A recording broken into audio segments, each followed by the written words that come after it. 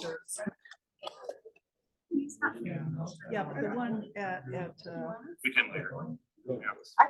Okay, it's 3 o'clock and I'll call the special meeting of Canandaigua Town Board to order. We'll begin with the Pledge of Allegiance and I will lead us. I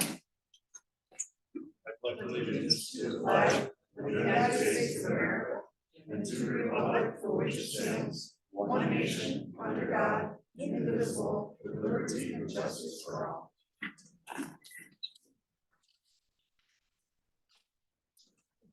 All right, Heather, can you confirm that this workshop is properly advertised? I can. And when you call the roll, please. I am here. Councilmember Terrence Bentley. Present. Councilmember Emily McDonald. present. Councilmember Sauter. He's necessarily absent. Supervisor Jaredson. I am here. We don't have any written communications for this meeting as it is a budget workshop. But we are allowing a couple privileges on the floor. So we will have our first one right now. If there's anyone who would like to be heard at this time. Go ahead, Marion. You'll want to go to the mic so people online can hear you. Sorry, I know it's not as comfortable. Oh, that's fine. Did you time yourself? Are you saying I'm short? I just want to make sure it's on. Okay, Marion, did you time yourself or do I need to turn my timer on? Oh, I wasn't going to speak up front, but since you only have two privileges of the floor and it doesn't look like there's going to be a back and forth, I thought I might as well do it now. One of my concerns is in regards to the justices, a 30% increase for the justices. And I thought the comparison numbers that were in the budget for comparing to the town of Victor and the town of Farmington were inappropriate because it doesn't mention how many times a month they meet. Our justices, it says in the tentative budget itself, meet 3 times a month. The town of Victor meets 8 times a month they have court, and town of Farmington has 4 times a month that they have court. So I wanted to note that some of the comparisons are just inappropriate. It's like, it's not apples to apples. Another location that I don't think is apples to apples is when there are comparisons of the rate per thousand for various towns. Because our town has so many special districts, that's not apples to apples with the other town. A lot of our expenses are in the special districts that other towns do not have. So those comparisons that make us look so good are bogus. That's it. Thank you. Okay, thank you. Thanks, man. Just Oksana? Just a question. You're going to go through the budget? Yeah, Then you're gonna want to go up to the mic because if you, they won't be able to hear you online unless it's a.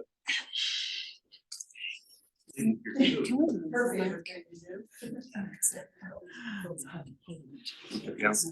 Okay, my question is, this is the privilege of the floor, but I would rather speak after when you are discussing the budget. Okay. Okay, There will be one at the end. okay. Yep. Thank you. Susan? I think all of you town board members and Jared received an email from me. And my name is Susan Shaw. I am a member. I live in town of Canandaigua at Quail Bush. I believe I corrected my inaccuracies in the email by sending a second email out, and I stand corrected on those. Adeline also brought up something that I also corrected, so I stand corrected on those. I have several concerns that I think a lot of the town residents have. Number one is I'm a pretty active political person in the district. I didn't become very political until 2016, and I'm not going to go any further than that. But I do think that there are some things that we need to pay attention to. I have lots of neighbors that don't pay attention to any politics.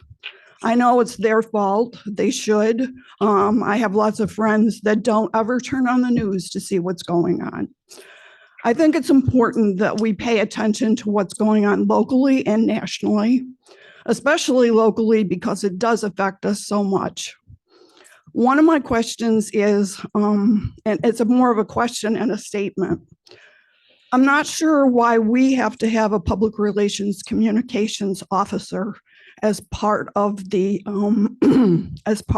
duties of the supervisor.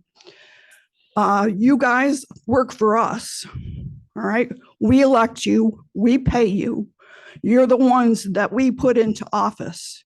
You don't work for yourselves. We put you into office.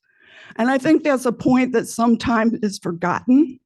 And I think it's also a point that needs to be reminded, where a 300% increase is something that even a CEO, I heard today, normal CEOs are getting 40% raises, all right? Not 300%. I don't feel we need an additional position for a PR communications officer. As part of my expectations for you that are voted in, I expect you to be our PR communications officers. I expect you to communicate to the residents. That's what we put you in office for. So that's just a point that I'd like to make. And I think the other point, which is kind of a side note, is the newsletter. I don't know why it disappeared. If it was funding, I don't believe it was funding because most of us got it through the email. That doesn't cost anything. It was an important piece of communication from the town to the district, to everybody in the town. We could find out about the parks and recreation. We could find out about the environmental. We could find out about all different things in that newsletter. We no longer have that. We don't have a newspaper in town that every day reports on what's happening in the town. So how do people get their information about the town, right? They either come to a board meeting or they listen to somebody else, but it's an important piece of our lives. We've had a heavy tax increase. Many, our assessments have gone out the roof. Many in this town are on fixed incomes. That affects people. We don't want to pay high taxes. We're willing to pay fair taxes, but not high taxes, because we know to pay fair taxes, we get great services. We get great road services. We get water services. We get good services, but we don't want to pay taxes that are going to drive us out of the town of Canandaigua. And those are just a couple of points that I wanted brought up. And I guess the one question is, why do we have to have an extra position for a communications officer? And what happened to the newsletter? Thank you. Thank you very much. Is there anyone online? Okay. All right, Linda, go ahead. Hi there, I'm Linda Dworzak on County Road 16. I had written a letter to you guys about the professional management of the town, kind of detailing the history and why I believe it's important. I was also kind of surprised that it didn't get included in the correspondence section of the town meeting, because I thought I met the deadline to get it in there, and so it's not in there for many people to read. I was hoping that we can get it into either the next meeting or something. I want people to understand why I firmly believe that professional management benefits the townspeople and the taxpayers. And so I would like you to include my letter as in the minutes. And that's all I'll say now at this point. Thank you. Okay, thank you very much. All right, anyone else like to be heard at this time? All right, so now we'll move forward to priority business for tonight, which is the budget workshop. So typically with this, we do go through, this is a chance for the board to go through publicly, go through the budget line by line, go through the various items in it. If there are any questions or specific things that board members want to bring up, Now is the time to do that. So we do. Okay, Mr. Casey? First, I want to point out to everyone that I had no input into this budget. And I know that some of the other board members did not have input into this budget. So I don't want to be painted with the same brush that is being painted for our board. And the second point I'd like to make is that I think we ought to move right to the more controversial line items in the budget rather than spending our time talking about the non-consequential items. Those are the consequential ones are the ones that are going to take the most time. And I think those are the ones that people in the audience want to hear us talk about. And I think we ought to get right down to business rather than delaying everybody's time and my thoughts. Okay, everybody okay with that? I agree. Absolutely. Okay, so in order to track, so we can make sure that we go back and hit some of the other ones that we're skipping over. So John, where are you proposing that we start? If you could just drop them, if you guys could give us the page numbers, that way I can show. That we can put them up there. And Yep. then- So do you want to start with page? So John, work from the page numbers on the bottom. Yep. Page 51 of 124. Or whatever page it might be. Can we work on that? I've got comments on that page also. So- but I want to get to the important ones. Start with 50? I think we ought to start with page 50. Okay, And I'd like to start with the town board increases. Particularly the $1,500 annual stipend to be paid bi-weekly. I'm opposed to any increases. And I think we ought to remove that from the line on budget. Second. okay, so you're proposing removing the 15? And the increase. So help me out here. Now, there's a 3% in there, which I don't feel as strongly about as I do the 1,500, but I'd just as soon eliminate the 3% and the $1,500. I think we've traditionally done a 3% increase over the years in order to offset gas costs and time costs as well. It's a very consistent increase.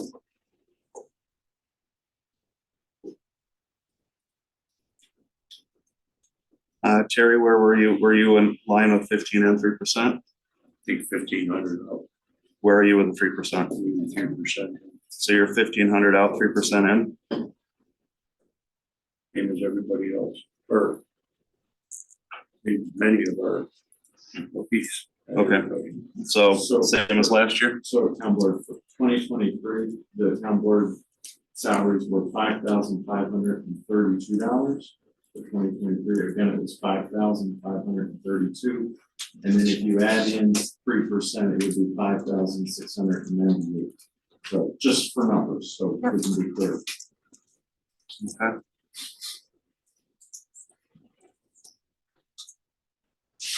Adeline, any comments on that?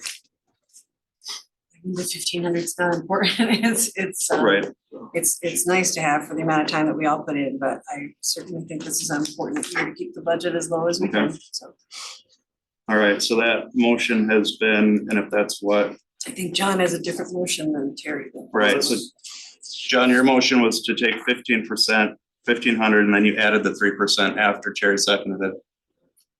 So let's vote on your motion, well, because he seconded the 1,500. Do you want to rescind that and redo your motion, John? I will make a motion to eliminate the 3% increase and the $1,500 stipend. Okay. We have a motion on the table to eliminate 1,500 and 3%. I'll second. Okay, so 1,500 and 3%, that has been moved and seconded. All in favor? Aye. Aye. Opposed? Nay. Nay? Okay, we have another motion on that.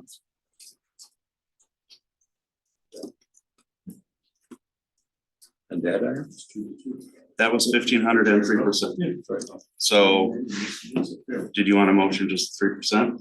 We were 2-2, right? I thought we were taking both of them. That was to take both of them off, the 15 and the 3%. Right. And that failed. Yes, it was 2-2. Oh, I didn't hear you vote. So, I had the same. so is that, That's great. so do you want, where do you want with that?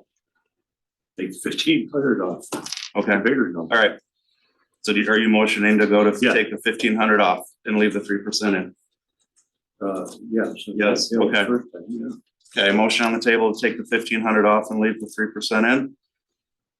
Well, let's just leave it as, take the 1,500 out, right? Okay, remove the $1,500 stipend. So there's a motion on the table to remove the $1,500 stipend. I'll second that. Okay, moved and seconded. Any further discussion? All in favor? Aye. Opposed? Okay, that carries. That'll be $5,688. 5698. Correct. Next line item. Supervisor-elect on page 52. Did you have anything with the justices or anything before that? I do, but I do as This well. is good. I just see go back to the. Let's go to the In order? justices. That page. Yes, I'd like to Okay. go to justices as well. Okay. I was in the budget meetings, which by the way, were open to all the town board members and announced all I the town never even board got members. notification when most of them were out of line. And Doug sent the schedule out, we all were aware of when they were and we were welcome to be there, so. That, To I question felt my like, participation in town events. Okay, let's focus on, I felt like the judge. The discussion, sa- please. Salary at that was kind of just created out of the air a little bit in that budget meeting. And in looking a little further and comparing and to our earlier guest's point, I don't know if this is an accurate comparison or not, but if you take the average of the judge salary for Canandaigua, Victor, Farmington, it's $33,250. And I'm not sure, what our full reasoning was for the $36,000 salary. So that was just my thought on that. I don't know if anybody else had any concerns about it. as I was there at the meeting, they had been when the prior board cut their healthcare. I don't remember how many years back that was, but the justices had been getting healthcare and before I was on the board cut the healthcare. So they've always compared it to, and that's why the comparable was Farmington. They were at 28 plus their 18,000 a year in healthcare. Victor was higher, but they didn't get the healthcare included. So that has always been a sticking point with them. And correct me if that's the historical way that I remember it. So that's why they came back with that number in their request. I would take the current salary and increase it by 3%. I'll second that motion. Okay, Do we have any feeling before we move on for the number of hours per year that our justices work? As part of the previous lawsuits been concluded, we did calculate that. I don't remember off the top of my head, but we have it in affidavit form from somebody in the town. Doug, are you looking for that?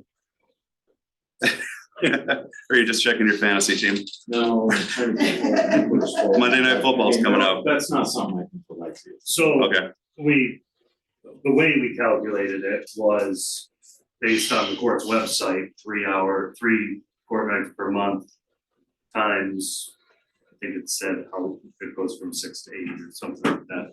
Plus What? 6 to 8 PM. I think we knew the amount of hours for a standard court night. That's per judge, it's 3 nights per month, about 4 hours. No, that is not correct. It is a total combined of 3 nights per month. Okay, when did that, So that's 3 nights per month, let's say, let's be generous and say 4 hours. There's also some 12 hours a preparation. month, 12 months a year, 140 some hours. And that's total. no, that's court night, but there's also other times when our court, right? I believe that's the case. Preparation, Well, that's- filing. That's the message in the budget, right? They were saying that they also have the agreements that they have to do. They also have the stuff where they have to go out to the county and those sorts of things.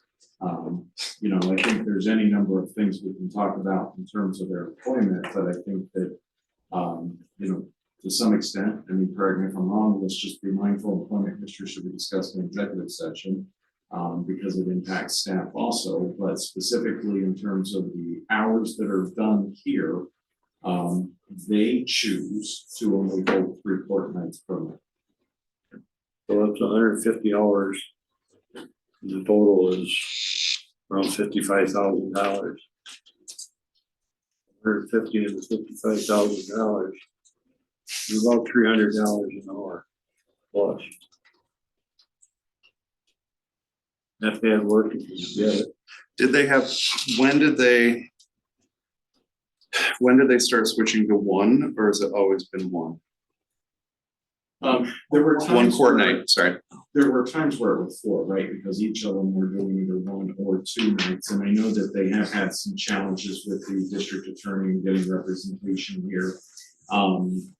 But they also, because of that, right, they have a DA night where they really packed in. And so those nights, you know, sometimes they'll start 4 or 5 PM and that could go till 10 or 11 on those particular nights. And you see a lot of people here and the parking lot's full and everything else. They're choosing the nights to hold court. They can hold court basically whenever they want. I think there is some limitation because of the availability of DAs that can be here when they need that. So they're also trying to balance that. So it's tough to pin it to a number of nights a week and base it on that versus longer nights versus shorter nights. But it's 3 times a week. That is, Or a month, sorry. Yeah, it's 3 times a month. But so in The schedule shows, Yeah. it's split evenly between the 2 guys.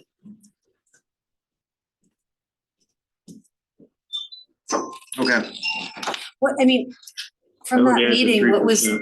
I don't remember a heck of a lot of justification for that large of an increase other than, I mean, They believe that they should be in the $46,000 range. They feel very adamant about that as the 2 elected justices. You know, that was something as and let's just kind of set the parameters here. So there's really 4 stages for a budget. Mhm. There's a department head stage where the department head puts in their request. There's the tentative where the budget officer, and that's me, has to go through and try to balance the thing out so it comes to some sort of combination. Then there's preliminary, and then there's the adopted, and you're now at preliminary stage, right? That's what you're doing tonight. But so they were asking to go to 46. I couldn't even budget, balance the budget. So that's why I had to pull it back some, so that you guys can make a decision on that. and they are this year at what again? 2023, their salary is 27,776. And for 24, no, I wasn't checking fantasy, it's 28,609. So wait, it's Great. 28, because this is showing 36. No, that's for 10. Okay, 23 budget, they're both making 23, their budget, they're 27,776. yep, got What that. I'm saying is if you increase it to 3% based on that conversation. Oh, that's the 3% you're saying, okay. 609.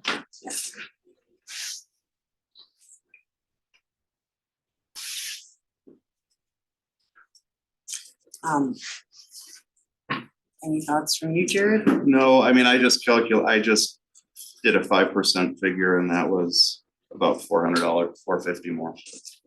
So it wasn't a huge percent to do that to go up to that 5%. I mean, I think we're all agreed there's not a lot of justification for 30 cents, Right. right? No. We all pretty much have agreement there. It's the answer somewhere between that and 27,776. Are you guys hard on the 3? Well, that's what everybody else thinks. Why should they be different? You okay with the 3, keeping it at there? I mean, I know that you want to be able to attract qualified people, but I also understand that the workload has not changed. The hours haven't changed year over year. They're not coming back saying they're gonna double their court nights. They're gonna double their hours that they're here. So, okay, You want to just round the three to it's 28,609. You want to just round it to 29? Whatever, 3%. That three, he said the 3% There was is 28,609. 28,609. Okay. I can be comfortable with that. Okay. Okay. All right, Let's just do a motion, please, and second. Just keep it- we have we do have first and second. We did motion. We already have motion. That was these two, I believe. Yeah, that's when you were checking your splits. Jerry made the motion, I second. Okay, so we have any further discussion on that? At what level are we at? 3%. Okay. So 28,609. So all in favor of 28,609, 3% increase, signify by saying aye. Aye. Okay, carries.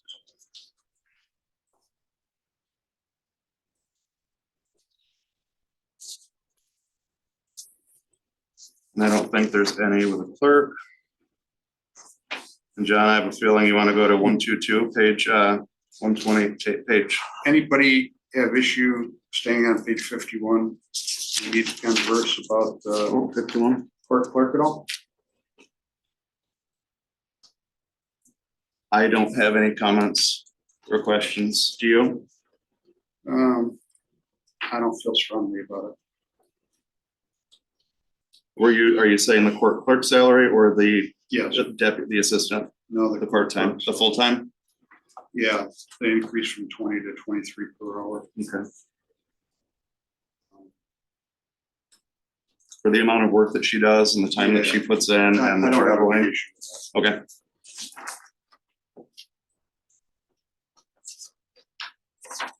All right. All right, John, go ahead, page 52.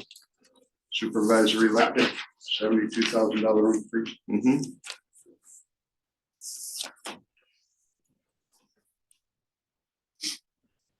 I don't support it. Okay. So I can, because I know this has not been. Good. I was expecting more.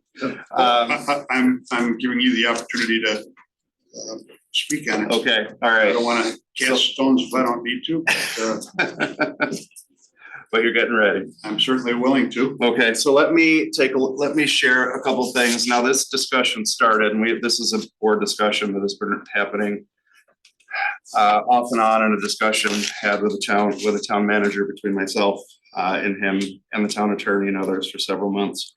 So just to give kind of a background, and I've shared this multiple times before with others in other meetings and in other discussions. So just to kind of put a little timeline on what's been happening. So April 2023, our planner, Shauna, resigned and took a job in the city. Shortly after that, the town manager approached myself and approached the board asking to be appointed part-time planner to help fill some gaps in that area to keep the office going and improve efficiency there. And he's done a fantastic job in that, helping things move along, creating efficiencies, creating a great working environment there. So those were resolutions 114 and 119, resignation of Shauna and the appointment of the town manager.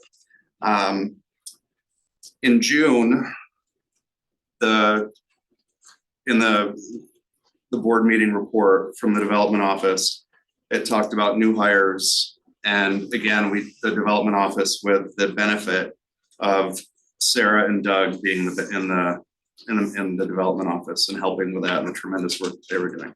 So that brings in Sarah Reynolds, who's an administrative assistant for the town manager.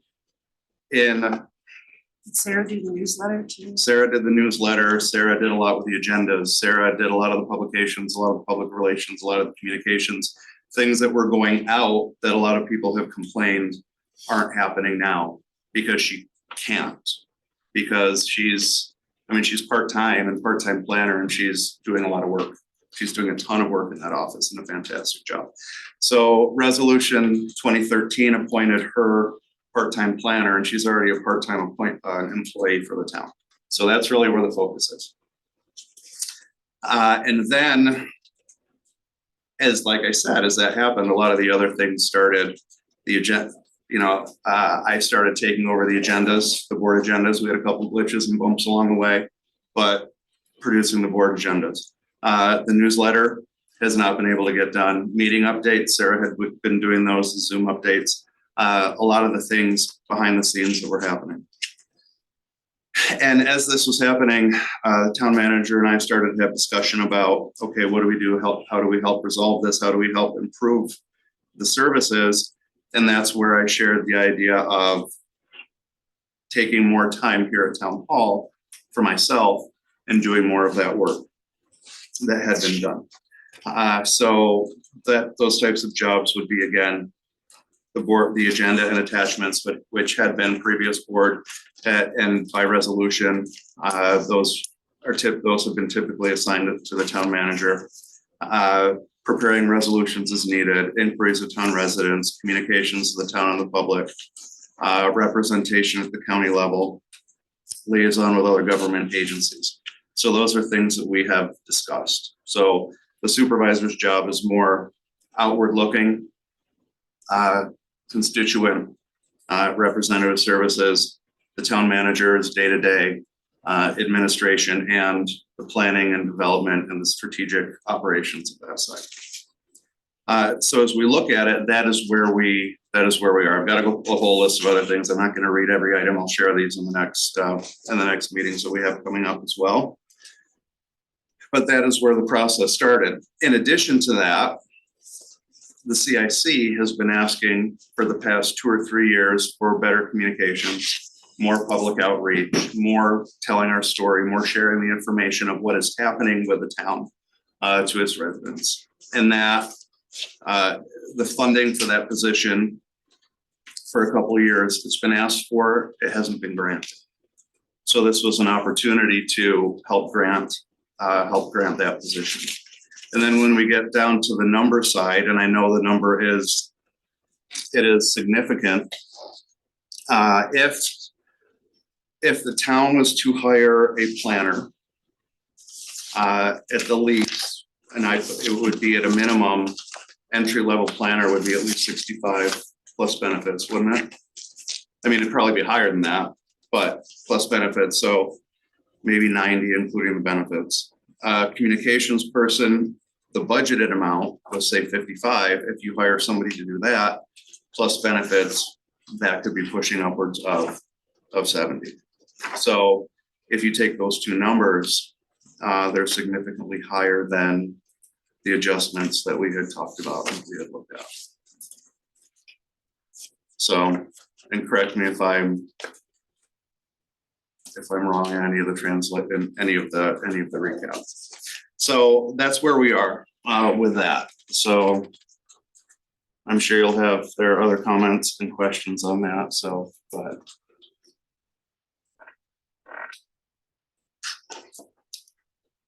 Well, since nobody else is jumping up, I was just giving someone else an opportunity to. well, thank you, Jen. You're anchoring the board. I can't afford the $94,000 figure. I'm the only person who was on the board when we changed our form of governance to town manager, town board, the concept, which I might add worked very, very well. And I think a lot of that credit goes to Doug Finch. For a number of months, I was the lone holdout against introducing this town manager concept. And I did a lot of research. I talked to a lot of people. And I came around to the decision that to have professional management, somebody that is schooled, has degrees in, has demonstrated performance in these areas, would be to the town's advantage. That as town board members, town supervisors, whatever, come and go over time, to have that consistency, is an anchor for the town. It gives the town the baseline, repository of history, what's happened. And I think it works very, very well. There are more towns in New York State going to this form of governance. I think in our situation, it's worked well. But again, as I said, I think a lot of it because of the guy we have in that position. Now, along with that, when we made that change, the agreement was that there would be a decrease in the time contribution or need for a supervisor. That person could focus more on county issues or whatever, but the time commitment wouldn't be the same as it had been in the past. Over that past, we've had varying degrees of attentiveness to the job, shall we say, and some have worked well, some haven't worked so well, but we agreed at that time to do this, to move in this direction. I don't see the need to have a person here full-time. Now, should the time be more than it is now? That's a debatable question. That's a discussion I would love. I've talked to Doug about this. Would it be helpful to have somebody else here in a more senior level position to communicate with? Virtually everybody in this building reports to the town manager. Maybe everybody, except for the clerk's office, of course. But that may be helpful, but not at this level. The piece about the communications director, I've never supported that. I just don't see the need for that. I know last spring we had a lot of problems here at the town. We had a couple of key people leave the employment of the town of Canandaigua and go to other towns. They were poached, in essence. We're all playing that game now. We're doing it ourselves. But I don't see the need for that. I think that communication piece is inherent within the jobs of each one of us, as you pointed out earlier. So I think that's a job we all have as we take on these responsibilities. You know, for those reasons, I just can't support it.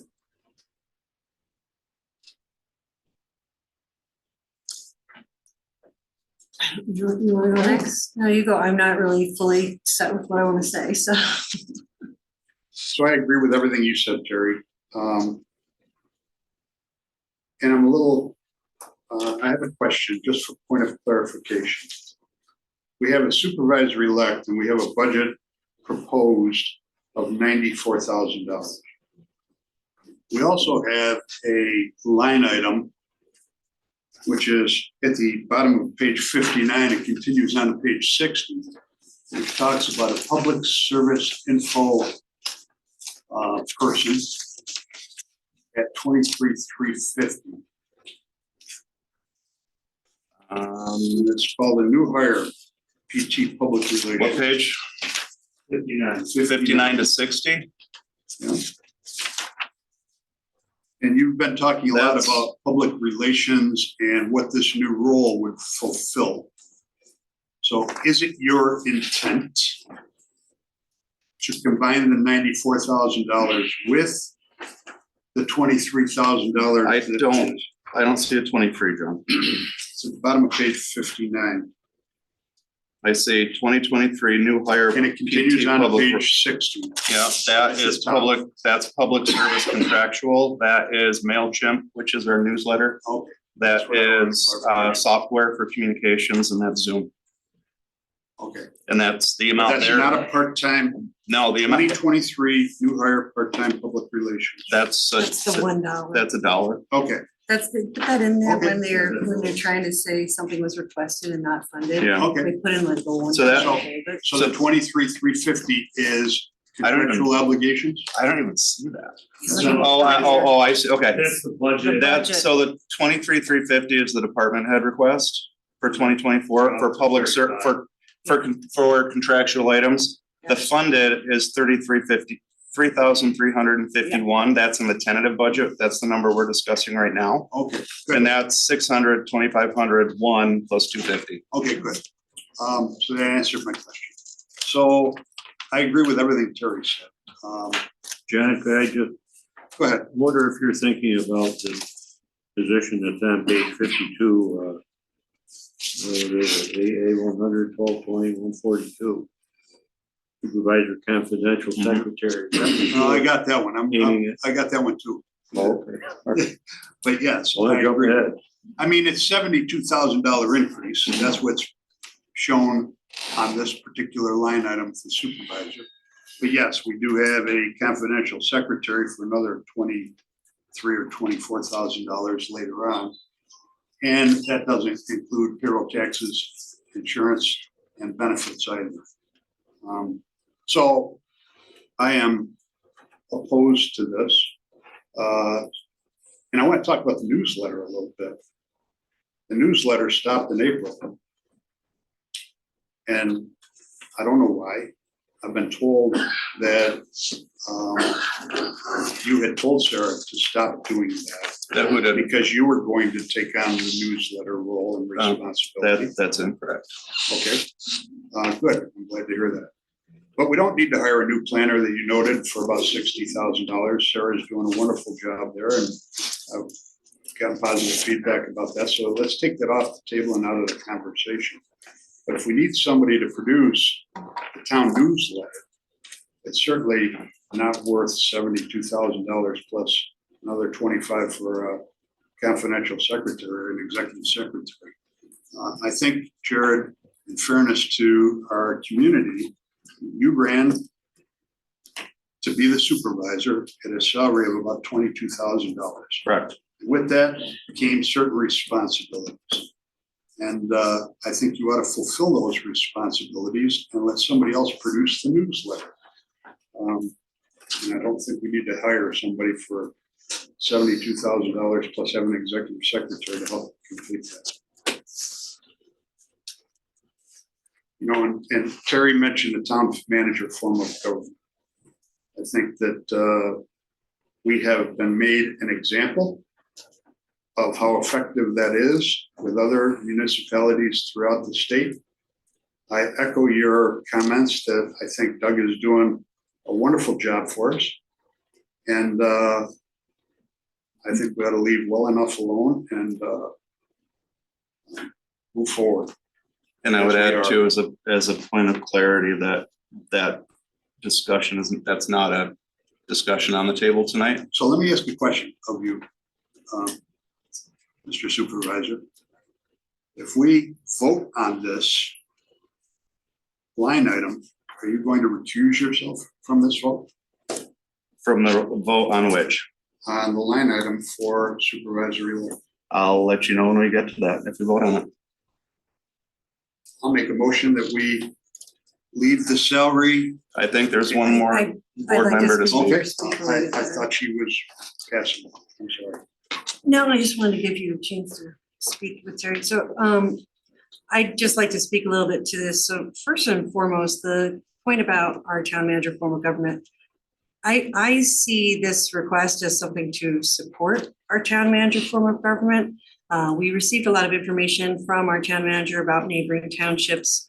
Victor, for example, has a town, they don't have a town manager, but they do have a finance director, a bookkeeper, a director of development, a finance clerk, and a director of economic development, as well as their supervisor.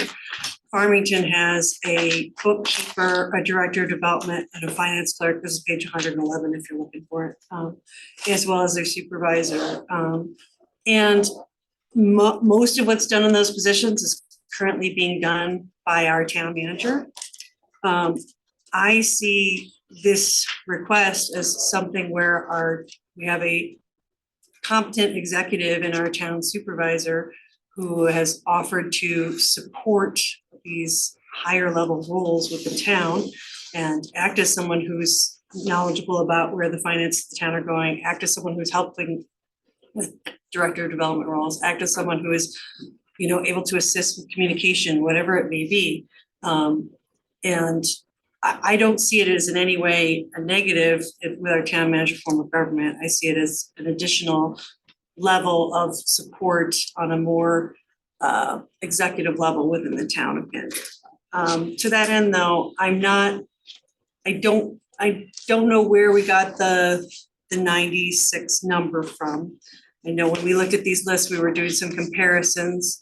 We talked about taking the full-time supervisor's salary and forecasting it out from the 54 that it was at when it was changed to part-time before. We looked at these different communities. The average of Victor and Farmington supervisors is 87,000. So I would be more comfortable if the supervisor salary was more in line with 87,000 as opposed to the 96 that was requested. It was 94. Excuse me. Your average, what was? The average is Victor and Farmington average together, just a supervisor, just straight up supervisor is 87. It's Well, 87 because, and 31. that's because it's being dragged up by the excessive salary of the supervisor and the Victor. Yeah, Victor's 104 and Farmington's Nobody else can make 69.9. that much money in this county. Right, and neither one of those municipalities have a town manager. Yes, but they have a budget officer, a finance director, a bookkeeper, a director of development, a finance clerk, and a director of economic development, which are positions that we don't have within the finance clerk. We have a different form. Yeah, I It know. gets the job done the same way, and as John pointed out, we have been told by many communities across the state that we are looked at within Absolutely. for our performance. So our method of getting the same things done is different from those communities. Mhm. There's nothing that says that we have to be like that we have to, emulate them, that we have to do the same thing. That's why I'm not saying we should add all those positions. I think I that's, just, what's the average salary in Ontario County for supervisors? I think that's someplace buried in here. It's around that $50,000, I think. that was 66,418 if you exclude Canandaigua. That's the average in the county. If you exclude Canandaigua, 66,418. I think we need to go back also and talk about the job description. All I've heard is that the town supervisor is going to help with communication. We need to help with the newsletter. And we need to pay an extra 100,000 plus benefits, payroll, taxes, and insurance. So Don't produce a newsletter and communicate. So there's no insurance, John, by the way, just to correct you. So with this, I will read, and this is something that I pulled that was shared. I think this was emailed out. I think Doug emailed this out to a resident who had questions. So the town supervisor is the chief elected officer, chief financial officer, treasurer of the town, oversees collecting and receiving monies belonging to or due to the town except as otherwise provided by law. Oversight of the disbursement of monies through checks payable to the rightful recipients, liaison to other governmental bodies, regional organizations, local institutions, private organizations. And this is, some of those are by law, chief elected, financial, treasurer, those are by law. And these are what was shared out to a resident when they inquired, when they inquired with Doug. Meet with private citizens, civic groups, and business organizations to provide information on town policies, programs, and activities. Represents the town on state, regional, local policy development or advisory committees as required or as necessary for the benefit of the town. Attends meetings of the Board of Supervisors of the county, serving as the town of Canandaigua's official representative and other town board meetings. Coordinates communication from the town to the public, updating the town's website and issuing media press statements and written communications. Ensures, and along with the town board, oversight and staffing of the town committees and boards that are appointed by the town board. And then exercising any other power or duty conferred or imposed by law or provided by resolution.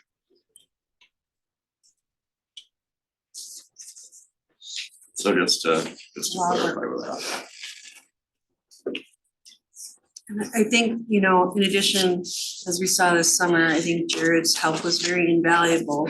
If we're just talking about Jared as opposed to the supervisor in general, but it was very invaluable during the flooding on the beginning of July on the 9th as well, because he really took a lead role with state agencies as well as our local elected officials, speaking elected to elected.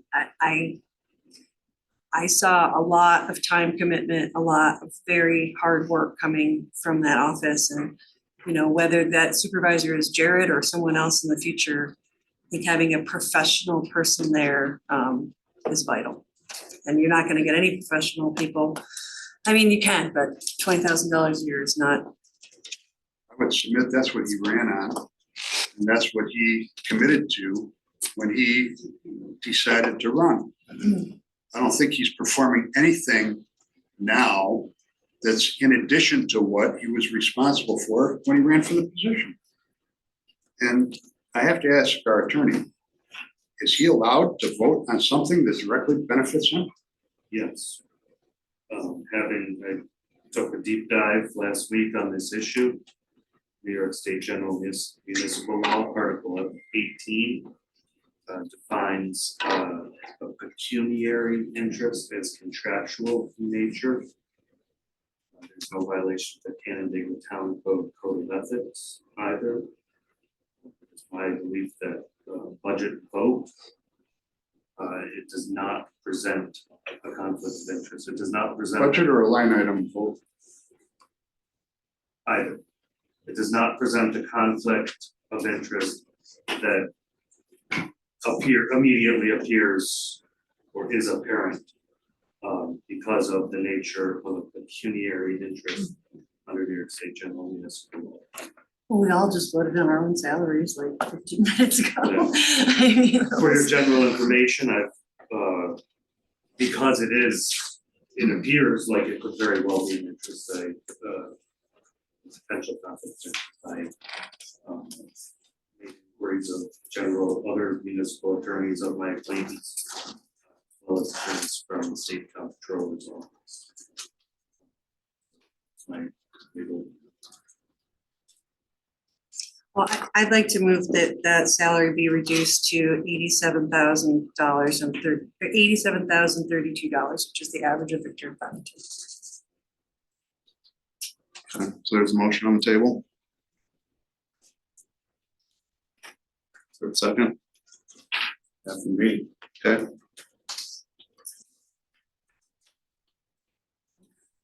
I will recuse myself on this to answer your question, John.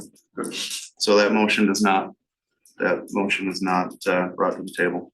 Any other motions on this? Yeah, I'd like to make a motion that we modify this budget line item to the 2023 amount plus the cost of living increase of 3%. Second. Okay, what's that number? So the 23 amount was 21,861, and I just calculated 3% on that would be 22,517 22,517. would be 3%. Okay. So there's a motion on the table and a second to take that to 22,517. Okay, all in favor? Aye. Opposed? Nay. Okay, and I'm abstaining, so 2-1, so it does not carry.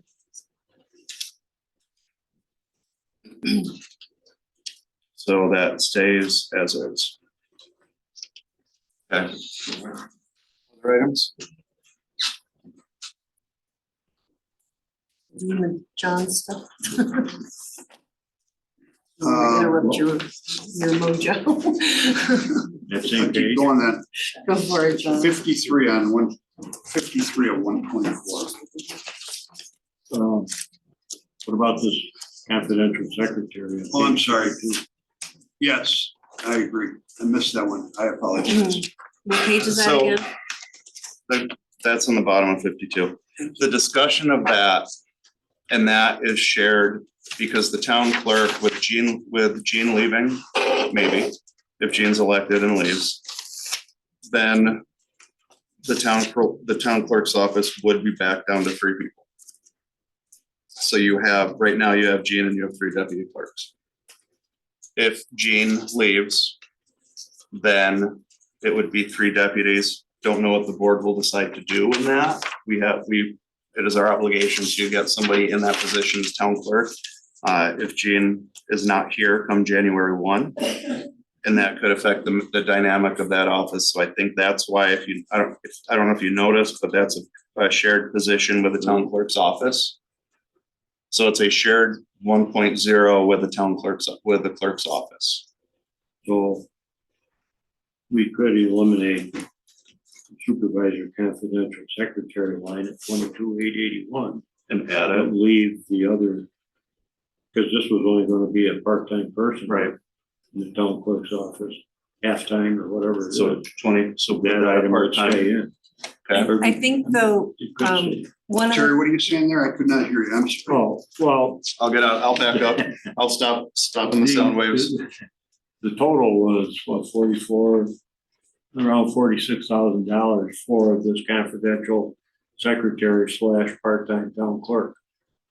If you eliminate the half time that was going to be confidential secretary, you could leave the other half in that office under the town We have clerk, a part-time employee. part-time. Have a part-time town clerk. my I mean, issue, if that's needed, you leave it in there, and if for whatever reason it proves not necessary, then you just don't fill the position, and that money doesn't get spent. my issue with that was, at the beginning of the budget, our town manager goes into a long discussion about how he used to recommend more part-time employees and now is recommending full-time employees as the way that the job market is working these days, that it's easier to bring in a full-time employer to do those roles. So that would be my concern there. I think we really do need some more people that have duplicating skill sets to also help build the bench in the town as well.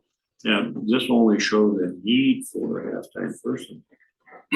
So the other half the time of the person, you have a full-time person in that role. What are they doing the other half-time? Can I build upon what you're saying, Terry? It sounds to me like there is a need for help with the newsletter and some of our communications things. And I assume that this is a clerical type of position that we're talking about relative to the town clerk's office. So could we hire somebody on a full-time basis to work half the time for the town clerk and half the time working on the communications? Doug, I'll throw that out to you because you're the guy that has to coordinate all this and work with us. Whatever political decision you all make, I'll implement. Right. So Well played. I think back with this too, because correct me if I'm wrong, and I'm gonna hit you again with this too, Doug.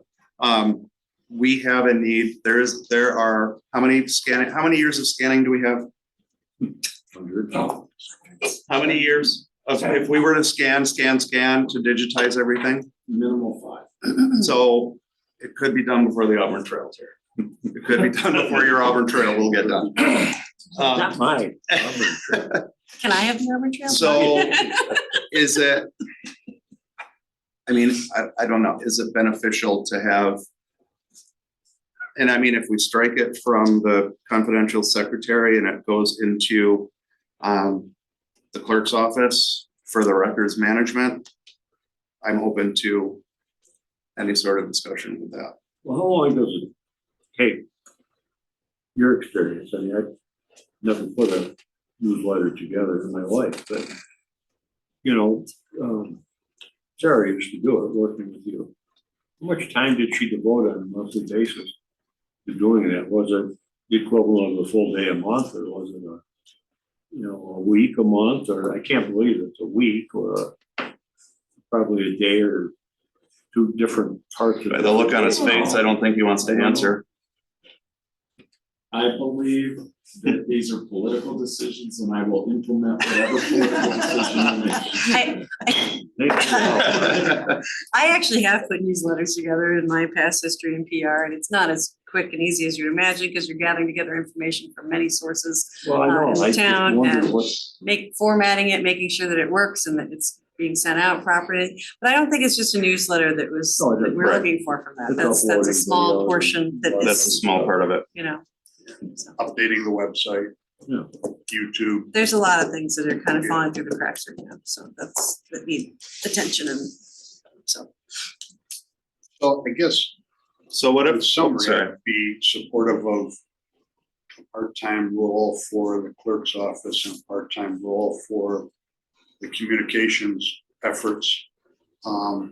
Or if it's decided by the town manager that he can fill that with one person and fill both of those needs, that works also.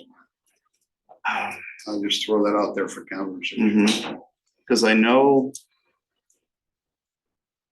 I'm trying to remember what the clerks, because the clerk requested a full-time Did she request another full-time person? I'm trying, I don't have it in front of me and I can't find it real quick. What if we strike? We could strike the confidential secretary and do a shared part-time, or strike the confidential secretary with the knowledge that we see what the part-time person in the clerk's office does. If it's needed, it might not even be needed. With the understanding that if we can't hire somebody part-time for that position, we might have to come back and do a budget adjustment to fund it to a full-time spot. But at least that way, we have a part-time spot in the budget to be used in that area. I'm good with that. Are you okay with that? I'd rather leave it as is personally, but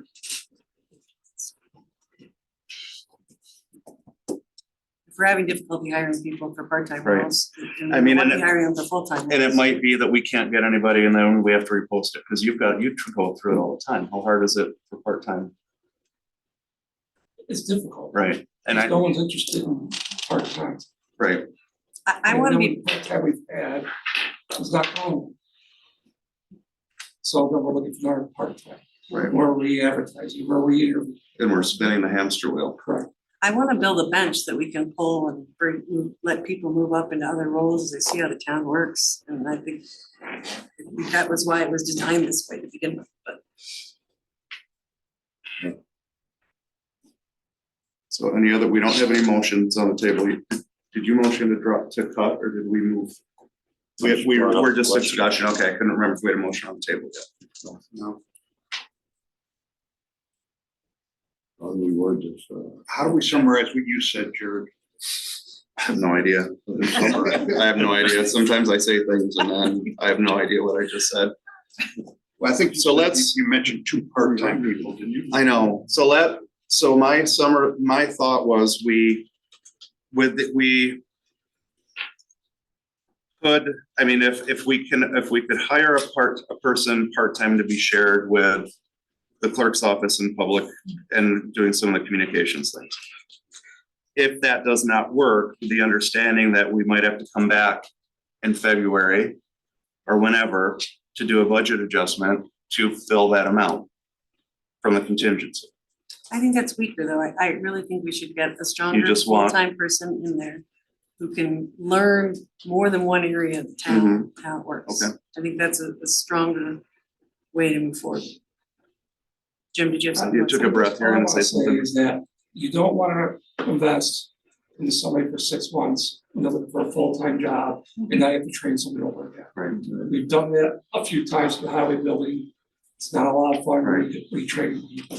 Okay. So my suggestion to the board is put the money in for a full-time person, support their needs. we're gonna say 40 grand total, That'd be $20 20 an hour. roughly. It's in there already. It's in there As at is. 40. We just have to retitle it, right? Change the description. Mhm. That's So, I don't think we need to change anything. Go to the mic for a second, so you guys, so everybody can hear me. Did you So, you're should have gonna- Doug present? you're gonna the talk, budget you're to gonna us talk first? now? yeah, so I'm not trying to be biased because a lot of this is political, but I gotta weigh in here for a quick second. So, no, I'm speaking as your town manager. First of all, New York State Comptroller Chart of Accounts requires these specific things. So for instance, confidential secretary has to be 1220. So if you're striking that or funding that $1, then make a motion and do that. We'll put money in another location where it goes properly, not in this location. I think one of the issues that you're struggling with is the frustration that you've sensed from me over the last couple of months. In particular, the email last week, and Jared and I had this conversation, is 1 foot in and 1 foot out on these issues. And that is what needs to be resolved. Whether it's a public relations policy or whatever you want, because it's not going to do any good to have a part-time person funded here if I still don't know who the person reports to and what it is they're doing and all this other stuff. That Or if needs to they're- be figured out as part of this process. If they're funded as the clerk's office and confidential secretary, then that part is clearer. It's just job descriptions that you're right that are agreed upon. At that point, the supervisor's confidential secretary reports to the supervisor. I have nothing to do with that person or that position, Clerk and then reports and to then the it clerk. reports to the clerk. Right. So that would have nothing to do really with operations. So I'm hearing, stop having 1 foot in, 1 foot out. That's frustrating. I'm hearing, suck it up and get the full time because it's miserable trying to train somebody every 6 months. Right. Okay, so I think we should. I leave would it as say we is. leave it as is with those two suggestions. I would move what he just said. Well, I don't think there's I anything. think- He said make a political decision. Right, yes. He said make a I decision. think what Doug was saying was we need to strike the supervisor confidential secretary. Because that's a line item that what I thought I heard Doug say was would be responsible to the supervisor. And I don't know if we need a secretary to support your efforts. So I would say we strike that line item and we create a line item for the town clerk. So we change part-time, so, okay. So, hold on. You go with a couple of motions, right? So you're gonna, so you would say we get rid of 1220, Yes, No. take, get rid of the supervisor You're confidential reducing secretary. 22,881. we're reducing 1220.142 to 0. Yes, We're transferring that money to the part-time, Make it $1. make it $1, so, The system does. Okay. With a zero, that's why we use the dollar. so I- let's, I know, but, Just make that motion. so then Make that okay, separate. So what, I'll make the motion that we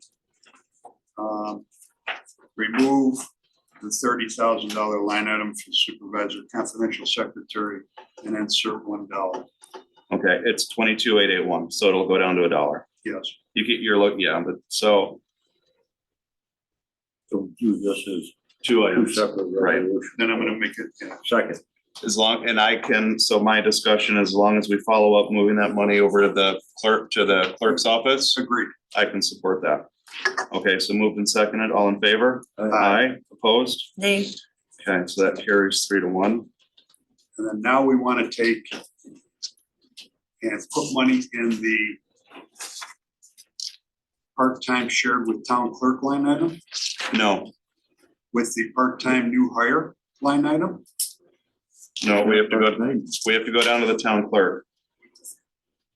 Isn't that where I'm at, Jared? So be 1410, 1410, page 56, page 56 and 57. and we need to look at, And it would be budget line 142.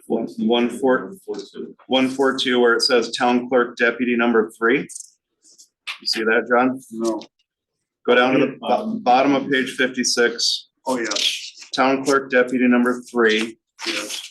The department head request was 47,133. It was funded at 22,880. So you now want to add in the 22,880 to that? Well, you see It's the making a department full-time head- clerk. The department head request, you notice right next to it there, was 47,133. So let's That would be just, full-time. so, And I'm So- sorry, sorry. I apologize for interjecting myself into this, but the town clerk deputy is appointed and supervised exclusively by the town clerk, and you're not, Correct. and that person hasn't been named yet, Correct.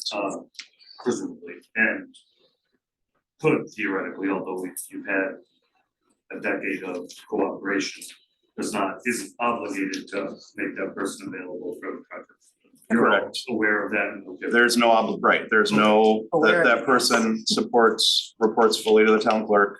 And once you fund it, the town clerk can appoint They that can, person. they can appoint whoever they want I just wanted to in make that sure. position. But Yes. aren't we also saying that part of that responsibility is gonna be things such as communication, newsletter, all that? Once Only if the that's, town clerk wants to do only- it. Can we, only No, if the the town town- clerk, no, we can't. That's up to the town clerk. Once you fund the line item, the Doesn't town make clerk sense. can hire and pay someone. right, If there was And- $0 in that, the town clerk would have to come and say, hey, can I have some? And we could say to the town clerk, please allow we'd like your deputy to do this. If they feel like it.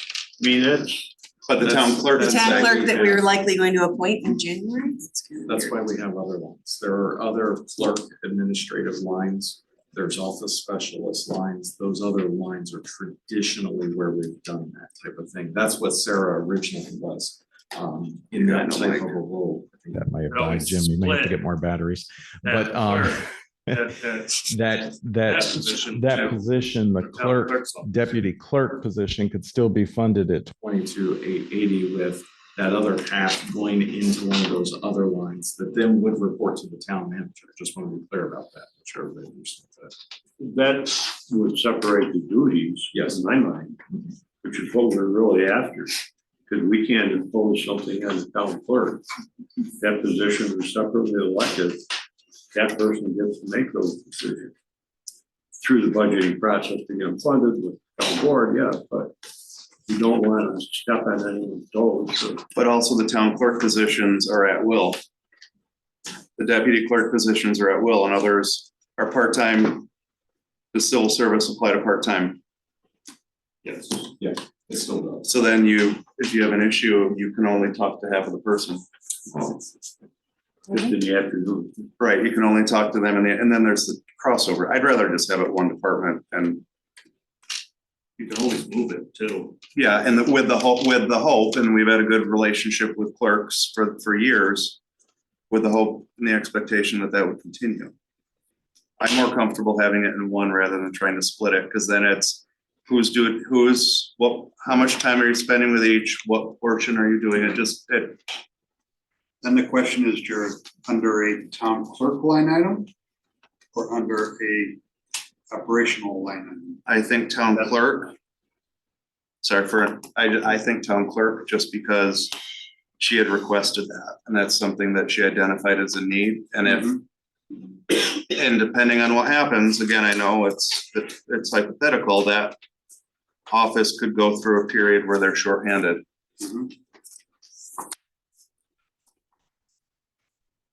So I would move to fund it at the 47,133, which is the full-time request by the town clerk. So I'll make that motion to fund that town clerk deputy at 47,133. I'll second that. Okay, any further discussion? No.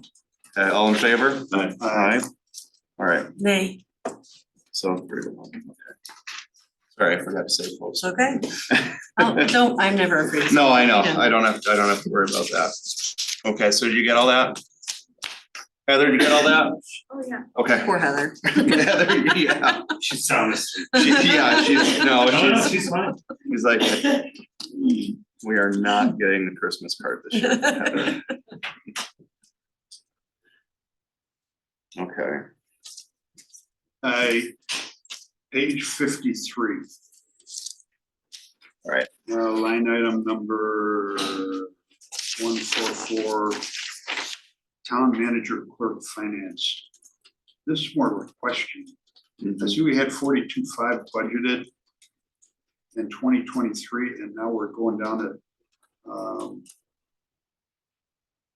20,000. That was a full-time position previously that we reduced to a super part-time position. Okay. That's doing bank reconciliations and providing additional support. Okay. so Doug, that year to date of 9910, that was as of basically September 1, right? I think it was August 1st, actually. Okay.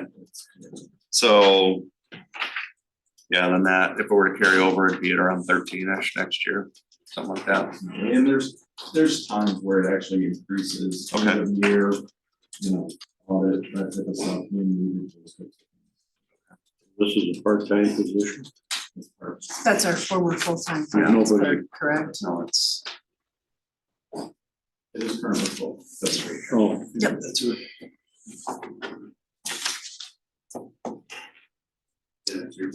Does that answer that? Answer my question. Thank you. Can I ask a question?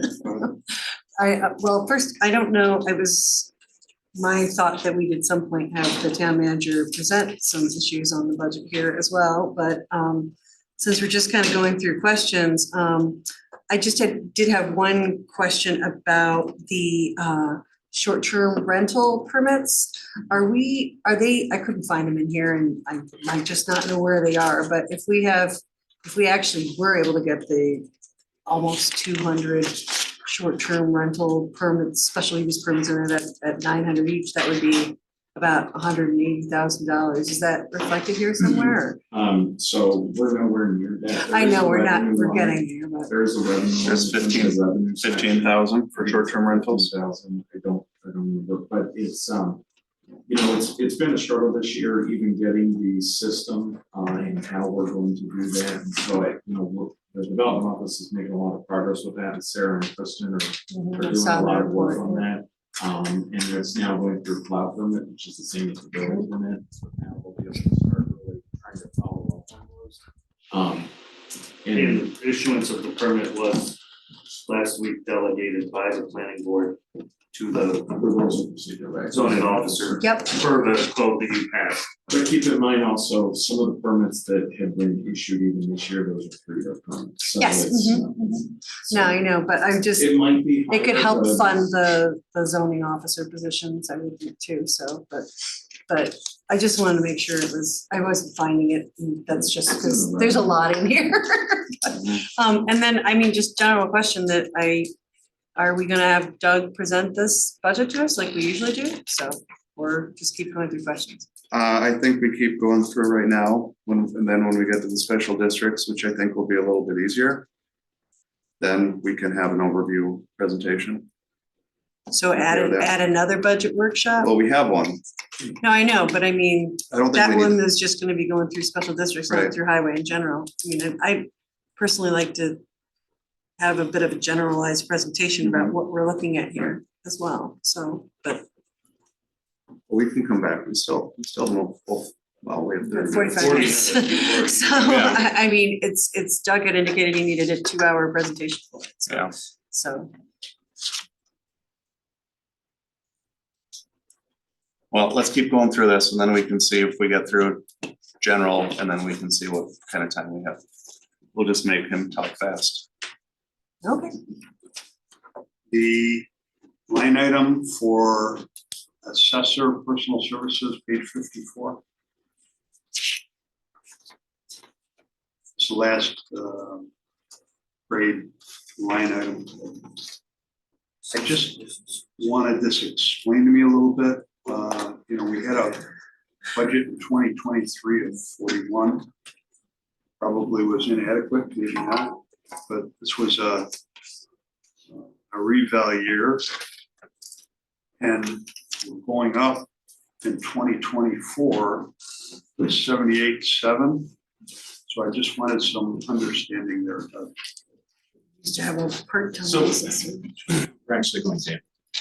It's not. we just switched it. Well, thank you.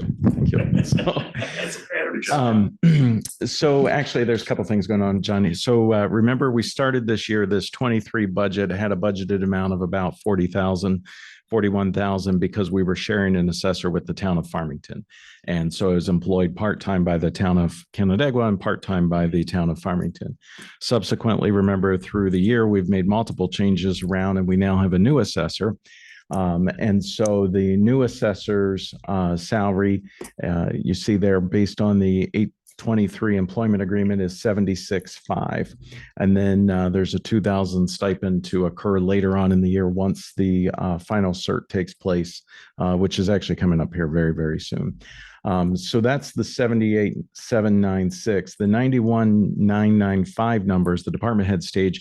And what I actually did was we moved as we re-engineered our employment agreement and services with our former assessor to a consultant role. So it moves the other approximately 20,000 over to a consulting contractual line rather than as a personnel line. So it's, yes, you could say looking at this specific line, there's a net increase. You'd also, if you wanted to take in the overall, one of the budget sheets there, I don't remember what page it is, has the overall assessment department and what the expenses are. There's no doubt the assessment expenses are going up. It's very difficult to hold and retain assessors.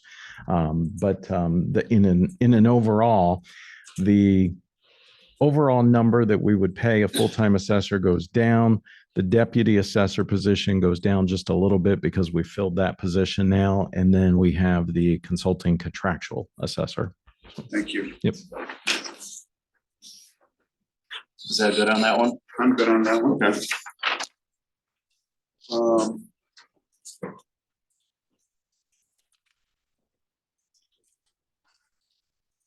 The next one is the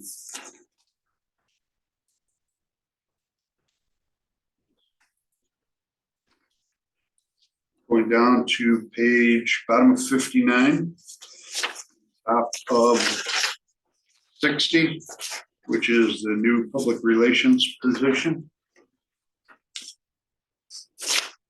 You already talked about that. Yeah, that's a dollar, that dollar is just a placeholder. We talked about that about 10 minutes ago. So this is just There's No. nothing in there. It's Yeah, just a nothing. placeholder. Yeah, it's just a And then the placeholder. 3351, John. got it, yep.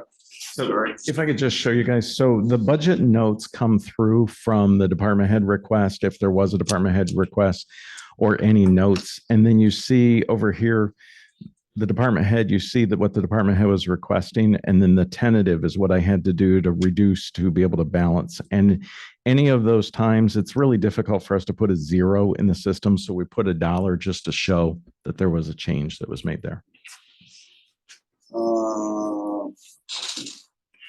I guess it's just a comment or a question, page 64. Dog control contractual. $30,000. So we're paying $30,000 to someone to manage loose dogs. Is that? Well, what they essentially, require. yes, it's a contract with the county. Right, and It's required. and that's, a lot of that is state regulated. So we don't have a lot of leeway with How that. many dogs a year is John's next question. Yeah, how many dogs, right, and if we had more dogs, would it be less per dog? That's where that number comes. So the town clerk's office actually is responsible for that. We do a dog enumeration. And then based on the number of dogs in every single municipality, the county comes up with the total cost, and then that is the contracted amount. And I would say with that, that's why another discussion about like dog licenses should keep up with that. So your dog licenses, and I know there's been discussion about changing our dog license fee to keep, because it hasn't kept up with that cost. So it keeps up with that, so it's a wash. At 10, it's $10 or something, I'm assuming. 20. Yeah, 100 dogs in the town. I haven't counted them all. Okay, It's $20. we have 20. 25 if it's late fee, 30 if they're not spayed or neutered. So I always pay 25. Send me the bill for 25. Yeah. Want me to keep rolling? Yeah, keep rolling. 60, page 66. We have a line item in there for the LDC. I just want to make sure we're comfortable with that. Well, this is the third year of the 3-year commitment, isn't it, Doug? Yeah, 24 is. 24 is the year we can talk. And I think that's a discussion we should have as we get, when we in 24, we need to look at that. Yep. Because I don't think any of us are. Page 67. Park laborers. Looks like we're increasing from 43,000 in 2023 to 75,600 in 2024. It just seemed like a pretty big jump there. For 3 people.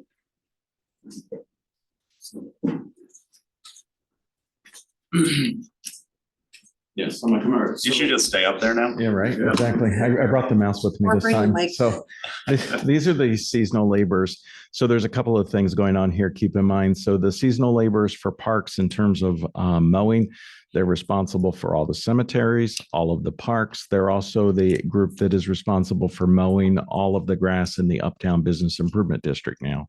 And they also have that money coming in. So this 43.2 was the 23 budgeted amount.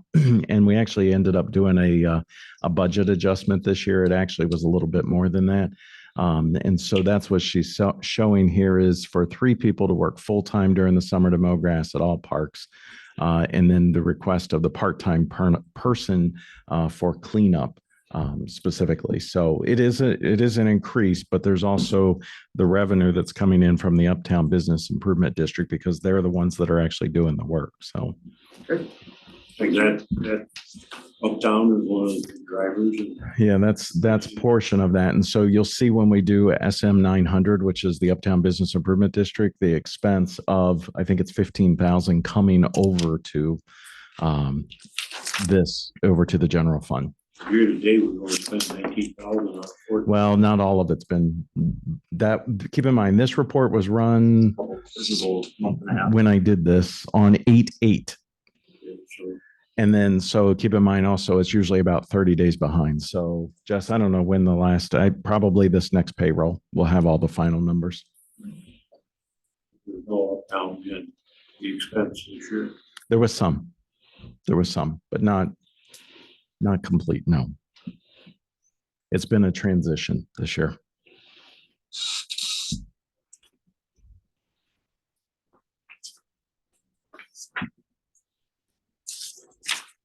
Page 71. Line item number, well, just the fireworks, 30,000 bucks we have in there for that. I had an idea on this. Any possibility we could share this expense with the city? So the mayor and I talked about this a lot when I told him and said, hey, we might have fireworks and you might not. I might have said it like that to him. I can't remember, but they incur significant costs with police, DPW. So that is kind of how the cost would be shared, because if it was held in the town in the southern portion of the town, the kind of the lake shore, the part around there, we have a little spot on Atwater. We haven't decided a spot. So if it was held in one of those locations where we can hold it in the town, it would still have an impact on that southernmost part of the city, that northern portion of the lake. They would have to pay for they would have cleanup, they'd have police, they'd have public works crews there. So that they're sharing that cost. And I want to say 15,000 to 20,000 for that. Well, let me make a couple of comments here. So for years and years and years, the town of Canandaigua funded fireworks between $2,000 and $5,000 for the city of Canandaigua, contributing to the city of Canandaigua's fireworks display. And then there was usually some help relative to whether it was public works or whatever, but that's about what the number was. From my conversation with the city manager, this is absolutely a political decision, and he does not believe that there will be enough votes to support the funding of any fireworks to take place in the city of Canandaigua. So this 30,000 is based on a request I received from the department head to fund fireworks in the town of Canandaigua.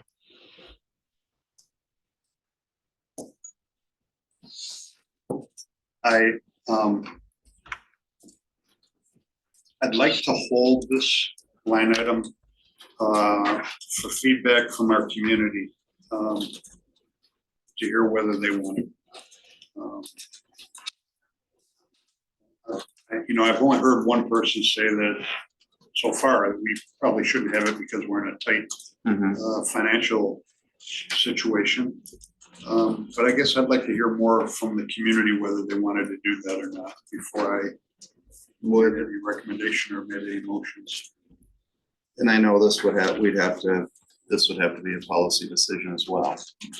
Would we entertain corporate sponsors for our fireworks, such as businesses, auto dealers, banks, people in the community? Would we entertain that? Would the board be willing to entertain that if somebody can come in and say, hey, we'll fund 20,000 towards your fireworks, we'll be a named sponsor, we'll cover it. And I'm just making up the 20, So I can support kind of holding off and not taking an action on that. Yep. And maybe we can have further discussion on that and fund it. Yep. I mean, we'd have to make a policy decision on that to allow it.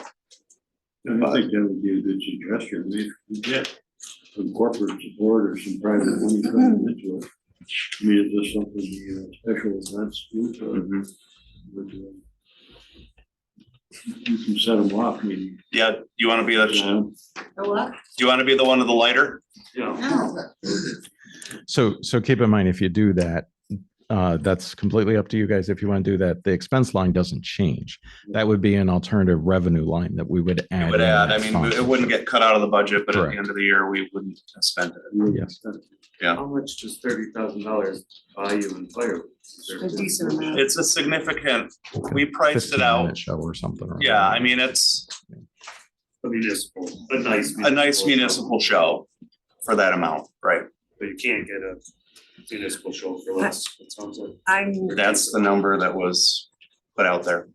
I'm in support of that. I'd be happy if we were able to get some corporate sponsorship, but I'm in support of it, whether or not. I'm we in do. support of it regardless. Being born on the 4th of July and having a daughter and grandfather all supported the 4th of July, I'm in favor of the fireworks. I know. So, we will hold.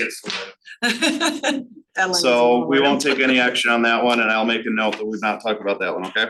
Yep.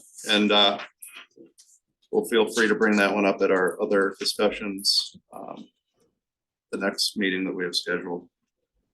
Okay. Good. I know you skipped ahead to page 70, but on page 68 here under park, Government trails, Janet Park expansion. A lot of that money probably coming from Park and Rec Fund. If it's park expansion, 50,000, 15,000 there that coming out of. I got to flip back to the revenue line to be able to answer your question. I believe that actually, let me see. Give me 1 second. Let me just look this way. It'll be easier for me. Yes, Terry, 150,000 coming from the Parks and Rec. Okay. That's the CM fund. Yes. So that's not a levied amount. It's a transfer amount. Okay.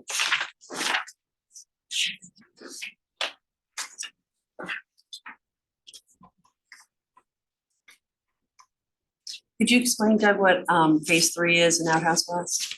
Phase 3 is for specifically for Outhouse West is it's the curbing that goes to in front of the pavilion, the turnaround loop, the entrance. There's some lighting. There's some, I think, asphalt. There's that kind of stuff. I mean, it's not going to 75,000 won't go a whole long way, but it'll at least get it to the point where you can get in and out of the front of the pavilion, which they're making a lot of great progress on this week.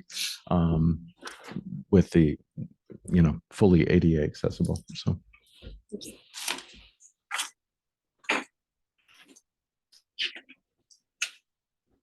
Keep going. Keep going. Yep. Page 80, here's a question for Jim.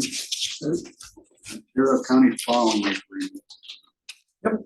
Each year, the county state rate per lane mile, we're around 25 miles at 6,500 per mile. And we receive 2 payments a year, one February, I think one in June, something like that. We get 2 payments for snow plowing county roads. Well, I assume that it's snow plowing county roads? Correct. Yeah. And that was just increased last year. Last year, we got 100,000 due to salt increases And fuel increase. that's something that comes up discussion every year. It's a contract renewed, and that's it. There's some on the board, on the county board, who don't like the number being where it is, but those of us who plow a lot of county roads, the benefit, I mean, it's that stability, and they know the job's gonna get done right. And they've even said we do a better job than others would do, so. Run longer, but John, it's some years it's good for us, some years it's good for the county. Yeah. So John, that same line, the 168,000 that you were asking about for the plowing also includes the 3,500 for mowing 332. And I mean, Jim, jump in here, but essentially DOT woefully inadequately funds the maintenance of 332. And so that's where we were talking about the Uptown Business Improvement District does the maintenance from the city line to basically Acustos, the Campus Drive there. And then Jim's highway crew and everything does the mowing from there north to Canandaigua Farmington Town Line Road. And that's the $3,500 that they reimburse us per year. Yeah, which is not. No, we're not gonna do more out. No. They're not as responsive. And it's the same 3,500 that's been there for Yeah, it's the same with several years. same amount that says we get for over 20 years, arterial maintenance, we haven't increased it 20 years. Yeah. That's it for me for a while. Okay. So we are at 4:35. So let's, Doug, do you have any overall statements now that you're almost back to your seat? You've got about, so we can leave time for privilege of the floor at the end and a bathroom break if needed. Do you have any highlights that you want to hit? You know what, let me just jump over to the Excel spreadsheet that you see reflected. Actually, you know what, I'm gonna grab the microphone so I can walk up to this.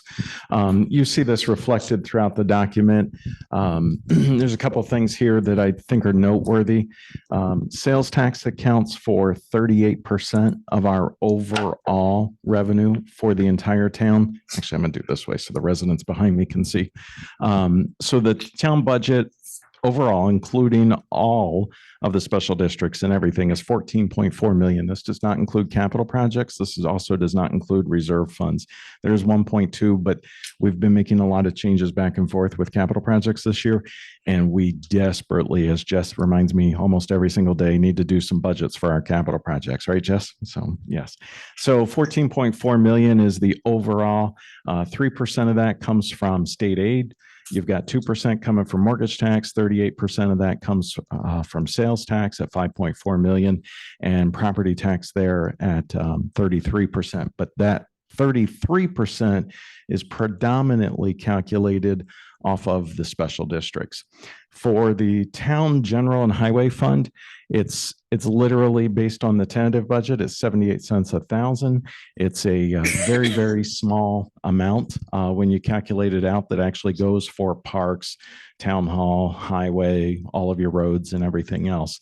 It's a total there of about 9.8 million of the total expenses. And so it's 1.4 million in total revenue there. I'm going to skip over the special districts because we will talk about that later. A couple of big things here with the general. I need to zoom out and move that. Sorry, give me just a quick second here. So the Excel spreadsheet, again, it's in your budget book. It's also online in the overall printed version. You see here, basically, the tax levy for the general fund has been relatively consistent since 2019. And you see those expenses going across. My biggest concern that, and the town board knows this because I've been telling you this for a while, my concern is if we do nothing with the rate of increase with benefits cost, the equipment cost, your contractual expenses, and your personnel expenses. Those are the four categories that the comptroller gives us, essentially, not including really debt service. You're going to see a pretty significant increase over the next 4 or 5 years. And that's why we really need to be doing some capital planning and long-term strategic planning over this year, really, as we look ahead to future years. The big thing that this spreadsheet also shows me, and we track this literally year after year after year, is the townwide total assessed value and then the impact to the residents, which I want to show you in just a quick second. So last year, the 7/1/22 final tax roll had the town's taxable value at $1.4 billion, which is, when I started with the town of Canandaigua in 2014, it was 800 million. So it's been incredible to watch that growth and that assessed value. As of the 7/1/23 final tax roll, it's $1.9 billion. And so you see actually here the increases, the average home in the town of Canandaigua, 4,999 parcels. If you divide that 1.4 by 4,099, the average home is 282,933. for 23, 7/1/23, because that was the final tax roll, 1.9 billion divided by 5,039 parcels. So we gained 40 parcels. The average home is now assessed for 383. So the average home in the town of Canandaigua last year paid $300.06 for, again, town hall, highway, parks, all of that stuff. This budget, proposed tentative budget, asks those town residents to pay $303.12, or an increase of $3.06. And that again is based on that overall averaged. I want to jump over here to the tax cap. Again, the tax cap is a convoluted formula that includes our levies. It includes payment in lieu of taxes. There's an exemption for personnel retirement costs. It's a convoluted, once we can finally get on, right, Jared? Jared and I have been having fun this year getting on the comptroller's website. Yeah. But it's a very complex formula that takes into account a ton of factors. And when you run through that and you see, I've actually done the calculation, it's in the budget. Basically, our tax levy compliance limit is $4,040,281.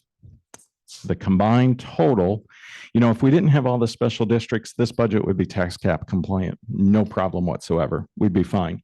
But with all the special districts, the increase in cost, we have expenses in Canandaigua Bristol District. We have big water tanks coming and new expenses in Canandaigua Farmington Water District. We have expenses in Canandaigua Consolidated with our sales agreement with the city of Canandaigua. We have fire expenses, and we're going to talk a lot about all that stuff at the budget workshop later this week on special districts, a huge expense on special districts. Not to mention the Uptown Business Improvement District, we're $678,000 more than what we can levy to be tax cap compliant. And I say all that because, and I know we've had some preliminary conversations, this spreadsheet here right on the very front, and this is right in the front cover of your budget. And yes, it does list all the different things. As Marion said earlier, for instance, some of them do, some of them don't. Like, for instance, the town of Farmington, I think, has 18 special districts, and I believe we have 22 or 23 in total. And so, for instance, the town of Farmington, they don't have a special fire district. We do. So if you were really, it becomes nearly impossible because every single town does it differently. It really becomes impossible to really kind of compare it and figure it out because I would need a much bigger chart. But the most important thing on this page, I believe, is the impact to the average homeowner. And that's why I do this here. And this is all formula driven. So as we get into conversations, for instance, and I know I was asked about maybe an increase in the levy and what that might look like, you start to see the immediate impact over here. And so again, for 2023, the homeowner in the town of Canandaigua paid $300.06. In 24, based on the new assessment with an average 37% increase, they would pay $3.06 more for general and highway than what they paid the previous year. However, the fire, $74 more. Water, on average, $64 more. Lighting, drainage, etc. And so this budget asks the average homeowner in the town of Canandaigua to pay $141.46 more than they paid last year. If you start to increase this, and let's say you want to increase the levy and increase the tax rate, just keep in mind this number really starts to climb. And then all of a sudden, before you know it, you're asking the residents to pay $200 or $250 more. So that's why this is formula driven. And as we get into the special districts and we start doing some of those calculations, I'll be able to show you that in real time, what that means as you look at some of that. So. Doug, just to confirm and clarify, people paying that water amount are people who are getting water, correct? If they're not in a water district and they don't have water coming to their home, they're not paying that amount. Correct. Fire amount, everyone's. Right. So all the special districts are benefit based. And essentially what that means is you have to be in the district and basically you're getting the benefit and then you're being taxed for it. So for instance, like Adeline, you're in a different water district than I'm in. We both are town residents, but you're in a different water district than I am.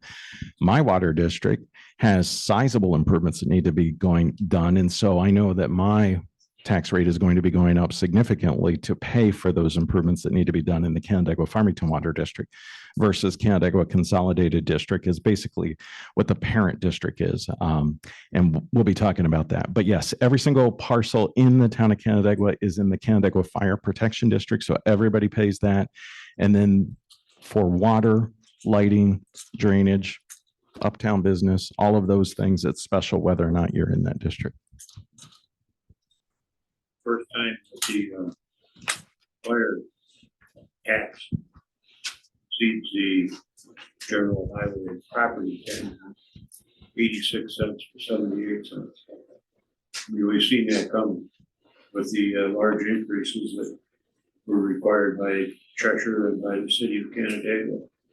Price of equipment that they are paying one piece of fire apparatus equipment today is roughly the same cost as what we were paying for Cheshire protection 8 or 9 years ago. I mean, it's one of the big concern I think that we have is you show it in the budget here is after 2024, if you get out to 2028, keeping the increases at a relatively modest amount, the numbers go up dramatically from 78 cents to $1.99 out in 2028. And that's without adding any capital improvements in that we may find, but paying the note, paying the, principal and the interest on anything we have to do. And that's one of the challenges that we have going forward is where do we come up with the money to do these things that we know we're going to have to do. Highway department has been, in my opinion, underfunded for quite a while now. And we have to find a way to keep that road maintenance up and to pay for the equipment that we're going to need to replace going forward. Already our strategic vehicle replacement plan, we're violating that already. And it's not a pretty picture at all for the town. Yeah, Terry, you're spot on. I mean, what this chart here shows me is 3%, and this is basically 3% personnel cost of expenses over the next 5 years, essentially essentially holding the line on contractual services, right? Our principal and interest debt service, that's actually for the highway building. So that'll continue to drop. We did a 15-year bond that we got a fantastic interest rate on when we did that a few years ago, but that'll continue to go down a little bit. One of my biggest concerns is healthcare cost. Healthcare costs are predicted to continue to increase. So when you factor in those expenses with a 3% even increase in the average assessed value, right? That's where if we do nothing at all, it's $1.99, even without all those additional things. And that's really where I've been trying to steer the conversation with this budget is, number one, we are underfunding highway. We've seen since the pandemic, I mean, we're still not even funding what we were funding highway at the pandemic level, right? And so I was really trying to scream that from the hills that, hey, we need to figure out something better with highway. There can be decisions about some of the other stuff and some of the other stuff we discussed tonight, but there is a real need to figure out infrastructure funding for the future.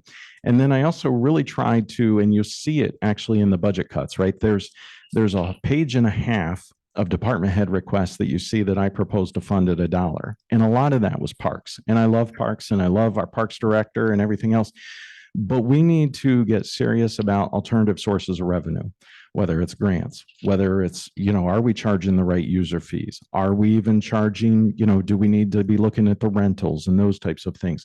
We need to be very diligent in doing that analysis and figuring that out. It's hard to find a grant to fund the reconstruction of a road, but I can promise you there's grants out there for quality of life improvements, for parks, for sidewalks, and those types of things. And I think that's one of the things that we seriously need to do in addition to a strategic plan, a capital plan, and then a finance plan. Those are the three, and we don't have to hire anybody. We have the brain power in this room. We can do it. We just need to do it to avoid the $1.99. If I just have a couple of things, then we do have to wrap up so we can hit privilege of the floor and go on to the next one. Where were we last year? What was our 5-year projection last year? Where were we for this year? I mean, this year's an anomaly, but those numbers typically come down as we get closer to the budget. Absolutely. So I couldn't do it. I couldn't do it last year because of the It was a revow. mess, right? Because of the Last year revow. I was a knew the mess. revow was coming, so it was hard for me to do. But now that I have a baseline for the revow, I know Yeah. about where we're going to be. So, I mean, and those numbers are always high. We need to take them into account, but they always Absolutely. adjust Correct. down. But I would also encourage the board to start thinking.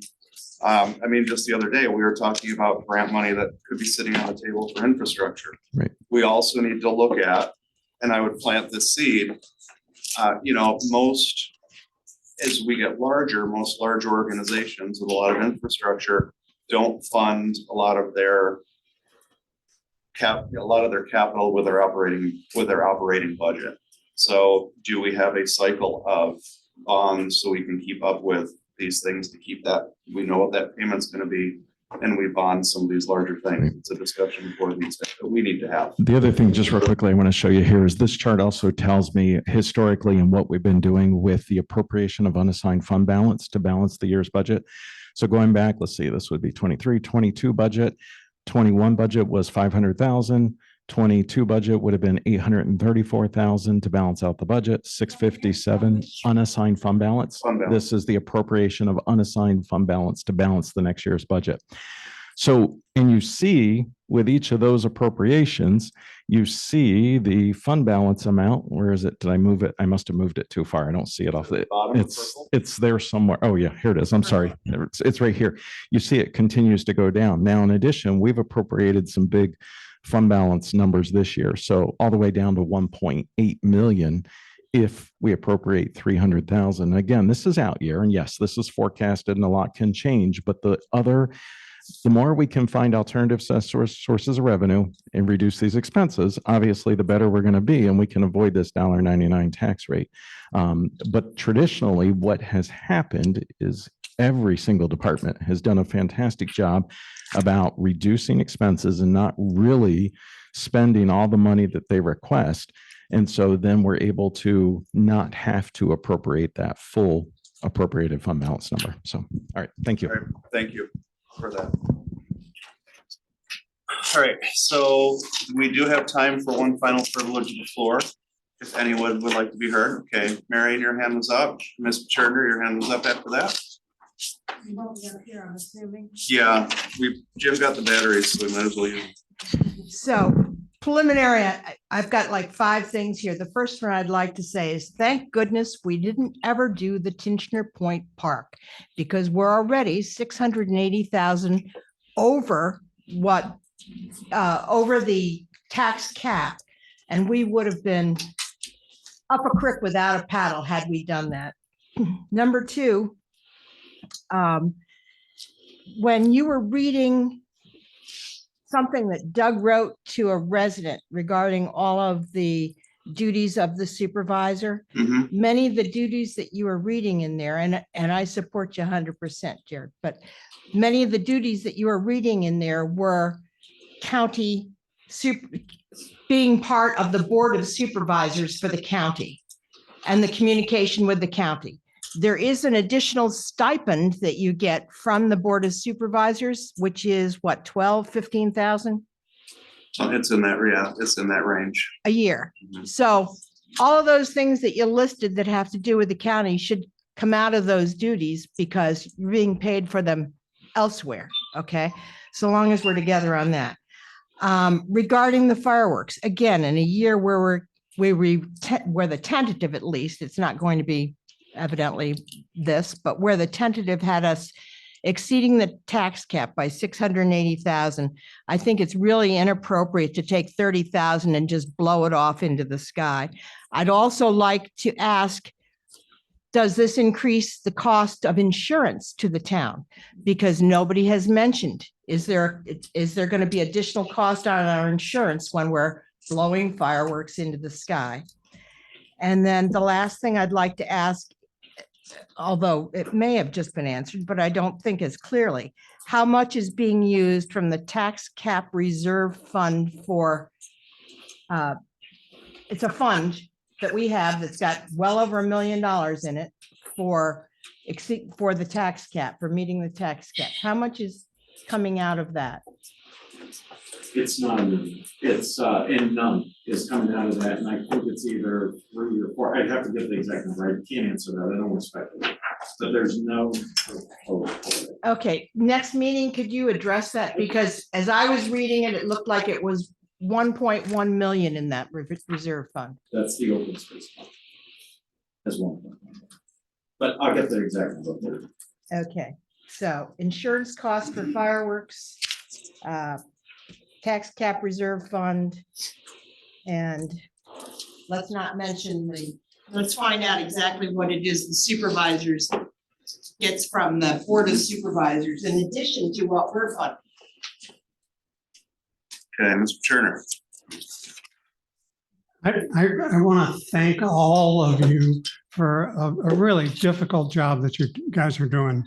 Given that, if you're considering completely changing the duties and the finances of the supervisor's position, all of the people in this town should have a say in that.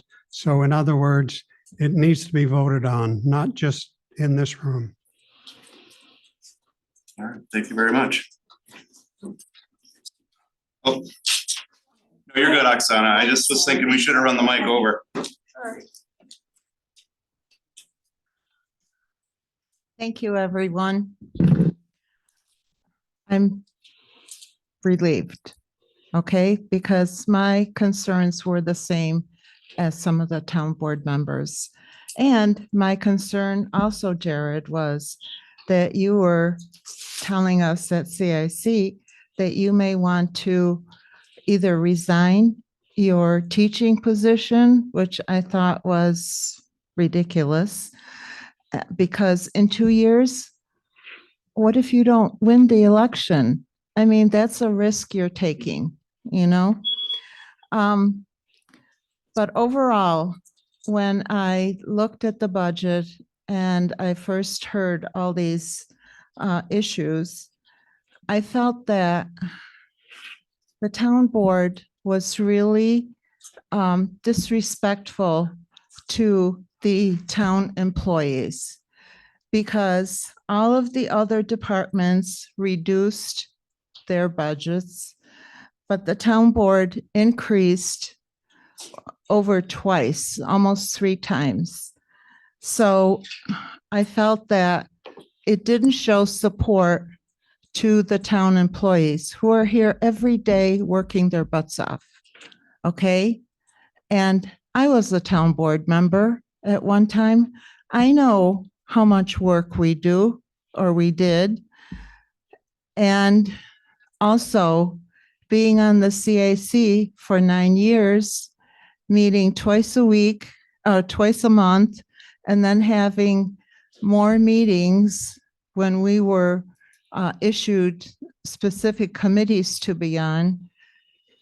The town board does not work like 5 times or 6 times or 7 times a month. So I'm happy that all of this was resolved, and I think we do need to resolve what the supervisor's salary is going to be.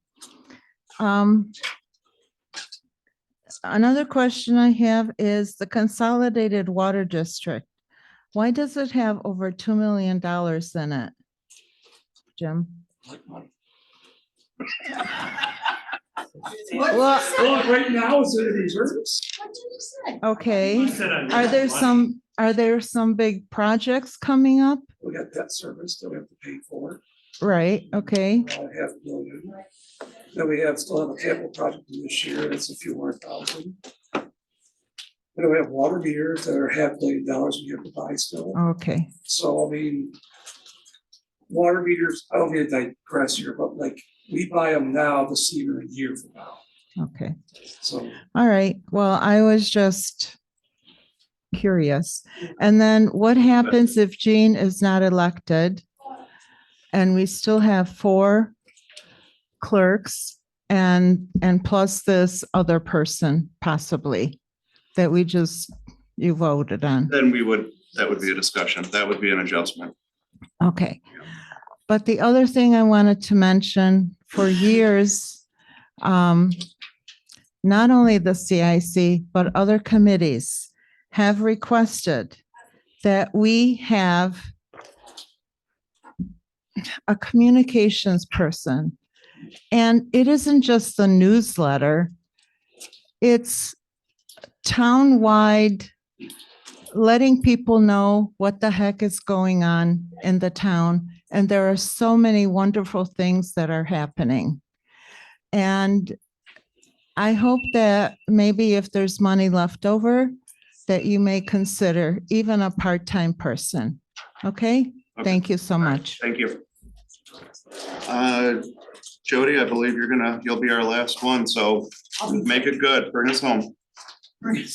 I'll be quick.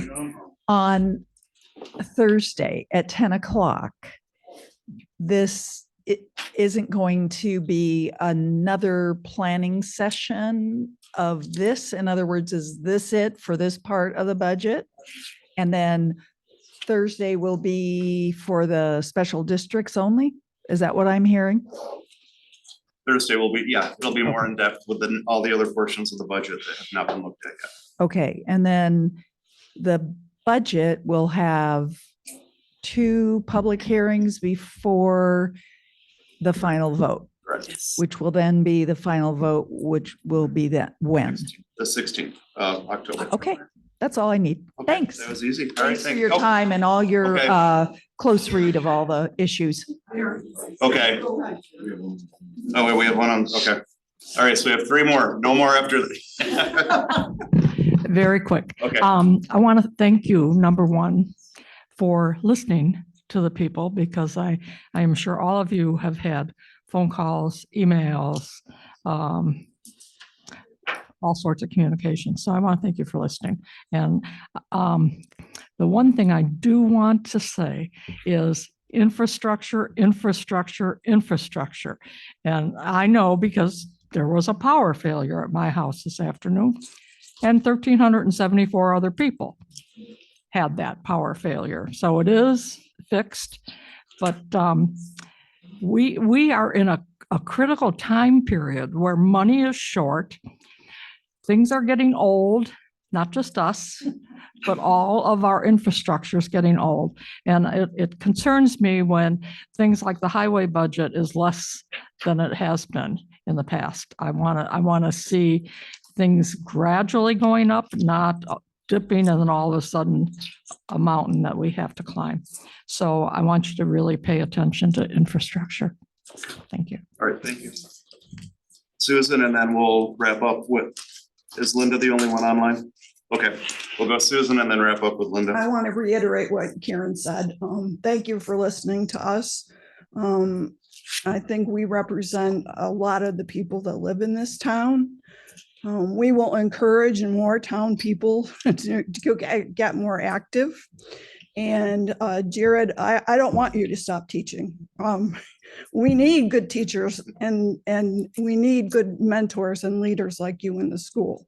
So for me, I'm glad that you're going to stay in school. It's a place I think you belong. So thank you for listening to me. One last item, have you ordered pizza for everyone? Yeah, but not- No money in the budget. I should have. Okay, Linda? I just have 2 comments.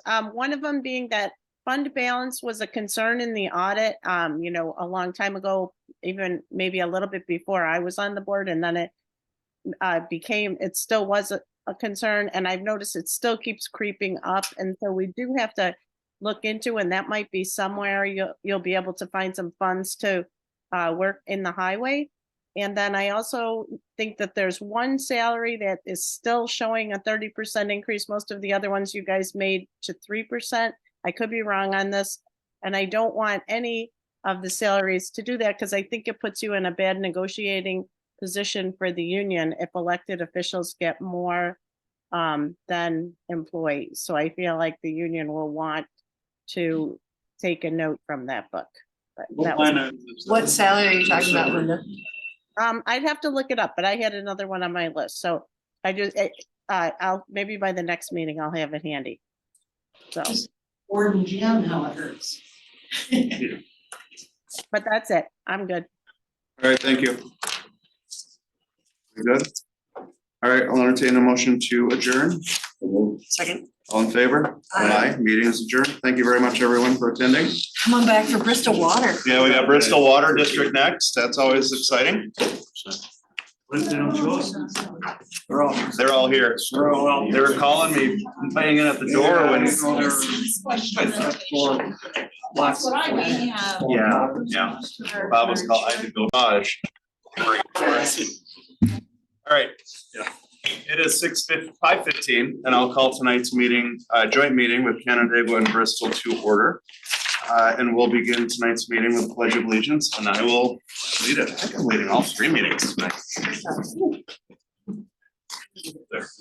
I pledge allegiance to the flag of the United States of America and to the republic for which it stands, one nation, under God, indivisible, with liberty and justice for all.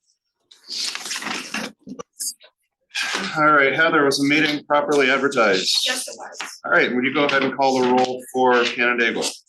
Councilmember John Casey. Present. Councilmember Terrence Fennelly. Present. Councilmember Alan Rudolph. Present. Councilmember David Sauter. Dave is necessarily absent. Supervisor Jared Simpson. Present. All right, Bristol?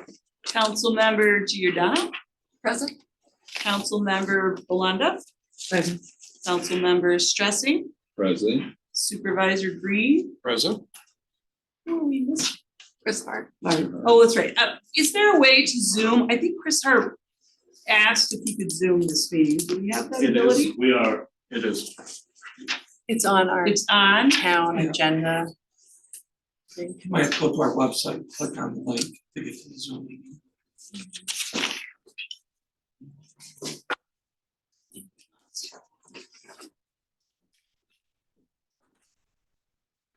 Why don't we never say?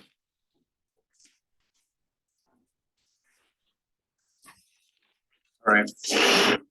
So we'll give him we'll keep proceeding. With it, he's got a second, give him some time to Yeah, get I'll see in. if he wants. Okay. Apologize, I don't have my. All right, it's in here somewhere. I got it. You want to share that? It's on my pile of paper somewhere. All right, so the purpose of tonight's meeting is to discuss our water agreement. So I will open the floor to discussion.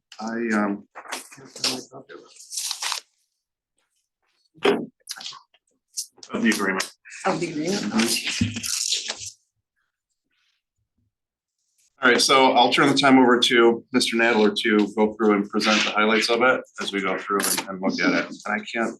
I am Chris Nadler, town attorney for the town of Canandaigua. Nice to see you all again.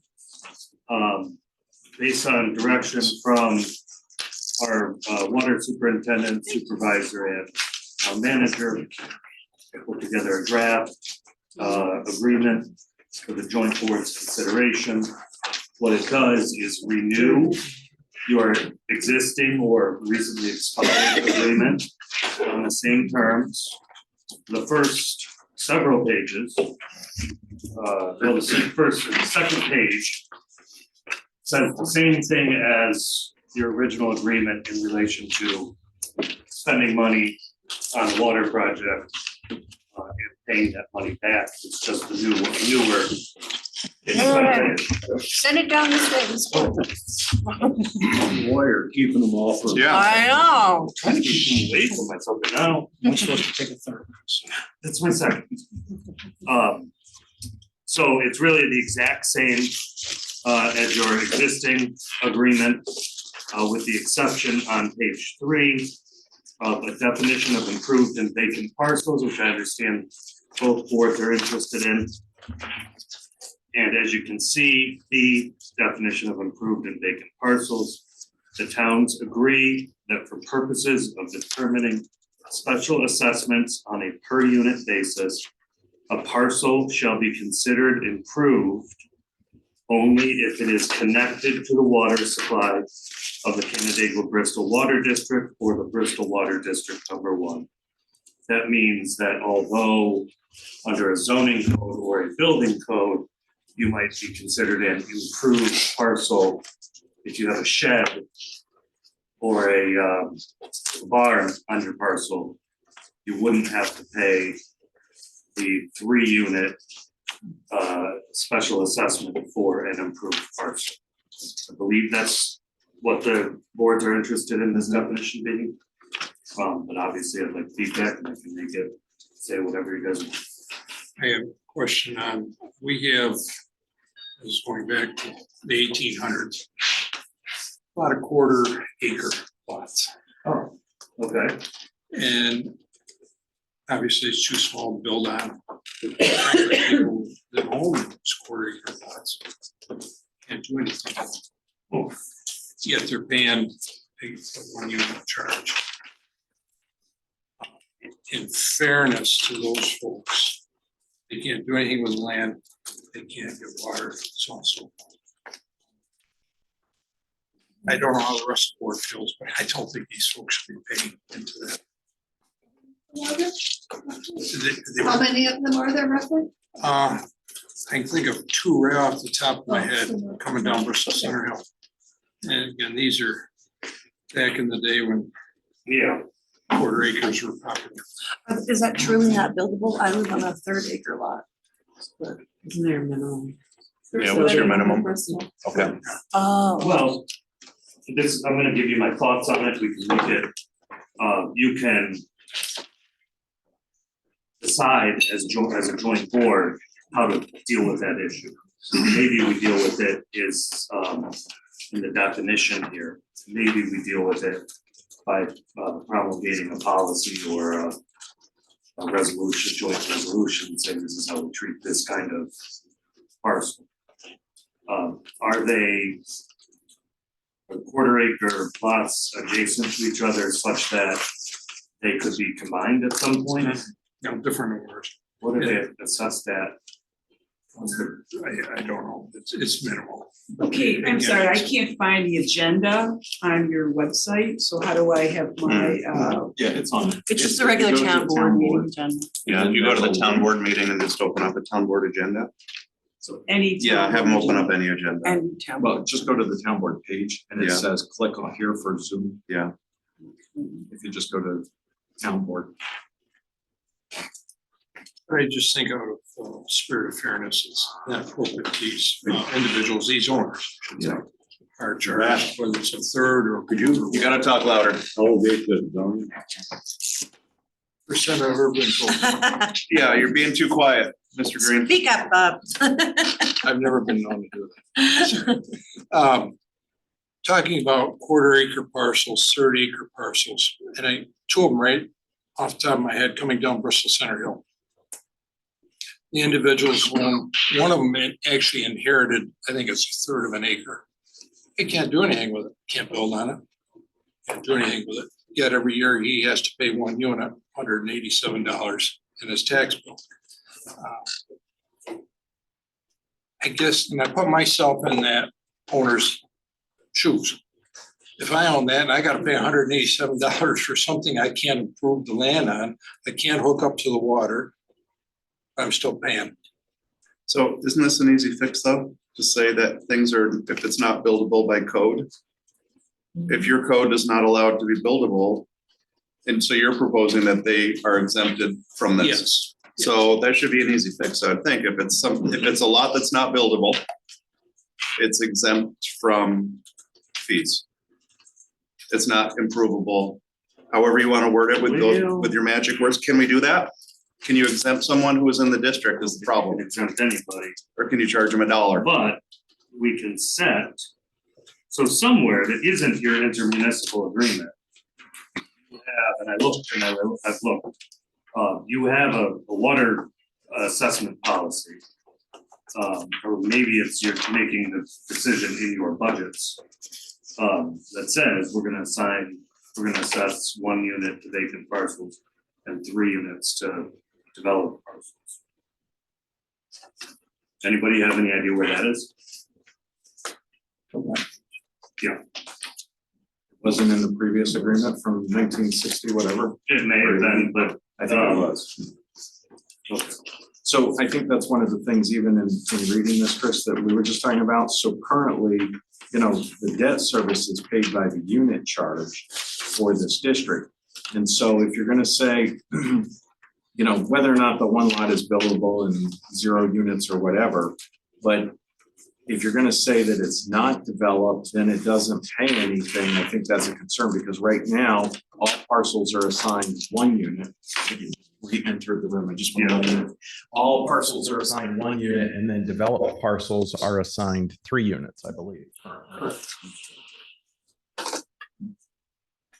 But still, to Bob's point, that one parcel is paying, that 1 unit is paying 170. 187, right? Yeah, the unit charge. As I said earlier, there's 2 parcels that boom right off the top of my head. And ordinarily, what we're talking about is value.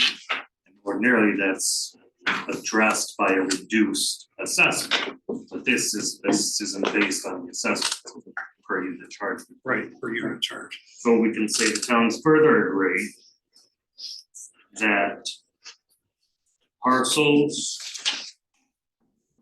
that cannot be developed due to their size, due to being too small to be developed, shall receive charge of 0 units, essentially. So how does that then get spread out amongst the other units though? Yeah. Well, whatever you take out of the district is gonna go on to somebody else paying. Yeah, so it's just gonna increase And then everybody the other thing else. I can think out loud here is that you better have a policy in place that says what is considered small enough, because if someone comes in and says, well, I have 20,000 square feet, and you're letting 15,000 square feet. Or I'm on a steep slope. Or I can't build on it because I'm on a steep slope. You're or- accepting a few people for perhaps a lot of headache in the town of Bristol. And you're right, one of those lots is on a steep slope. Well, what if you got a guy on 5 acres who just can't build on it? Or, there's other, you're gonna get other people, wetlands, Steep slopes, yeah. saying, oh, I shouldn't have to have a charge because I'm not going to build on it, or I can't build on it for some other reason. Can we just base it on size right now for the time being? If that becomes an issue, we can readdress it. What do we do in the town of Canandaigua with our? It's the same, it has to be the same. for No, I the mean, district. with Canandaigua Consolidated, what do we do? We don't have per unit charges. No, this was set up as an ad valorem for your O and M, and I have a basis for the interest and principal, so everybody pays equal amounts. It's both. So that the residents of this district get a unit charge. So if they have a house, it's 187 times 3 plus an assessed value. And ad valorem, as Jim was saying, they pay both. Well, the 187 is actually a computation. When you look at the total number of people and we divide it, we come to the 187. So we need to talk about the addition of the 3 homes that Bristol has added to the water district as an out of district user, because that computation needs to be comprehended in the computation of the 187. Right, that's why there's the other district. If you're really talking about unbuildable lots, for whatever reason, steep slope or postage stamp, why should you have to pay for it? I If you understand the can't do anything premise. with it, it's,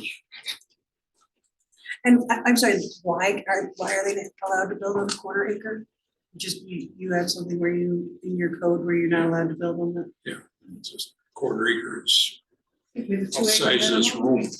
I live on a third of an acre and, I have a But you 4-bedroom house and, Yeah. But big yard. You got water and sewer, we don't. Yeah. You'd have to have place, that's why we have the minimum unless the zoning board or ZBA allows for variance. which does happen, it's not that it doesn't happen, but they aren't gonna allow for a variance on a quarter acre, because there's no services there for sewer. Okay, so, okay. Stuff to put a septic system Yeah. on. So if it doesn't meet minimum lot size requirements. It seems, I What do you don't do know, about accessory structures. So can my shed have a water? What do you do about accessory structures? But you don't let them put water up. They can't put water on it, can they? Can they connect to the water on a quarter acre lot? If they do it around midnight to 1 o'clock in the morning. Okay, so maybe. So you don't allow the hookups if it's a quarter acre not buildable, so they can't, so the shed couldn't have water. And that would come through Jim. Yeah, we would have to flag those lots. Yeah. No. Somehow they're not allowed. Water source. I mean, my biggest concern with that would just simply be the impact on the other residents and how much would it make their rate go up? I think you're also, I think you can do it, but I think you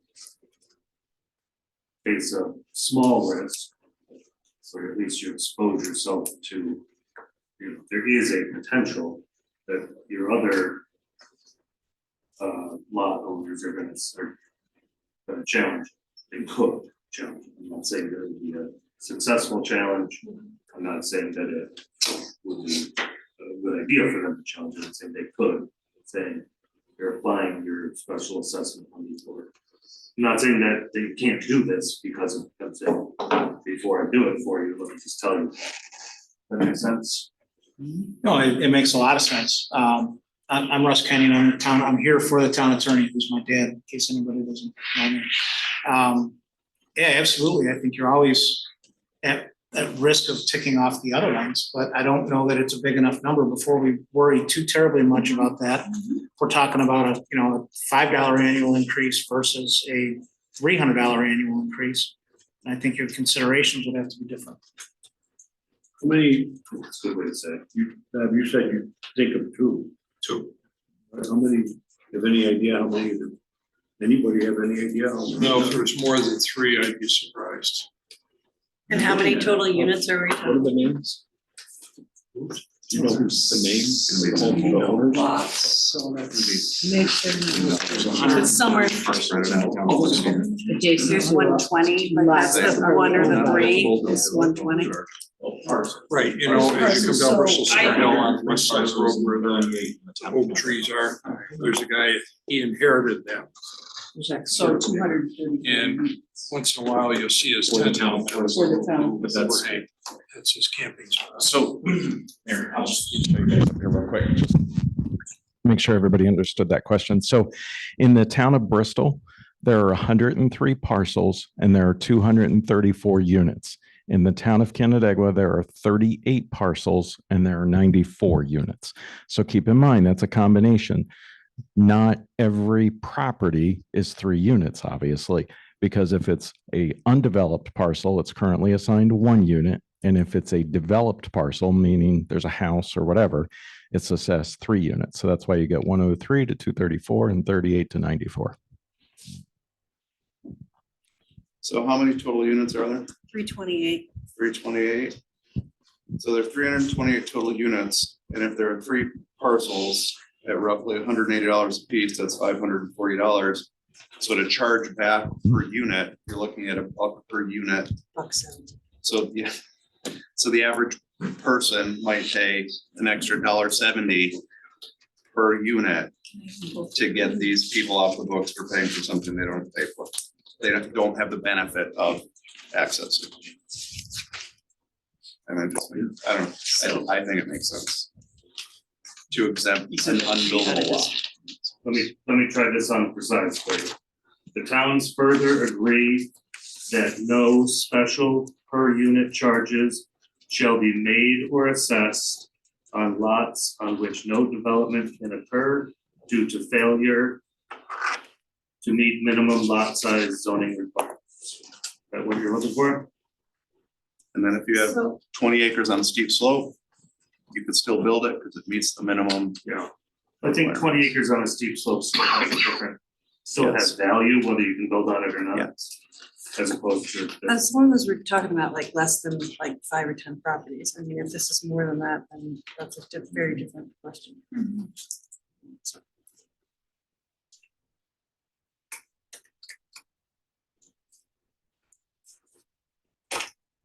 Why? Does that mean? So how are we gonna identify these properties? Are we gonna ask Kelly to assist? Kelly would have to. Create to, Yes. yes, Yeah. modify her special assessment. And Jim, we don't have that, with the town's properties, we don't have that issue. Those in the town, Don't know of a lot in our town that's. I haven't came across that situation, perfect, good answer. so. Fair enough. All right. Add that, that's section 2B.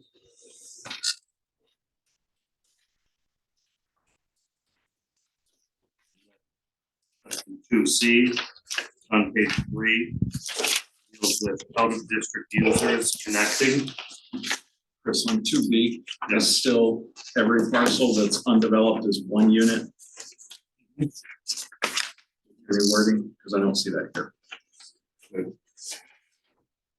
Doesn't specify. All right, so that's what's currently happening. Every parcel is 1, and if it's developed, it's 3. So I think we should spell that out to make sure everybody's on the same page, to make sure both boards agree. Oh, so this is saying.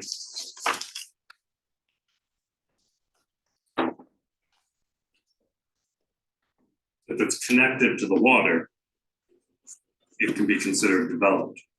So the 3. It's not connected to the water. Shed or a barn, I think it's 1. But let's say it's a vacant parcel that's 20 acres. Currently, that's 1 unit. What you're saying is that would be 0. No, because it's buildable. I'm saying it wouldn't be 3. Correct. It wouldn't be 3. It would only be 3 if it's developed, right? And if there's something there on it. Well, no. It would only be 3, not if there's something on it, if there's a something that is connected to the waters. Well, something could be a shed or a barn. Right. And if that shed or a barn is connected to the water supply, it gets 3. If it's not, it gets 1. The way I wrote it, I'm not arguing that that's what it needs to be, I'm just saying. And if it's unbuildable, because it doesn't meet current code, it's 0. No, if it's unbuildable because it's too small. Well, it doesn't meet minimum lot requirements. I think we should also say it's undeveloped in addition, because we do have parcels that are below code, that are developed. Grandfathered in. Oh. So we should- Unimproved and. So this is- Unimproved Yeah. and not buildable. Lots on which no development can occur due to being too small. Or has occurred. Or has a. Or has occurred. Yeah, that brings in the people that would made improvements. We do. How many of those do you Hmm? have? How many of those lots do you have? I think that there's a number and just, I mean, under 10, but for us. That's Well, I mean, That's a lot. changing from 64 south, Dozens. From 60.32 south, there's a lot of odd lots. that Go through the center. And to your point, I can think of a house right away that is very close to the road. Back in the day, 1/4 acre, but he's got a house on it. I'm pretty sure he's. Yeah, yes. So those were, all those lots were grandfathered in with zoning. So So the way it reads is that if you can't build because you're too small, you get 0. And it's undeveloped currently. Yes. If you can build and you build a shed or a barn with no water connection, or if you can build and you don't build anything, you get 1.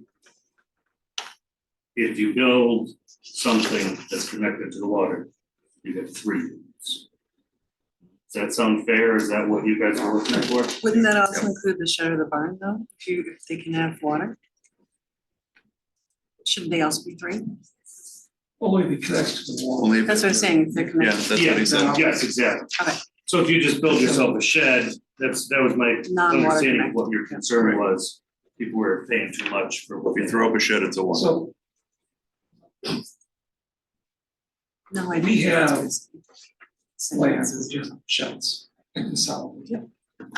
And they're all charged separate, What are, and they, which is? which is like, it's not a one shed. Regardless if they got water or not, they're paying.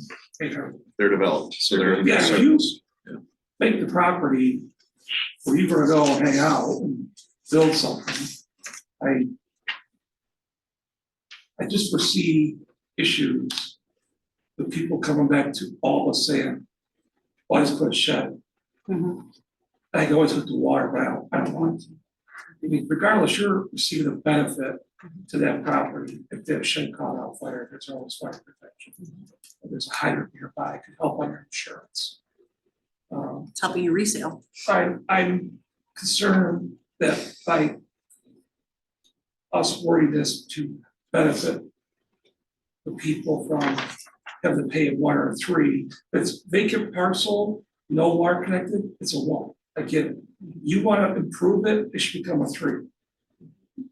I think we need to, because people in Bristol may have just a barn sitting on a piece of property that they not necessarily reside at, but they use it. And they're going to want water eventually.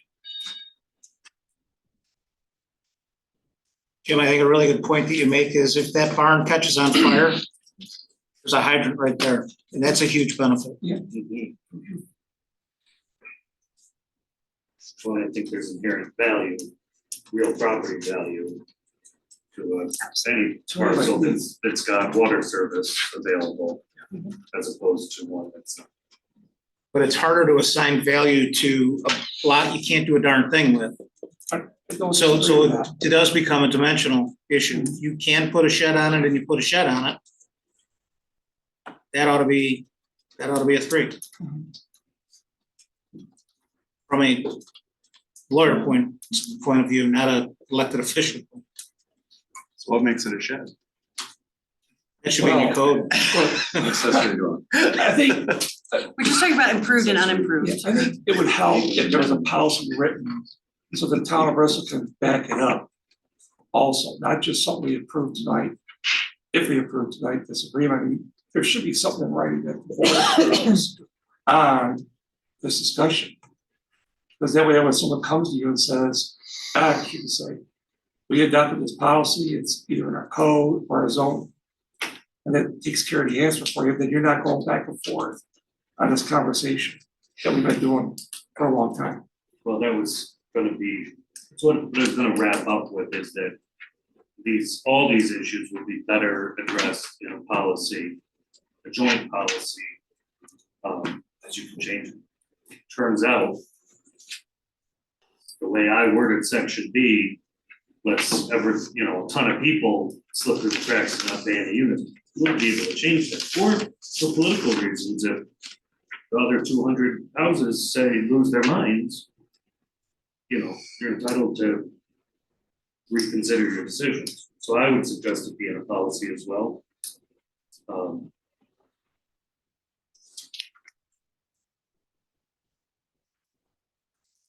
But I think you should figure out as best you can tonight what you should agree what that policy is going to be if you can tonight.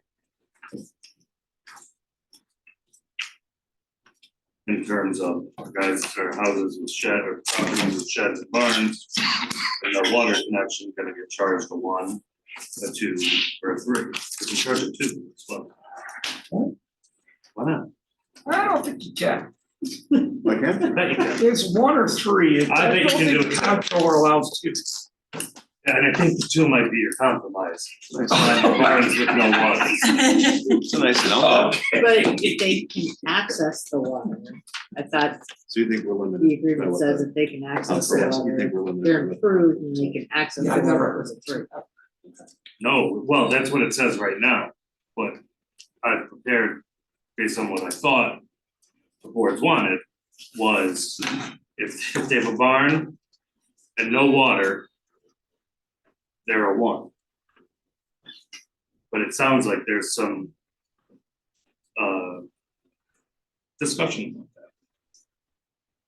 Reasonable minds can disagree on these types of things. Does the barn have to be built on the field for that?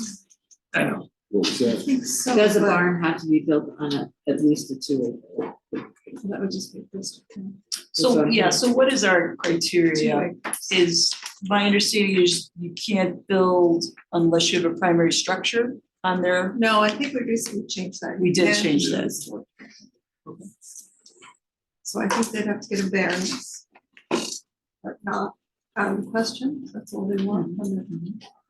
Well, I don't think we'll solve this tonight overall with, or it was discussed, but maybe we can discuss the out of district user and agree on that. Yeah, let's do that. Just trying to move us forward. Well, just Yeah, know it's we're short, yeah, board we're gonna meeting. be quick, yeah. We started at 3, so. I've added in here that out of district users can connect upon certain conditions. Both boards have to agree.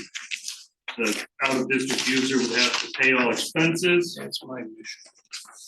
The out of district user would have to pay 5 units. And the reason being is that There's Kelly's. there's no other way for them to contribute to the debt service. Other than special assessments. They are not a part of the district, so they're not part of the tax levy. They're not a part of the assessed value of the Bristol Water District number 1 or the Canandaigua Bristol Water District. I picked 5 arbitrarily to show that it's gotta be a higher number, otherwise they're getting a benefit on the district residents or district owners' backs. And what is happening today? What are you currently charging? You have 3. We have 3 currently. So And, but you're charging we them, do on a quarterly water bill. but what do you charge them to? The 185 times 3 plus the assessment of the O and M for their assessed value. So Kelly provided, That's what this is. yes, Okay. so her version of the special district for those 3 people. Okay, so I'll give this to Corey or Leah, and they can make the changes and mail it to, this will take place the first of the year. Yes, Okay, just as you would do the current special district. that's easy. So I guess going back to what you were saying about assessing 5 units, I would suggest that that computation for assessing them should be just the same computation we do for the other residents. Right? We have an assessment for their property and we perform the same computation for the out of district users, and so they're paying the same taxing structure. You can't charge them taxes. You can't put it on their tax bill, that is true, but you can charge that tax and invoice it as they're doing currently. That's how we do it now for our district. Yeah.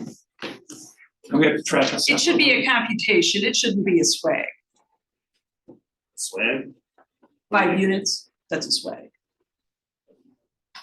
It's a swag. I think what she's saying is they should, are you thinking to make Out it of the air. all, everybody be a 3 unit, not a 5 unit, I'm saying.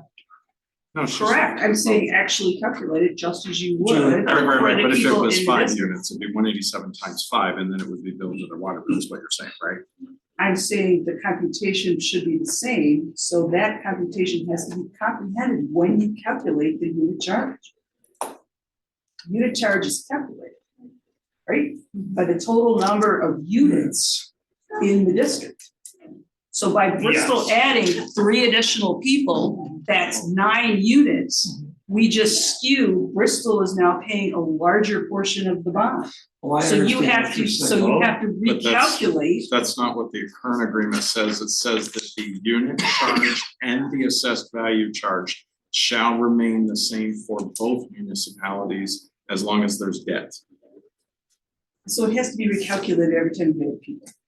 Yeah, so I think the point is, Doug, you can't calculate these three people, you can't use these three additional charges to calculate the levy. Correct.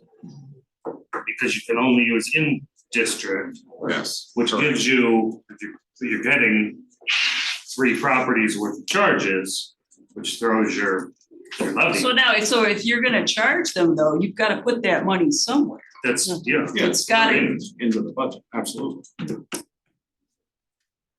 it's gotta go into the budget. It'll go into the budget as an out of district user fee collected. Right. But you're gonna pay the debt service. It could go to pay the debt Sure, it could go service. So I did the computation with those three people in and how you collect it, and then with those three people out. So something to think about, but I think we should. We just did $187 times 5, it's almost $1,000 a year. Okay. Well, so is the position of the board that out of district users should pay the same special assessment per unit charge as in district users? Or will that cause additional burden to be borne by in district users?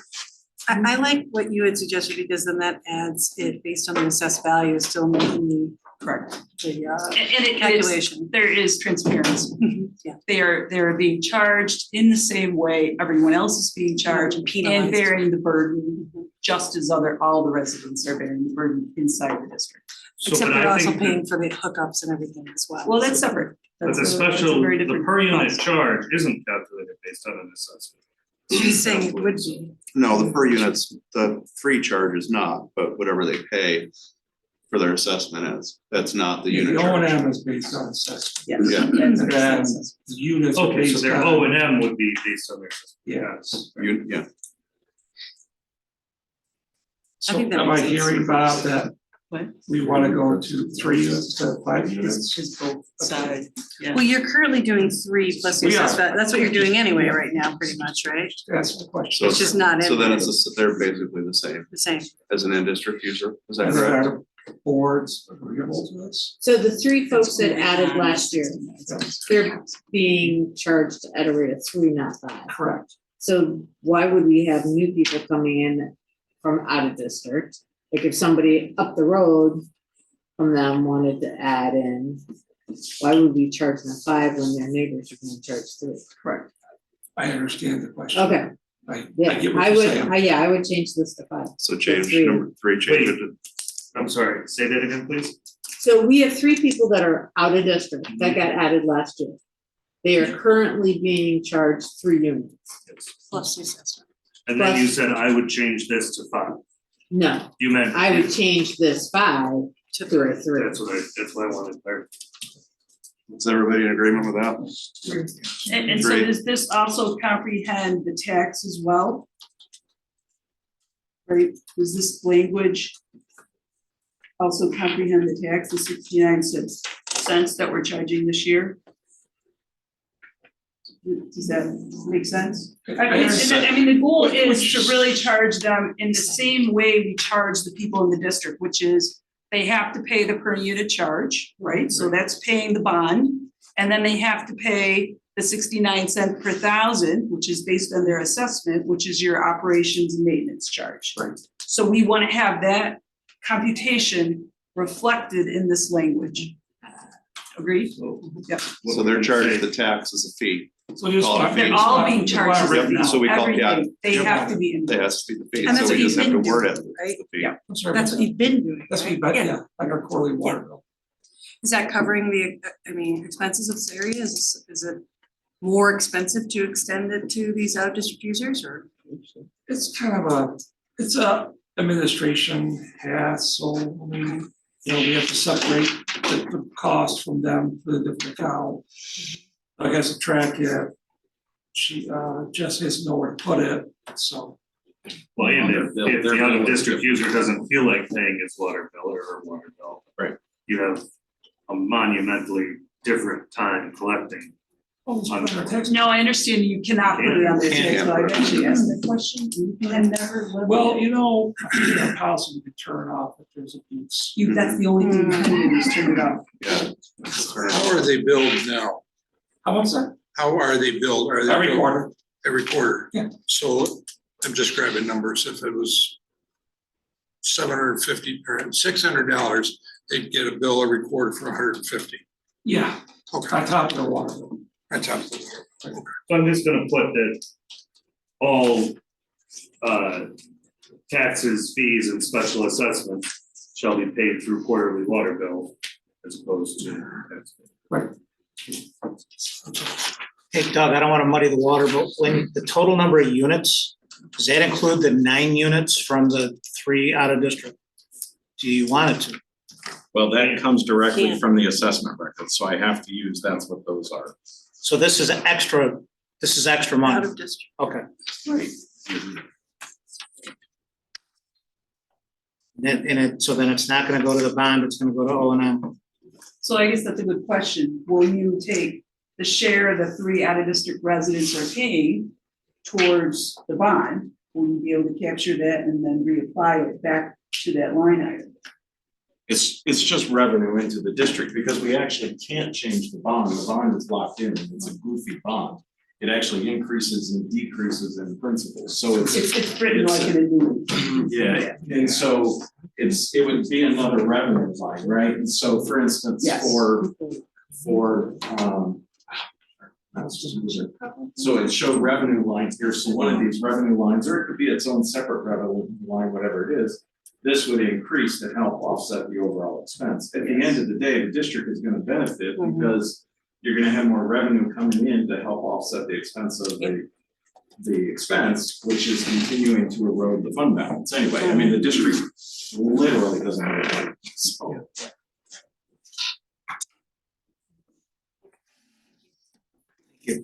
So we'll take our stab at it. Yep.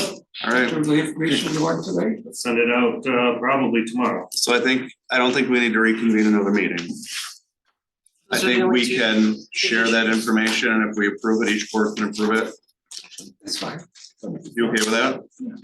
Is everybody okay with that? Yeah. I mean, we love having you. We love the company. As long as you send cookies, you're good.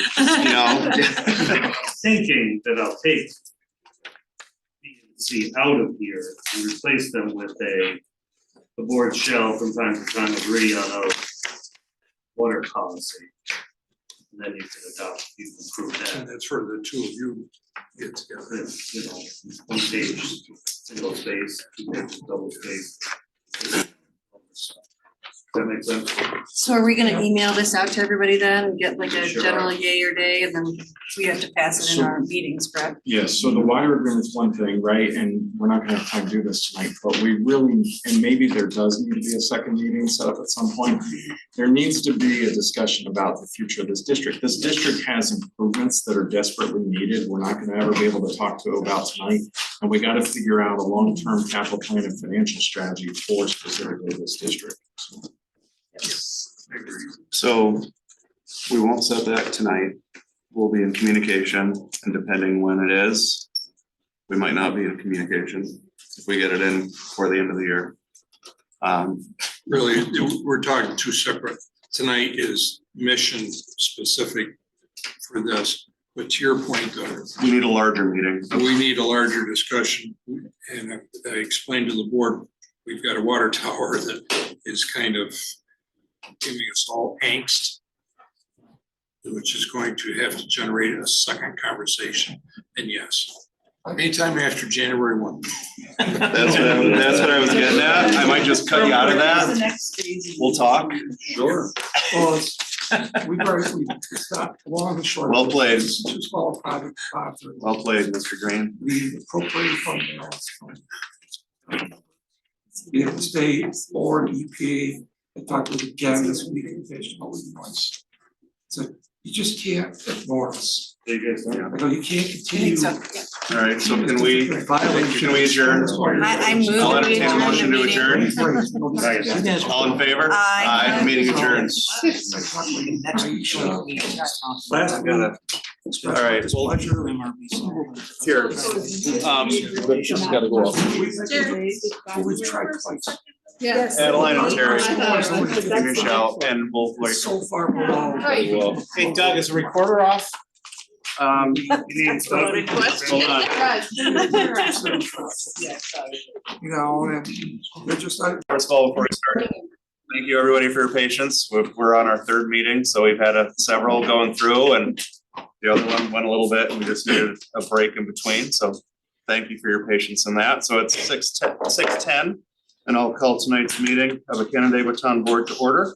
And I will lead us in the Pledge of Allegiance. Three for three.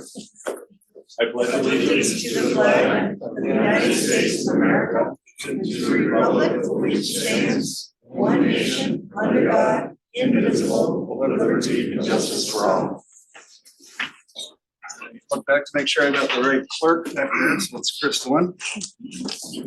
All right, Crystalline, can you confirm that tonight's meeting was properly advertised? Yes, it was. All right, would you go ahead and call the roll, please? Councilmember John Casey. Here. Councilmember Adeline Rudolph. Here. Councilmember Terrence Bentley. Present. Councilmember David Sauter. He's necessarily absent. Supervisor Jared Simpson. Here, thank you very much. We do have written communications that are circling in the binder. And also, before I forget, because we have a full agenda tonight, I would like to read the birthdays for this month. And it's not because mine is one of them. Amanda Kleehammer, Austin Mincer, Edith Davey, Jared Simpson, Gene Chrisman, Jeff Miller, Jeff Winter, Jonathan Noble, Corinne Hatch, Ken Brockett, Sam Moore, and Shannon Chevier. So happy birthday to everyone. It's a full month of birthdays going on. All right, we do have our first privilege of the floor for the evening. So if there's anyone who would like to be heard, okay, Mr. Del Forty.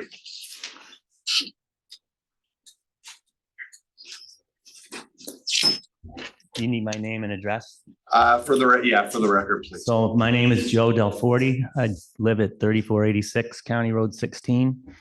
I would have liked to have been to that budget hearing today, but I couldn't make it.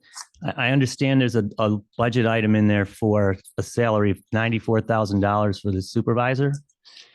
And I guess I don't know what that's about, if it means that we're going to have a supervisor and a town manager, or we're just going to have a supervisor and no town manager.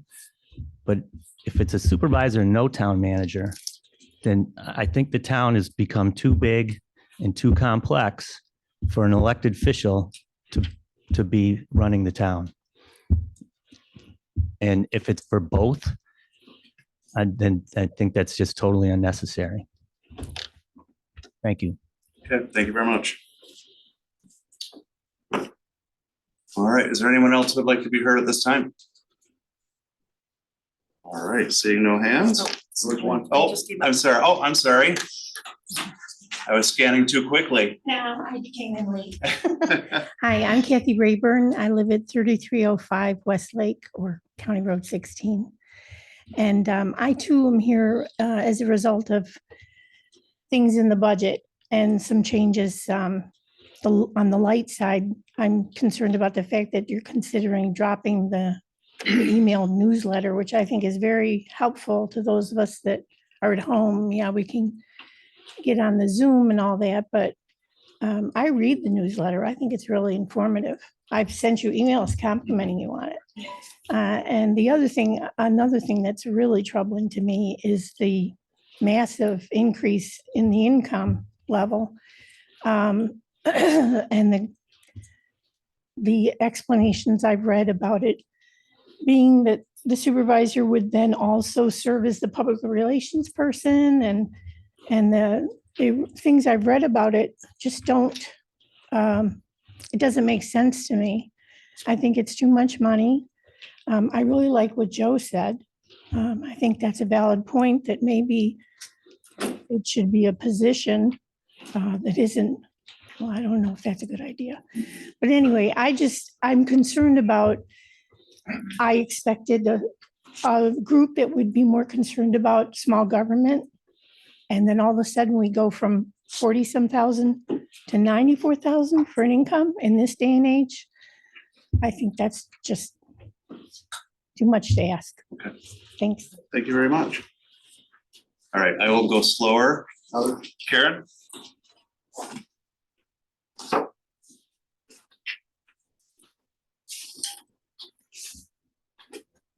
It's Karen Parkhurst, and I live on Laurel Lane.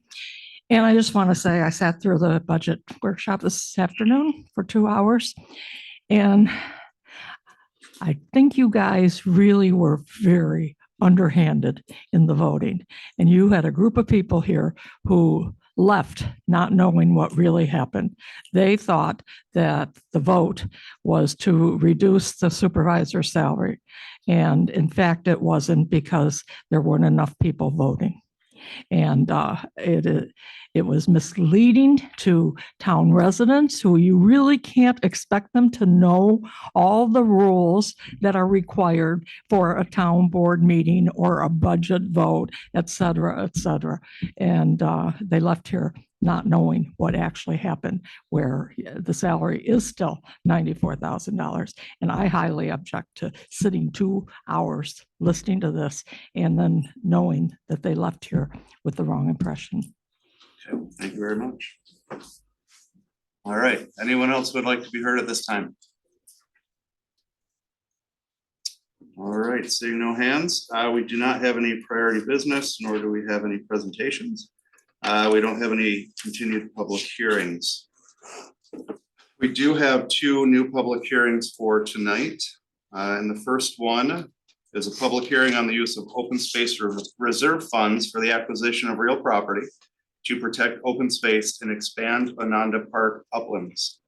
So at this time, I declare the public hearing open and invite anyone who would like to be heard at this time to speak. Anyone online? See any hands on there on either of the pages? All right, any board members like to speak on this? I'd just like to indicate that I'm very excited about this expansion of Ononda Park. I've always been greatly in favor of, but by using the open space funds, rather than a combination of funding, we are making this not parkland, but open space land. So it's not going to be something that we can do future improvements on, rather just keep as open space, which I'm not terribly in favor of, because it doesn't join the parkland currently. So, but it would also allow us to obtain some significant grants potentially by working with the city and Kevin Alden. All right, thank you very much. Do you guys have microphones on up here? That would help. We do not. We have a new sound system that doesn't have mics that That could be part of the budget. is not all the best. That was part of the budget 2 years ago. All right, any other board members like to be heard? All right, so this time I'll declare this public hearing closed. And we'll move on to the second public hearing of the night, which is, I think, is the reason why we have many people in attendance. It's a public hearing on a petition to amend the zoning code of the town of Canandaigua for 3907 County Road 16, Canandaigua, from residential lake district RLD to incentive zoning IZ.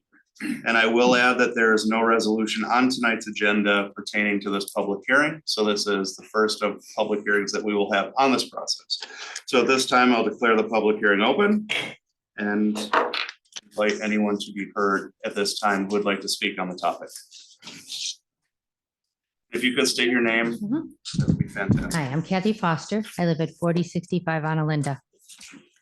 I'm one of, if not the closest resident to the southernmost portion of the land that they're trying to develop. So I have a bunch of concerns. I went over all the stuff that you guys put out on the newsletter and listened to the meeting and all that stuff. And so some of the things that I have concerns are as follows. The lodge is being proposed at the southernmost end of that property, which puts it right next to my property. RSM is between us. It's not developed yet, so I'm the first property that has residents on it. I would like to propose a thought that perhaps they would move it into the middle, if they are approved to even do it, of the what are they called? The luxurious residences that they're going to rent. And then perhaps put landscaping around it to muffle sounds and light so that it keeps it away from the year-round folks that are on either end of that property. I'm concerned if it does get approved for the incentivized redistricting or whatever the matter is, yes, that RSM will come back to you and say, I'll put an ice cream stand on the lake property that we're trying to develop. And we'd like to also do all of this stuff and get our 16 boat slips and all the other stuff that they tried to do. And so I think it will be hard if you say yes to all the stuff that they're proposing, that they don't come back and do it. And that's even closer to my property. Currently, that is a very crowded lakefront. When you try to get gas there, there's lines on both ends and there's no markings, there's no channels like the north end has. And so people fly out of there. It causes a lot of wave action on my waterfront. It comes up and over my break wall. My grandkids can't swim because it smacks them in the face. And it sounds ridiculous, but this is a small lake and there's a lot of boats on it. And when people are that close, zipping in and out without a channel, it's really not good.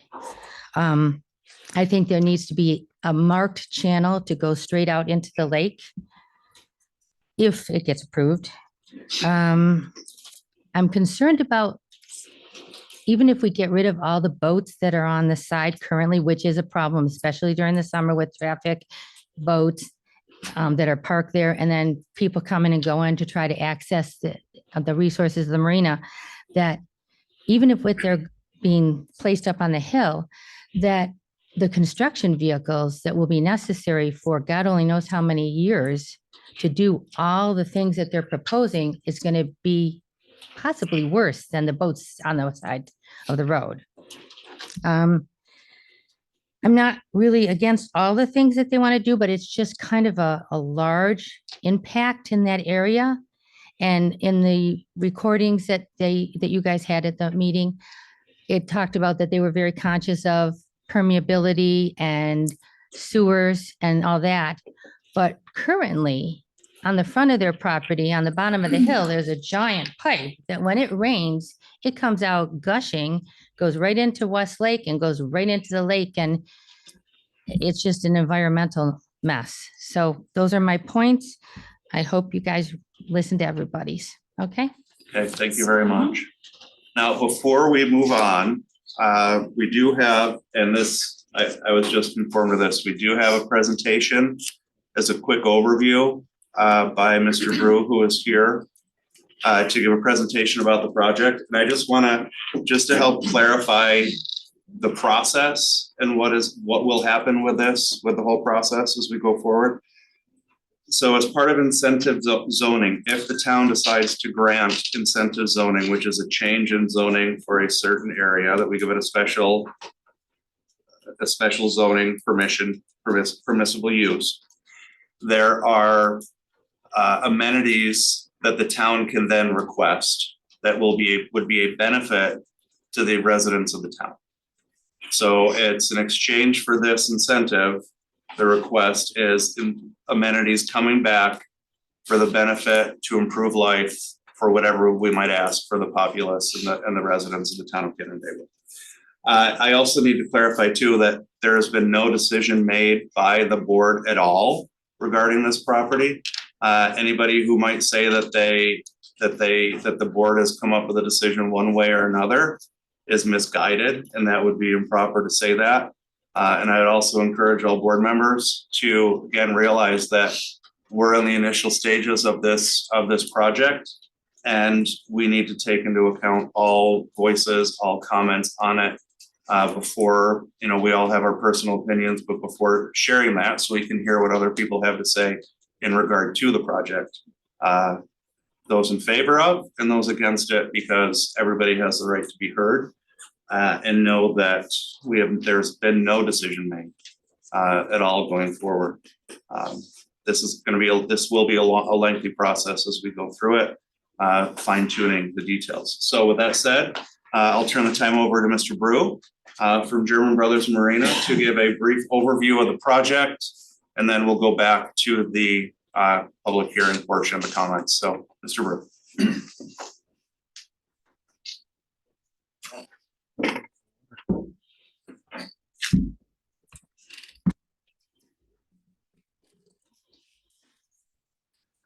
Thank you for having me. I'm going to start by doing a quick little recap of what happened at the last meeting to kind of catch everybody up on the proposal in general. And then the board had some questions that they sent us back to do some more research with. And then I'll get to answering those questions. And then there's some frequently asked questions from that people that have come to the dock or come into the marina that I'll hit those also in the presentation. So first slide, please.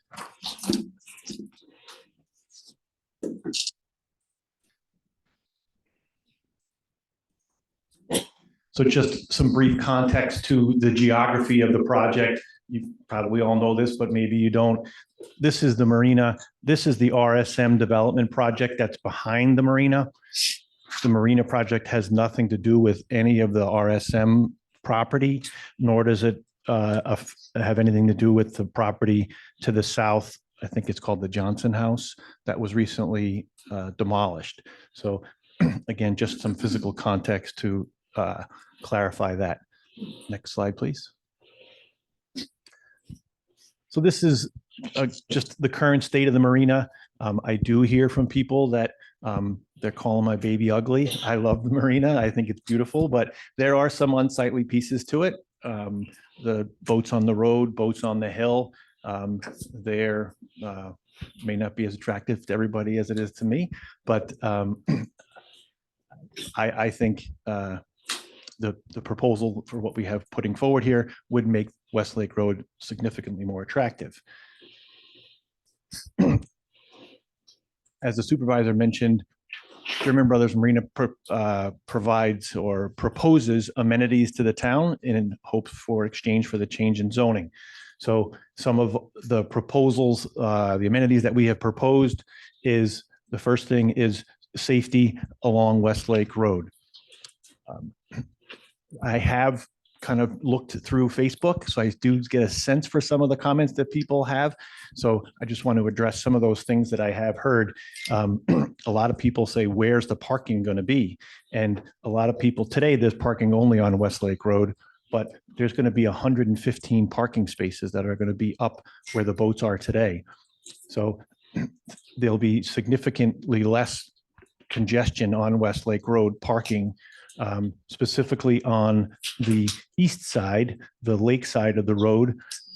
There'll be no parking at all, and that will be what's called an active shoulder that'll allow for walkers and bikers to safely traverse the marina property. We got that one. Okay, next slide, please. There will be public access for the public, I should say. At the moment, it's at the north end of the marina, and that would be not for motorized boats to access the lake, but for kayaks and stand-up paddles to be able to launch. You could fish. There's no swimming at that location. There'll be picnic tables for the people to just generally enjoy the lake. So that's a significant piece that the marina is offering. That's, as you can imagine, lakefront property is pretty valuable. So that's one of the big pieces that we're proposing. This is something new to me, the Canandaigua water trail. I don't know if anyone's heard of that, but there's little stops along the lake for the kayakers and boarders that this will now be a stop on that water trail, which I think is wonderful. And there will be public slips for the public who want to tie up here. They would be transient slips to whatever reason they want to tie up, but they wouldn't be like a season-long type slip. Next slide, please. Peter, could you hold the mic a little closer to your mouth? Oh, sorry. Okay. I thought I was too loud. Talked a little bit about parking. There's 115 parking spaces total. There'll be 10 here in the public. 11, those are 100 spaces in the yellow that'll be available for the marina customers, and there'll be 5 handicap accessible spaces throughout the marina. Very quickly, not last Sunday, Sunday of Labor Day weekend, it was about the busiest I've ever seen it. And I counted the cars that were parked at the marina. And the cars that I counted included all the cars that were parked upland, down the road, both sides, and that they were way down here towards the Johnson House. And there were 73 cars on pretty much the busiest day of the year. So that still leaves 40 something spaces that are open. Admittedly, we didn't have a restaurant there at the time, and we didn't have the cottages at the top, so that would certainly add to the traffic. But still had 40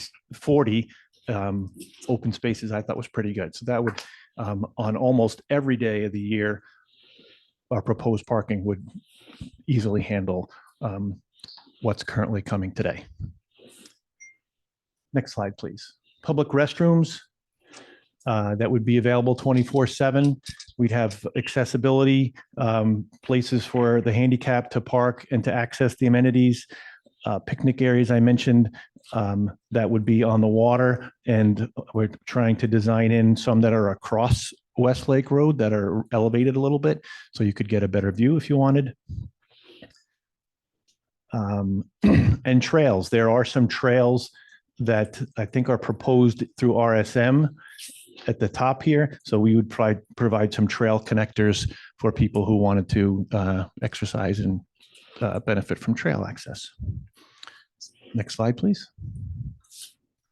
So what does German Brothers Marina want in exchange for this the proposed amenities?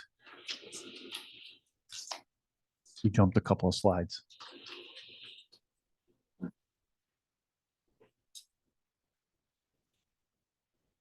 One more. Perfect. So we would like to be able to add units, dwelling units, rental cottages, elegant cottages, we've been calling them. Ms. Foster, where it will be moved to the center. That we had heard that somewhere else before, and totally understand and agree. And so you get the benefit of me having heard your comments, and landscaping for sure. It's not my intention, and I realize I may not own it forever. Well, I definitely won't own it forever, but it's not going to be it's not intended to be a party house. It's intended for, like, I've had customers, marina customers come to me today and say they would have business meetings there, bring in out-of-town executives to stay in the units and have business meetings there. Again, it's not my intention for it to be a party house, but I certainly could see family birthdays and anniversaries, that kind of thing. Did have some other answers to some of your other questions real quick while I was on yours. The water drain, that huge pipe. One of the things that we will be addressing is the rainwater runoff. I've never learned so much about runoff. And the plan is to have an underground tank that captures that, lets the dirty water drift to the bottom, and then clean water goes off into the lake. So I do think that would be a benefit environmentally. I don't have an answer for the construction vehicles. I'm going to get to the crowded gas thing for you. And okay. So 8 lodging units across the top. The property would be divided up into 3 separate lots. And that's, they would be 250 feet of frontage. That's what all these red lines are down here that's a lot. That's a 45-foot setback here. That's for the docks. As you may know that the UDML, Universal Dock and Mooring Law allows 50 slips per 250 feet of frontage. So we would be having 3 lots, closer still, sorry. I feel like I'm very loud, so okay, I'm sorry. So there would be 3 lots of 250 feet of frontage each.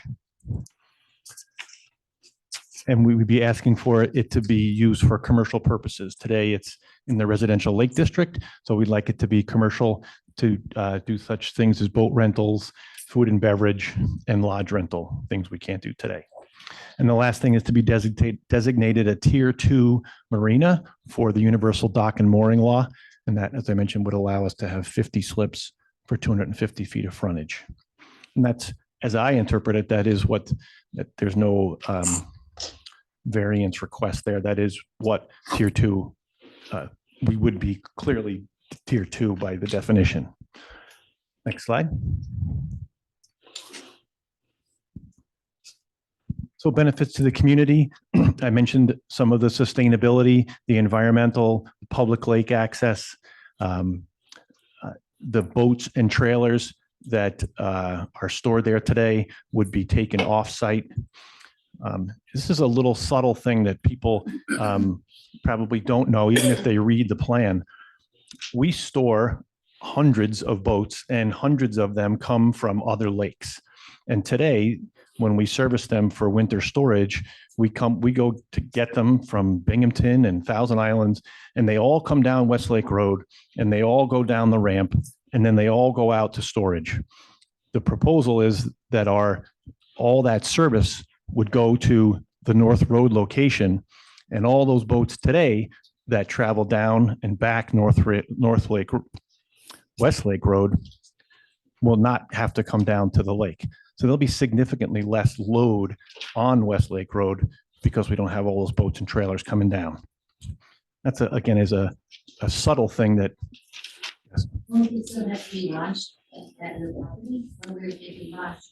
So these boats that I'm referring to are on other lakes that we bring in for storage.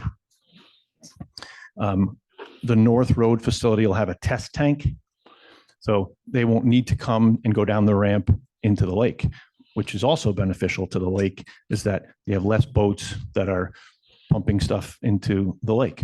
So that load of those, there's a couple hundred every year that come from other lakes. The less load on the lake, less load on the road. So Peter, just to interrupt you, make sure that I'd love to have every question answered, but it can't turn into a question and answer session. Fair enough. We'd be here, great questions, but we'd be here for until tomorrow. Okay, next slide, please. I think I've addressed most of these things, so we can. So I'm jumping now to some of the questions that the board asked me to go back and get some specificity on. So I do want to, there's a little difference between slips and boats, which is how many slips are we going to have? We're going to have we're asking for 150 slips. That's here, 150 slips. They also asked for how many slips are at other marinas. You can see at Canandaigua Boat Works, which is on the east side, there's 62, 194 at Sutter's, 82 at Sagers, and 76 at Smith Boys. One of the things we wanted to look at was the congestion, and we decided to say, well, how many slips per 100 feet of frontage do they have? So Pelican Point, Canandaigua Boat Works, they have 100 feet of frontage and they have 60 slips on there. So that's obviously 60 boats per 100. But if you go down, Sutter's and Sagers, they're both about 40. In our proposal, we're going to have 19 boats per 100 feet of frontage, by far the least congested marina on the lake. So you got to put some context around the 150, because that does sound like a lot, but compared to, it's not even the most on the lake at Sutter's has 194. So it won't even be close. So this is boats on the lake, which is a little different than the slips. Today, this is today, and this is proposed. So today we have 33 slips. We have 3 slips at the property that's at the north that we had purchased, 1 slip to the property at the south. Today we have 8 rentals that we currently store on the land that would eventually go in the water. And we have 35 moorings. So that adds up to 150 boats that the marina kind of puts on the lake at a regular basis. We're proposing 50 slips for each one of these properties. The rentals would go into a slip. So that's one of the difference between a slip and a boat, because now the rentals are in a slip. And a reduction in the moorings to 24 and a reduction of our dry store to 30. So that's 204. So that would be a net increase of 54 boats on the lake. I do think a lot of people hear 150 slips and they're thinking 150 new boats, holy mackerel. It's not 150 new boats. Next slide, please. So as I thought about it, the 54 boats that would be at German Brothers Marina after this proposal, if it was to be developed, those boats are not going to be coming from Buffalo and Syracuse. Those boats are already on the lake. They're people who currently go down the boat ramp at the public launch today, and they're tired of being at the public boat launch. So you're going to have those boats at the marina, which is going to be less congestion and frustration. I don't know if anyone's been to the public boat launch, but it gets hairy there, right? So it can get physical. So you'll have little or no increased load on the lake because all those boats are already on the lake, less congestion, better parking at the boat ramp, reduced traffic at that 5 and 20 and 332. You ever sit at that traffic light on a busy weekend day, they're just boats and trailers going all over the place. And to me, the scariest one is the people that park across from the boat ramp, that park in that old Wegmans parking lot, and they run across the road to get back to the boat launch. You have people running across there all the time. So I do think it would be significantly safer in that whole area and not an increased load on the lake because those boats are at the marina. So Peter, can I get you to, because I know a lot of this depends on application for the UDML and application for those changes. Can I get you to focus in on the amenities that you are because we're looking at values as well, the amenities that were offered up to the town in exchange for the incentives that you're asking for. So we can kind of get a balance of that. So what does the incentive do for the marina, and how does it help the marina's bottom line?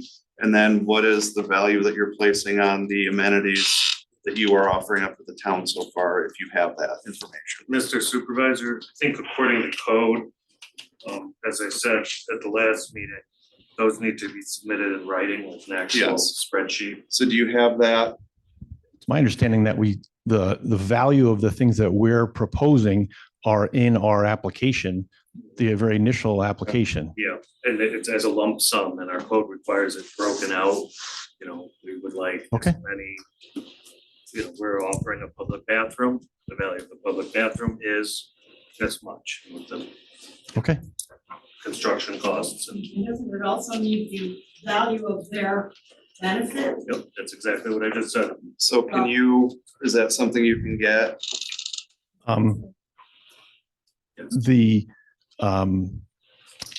The return that the marina gets, frankly, is my business.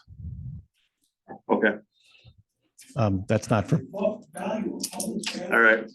Okay, so hold on. So we'll need, and that's a discussion that I'll have to have with you offline, because those are, if that's in code, and you're saying that's in code, that we need to know the benefit.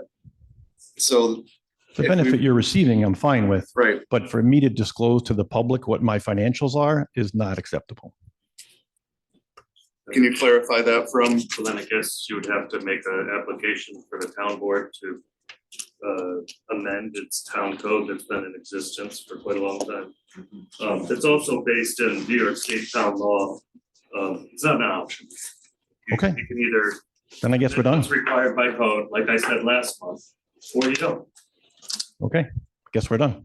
Because I'm not going to disclose my financials to the board. Thank you. All right. Okay, with that, is there anyone else who would like to be heard as part of the public hearing tonight?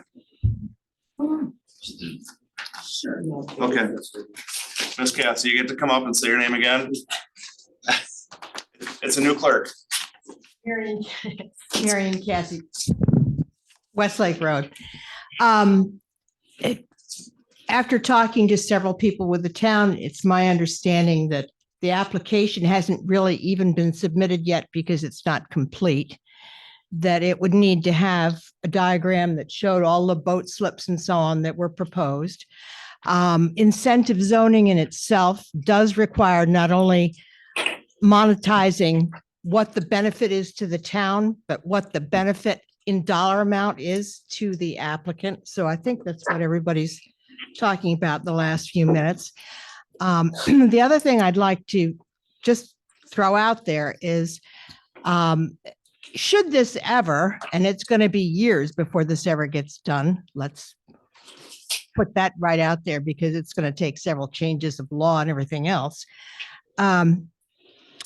Should this ever get done, the 3 tiers that are possible for that property are tier 1, which would be residential, tier 2, which is what they're proposing, which is for a non-transitory marina, and tier 3, which is for transitory uses. And I contend that they're proposing more transient uses here than they are non-transient uses. Most of the non-transient uses, which would be the marina, the boat repairs and the boat storage are proposed to go away from there and go up to North Road. So those go away. What comes in is transient Airbnb type properties, transient restaurant, and I don't know how you determine what the primary use of a property is, but if the primary use is determined by land coverage, lake lot coverage, certainly the transient uses are going to cover a significantly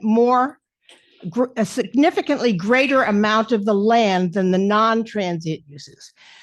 And tier 3 is intended for transient uses. Besides those transient uses, they've talked about the whoopee 10 boat slips for the town, and those are transient.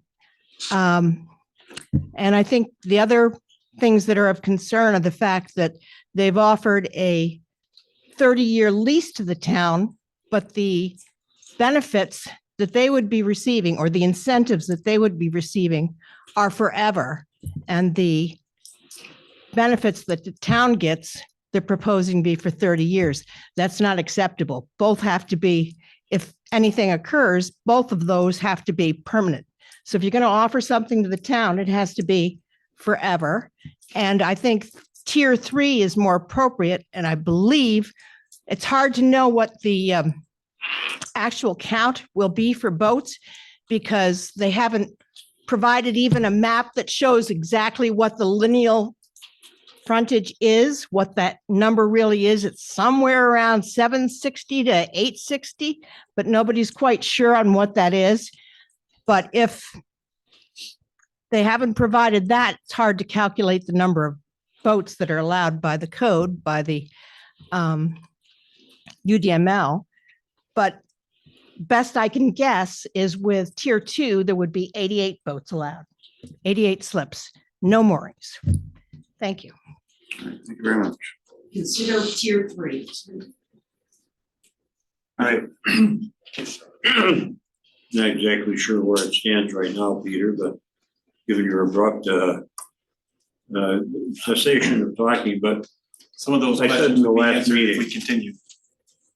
it's not up to you to decide what the amenities are. It's up to the town to negotiate with you amenities. what you're offering may not be what we want.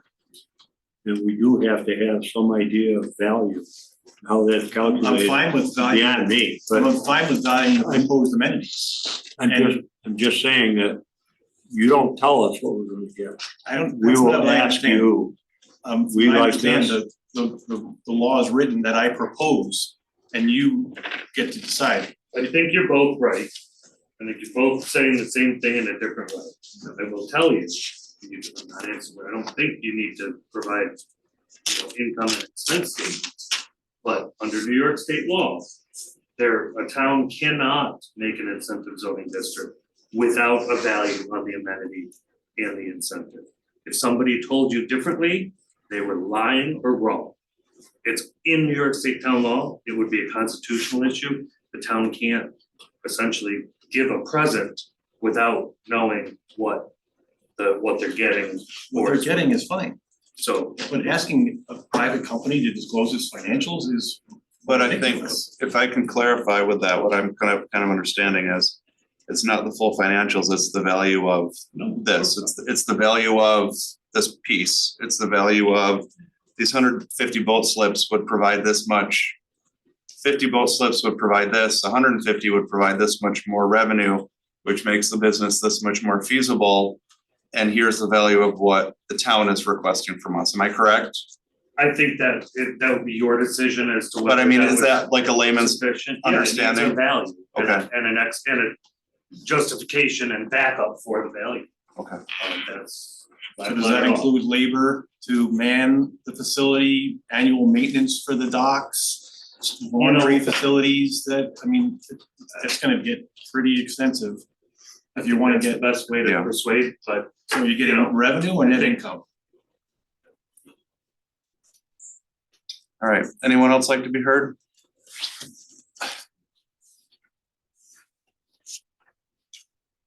My name's Hugh Hamlin. I'm at 3841 County Road 16. And I guess I have more questions than statements, but my primary concern is the impact on the lake, which is a beautiful natural resource. But I guess I just kind of wonder what the process is and what the incentive is relative to subdividing this property into 3 divisions. I don't see the advantage to the town to doing that. It sounds like it's purely an advantage to the developer. They have more dockage. So I think I kind of overheard in the last meeting, which we listened into, that there's a little pressure to get this zoning approval so they could start construction on the docks perhaps as early as February. So I guess one of my questions is, what is the process with zoning? What's the timeline with respect to a decision on this subdivision? Okay. I will make note of those, and we can decide as a board to answer those at the end. So what I will do is I'm making a note, and I will go through the process at the end. Process, potential timeline, how things are gonna spec out. Yeah. Okay. Okay, great. Thank you. I just think it's a big decision. It shouldn't be accelerated. Likewise, okay. Is there anyone else who would like to be heard at this time? Any hands online? 50. I don't see. Let's see any other hands. Oh, Linda. Hey, Linda. No, she was just waving. Were you waving or were you at, was that a? No, I'd like to be heard. Linda Dvorak on County Road 16. I drove along there for a long time, and most of my neighbors were very upset about all the boats that were parked along the road because as people walk between them, they're very hard to see. And so for me, I listened to this presentation and hear a lot of really good things that could happen. And I didn't understand the number of the boats until I listened today. So that was really helpful to understand that. But I also feel like a public restroom along there would be unbelievable, because I used to live on Hillcrest Drive, and we had a pump station down at the bottom of all the street, and people would poop behind there because they were out on their bike ride and they didn't have anywhere to use a restroom for quite a while. We'd always have people pooping there, and it was disgusting. So from my perspective, I love the amenity of a public restroom. And I feel like this proposal makes a lot of good, really good points. Thank you. Thank you. And for everybody in the audience, that is against town code. Just putting it out there. That is not. Yeah, that's against town code. All right, before we come back, is there anyone else who has not had the chance to speak who would like to be heard? Sir. Hi, my name is Joel Hockman. I live at 4411 County Road 16. I understand what you're trying to do is find out the value of what they're getting in return. But my question, and I kind of talked out loud, is how do you value a public bathroom? How do you value less parking and congestion on the road? Now it's over the last couple of years since they've taken over, it's gotten better. It was horrible. Now it's still not great. But how do you value that? And maybe that's part of the problem you're having is you don't know how to value it. I mean, to us who drive that road, because I lived, almost Foster every day, and I know the problem with the pedestrians and the bicycles, especially the dog walkers on Saturday and Sunday. It's like an obstacle course. We all know that. So, if they truly are going to do what they say, which is a great benefit, not only cost, but safety-wise, how do you value that? And I think it's your job, with question marks of what that true value is. The other thing is, what they're trying to do is improve the experience on the lake. For a while there, if you're a boater, you had one option at the north end of the lake. Now we're lucky at the north end of the lake, there's two options to tie up and have a lunch. Now there's maybe another one. It's all about, you go down to the two hotels now, and we were sitting there at dinner. We hear the people, they're coming from Buffalo, they're coming from other places. They're coming here as a tourist destination. What is the value of your increased sales tax and revenue to the county? Not to mention the real estate taxes that this guy, we're all paying real estate taxes and they're up through the roof. They're going to be putting in millions of dollars, and I'm sure you're going to get a piece of their hide. These are all improvements, to take these, 40, 50-year-old buildings and improve upon them. What's the value of that? You go up and down the lake, all the old cottages are being restored, not necessarily torn down, but they're being improved. And that's what we want to continue to do with our community, is to improve our community. And I believe this is going to be a giant step to improving the community. Thank you. Thank you very much. All right, is there anyone else? Oh, we'll go here and then we'll go here. Don't forget, remind me, make sure I come back to you. So Doug, can you get to a certain slide, part of this presentation? It's under the core principles of German Brothers Marina.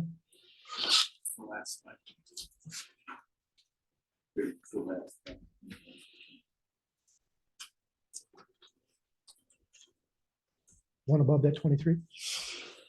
So since we started this project, there's been some level of confusion between. Greg, can you state your name for the? I'm sorry, Greg Westbrook, 4096 Onalinda Drive. Thank you. So there's been a lot of questions about how we get at that number, as Joe referred to. And what I asked for in the fourth item there is partner focus. It's a very simple sentence. Both GBM and the town must share a common language and understanding of the process to establish for both the amenities and the incentives attached to this project. I think, Terry, that kind of gets at what you were talking about, right? So I'm confident that when we find that way, this would be a tremendous improvement. Obviously, I'm biased. I'm part of that team. And so I want to acknowledge that also. But I really believe that this is an answer that has been long in coming. I want to take you back a couple of years. Titchener, never got it, guys. Right? RSM, never got. And we're providing a significant improvement with access to one of the most expensive lakes there is. And that's going to be hard to put a value on too, that one, right? So I would suggest that possibly myself and Peter and others may come together and brainstorm around this over the next week. And but I, for one, I respect Peter completely. He's absolutely right. You do not share your private financials with anybody except for the IRS, right? And that's the way businesses run. So there has to be a process somewhere out there that will allow us to validate for both the amenities and the incentives, right? So the value of that incentive that we get as a result of providing that amenity. And there must be a process out there that we have to go find as mutual partners here that allow us to continue this conversation. I'll stop there. Thank you. Thank you. Go ahead.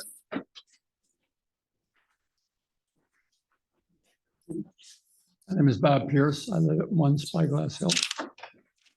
The thing that you spoke about all the different benefits. And I thought that was a great list. And the thing I thought of was that little extra amount of public access seems like a really good thing on a lake this big with so much private property, to have regular people who don't have a lakeside house be able to go and sit by the lake, play on their kayak, that kind of thing just seems like a real benefit. It may be, I don't know, 50, 60 feet, but it's a spot on the lake for people who can come. And I think that's a benefit we need to include as well. Thanks. Thank you very much. All right. I'm still scanning. I'll slowly see. I don't see any other hands, so.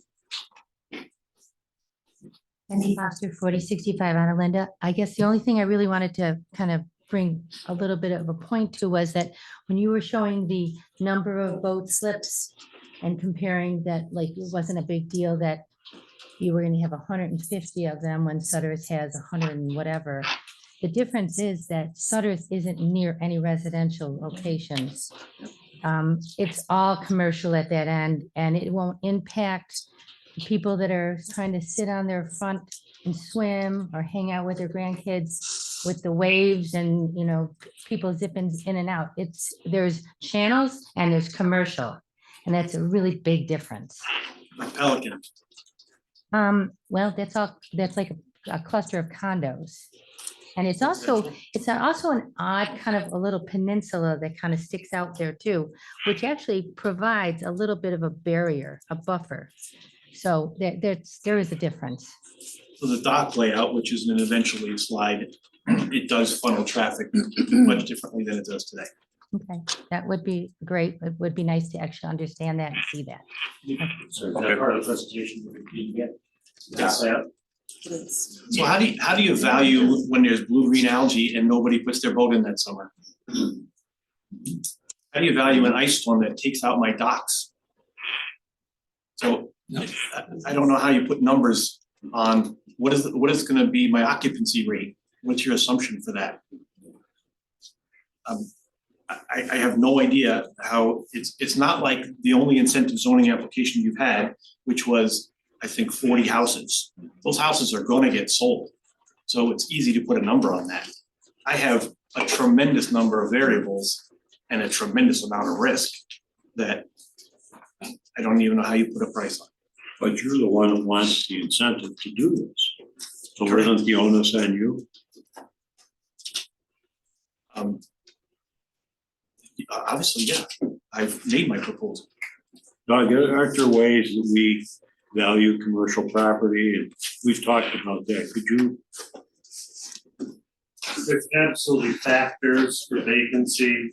Not what I meant. Yeah, we've had just an internal conversation just to try to help make sure that both parties get to a spot. Our assessor actually does a really good job. Has quite a bit of experience in determining the value of non-residential parcels.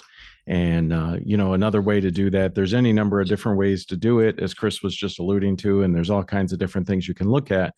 But, another way might be to do it, to look at what the future assessed value might be. That way, at least you have a baseline, and our assessor could absolutely do something like that once we have all of the information. As has been said, and if we had to do a determination right now, we probably should, Chris, but it is still an incomplete application. We still need more information to complete our review of the application, but there's plenty of time there, to have those conversations with the applicant and to find a solution on maybe a way to help add putting some values together for both. So. Well, when will we get a complete application?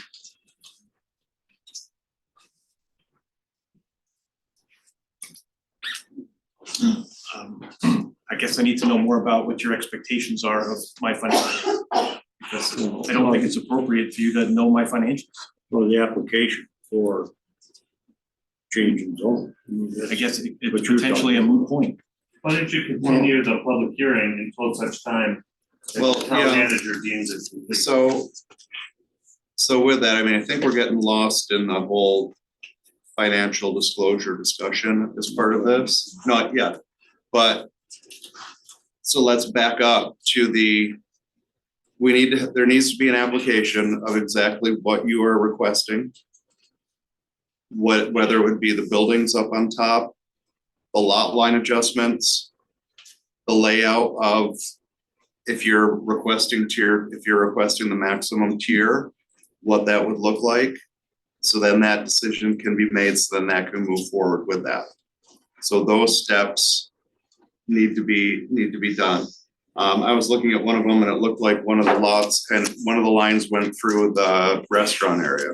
I might have been reading it incorrectly, but it looked like that. So clear lines of the parcels, what they're gonna be like. So then we know exactly, okay, this is how many this is how many occupied units, residences, the rentals, how many slips, and any other changes like that. Is that what you're getting at, Terry? So it's well, I think complete, what so you're we can talking build about off is that. engineer's drawing. I think, yeah, I Show think the whole thing. at our last meeting, I articulated about a dozen things that we needed, and one of them is an engineered drawing that clearly shows lot lines, setbacks, how many docks, how many slips there's going to be, how many buoys there's going to be, moorings.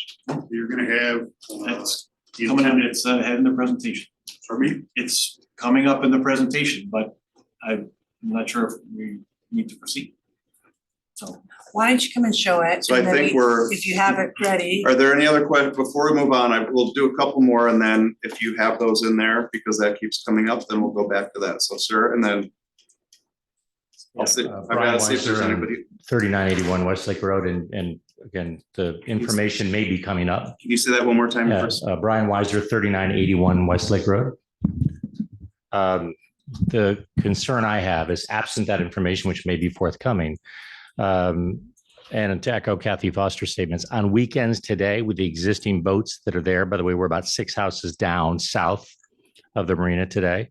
The boat traffic is such that it's a grave concern, both from a safety perspective for our grandchildren and also quality of life perspective. On weekends, especially when the water level is slightly high, we get splashed so much because boats go by so fast, so close that we can't even sit out there sometimes.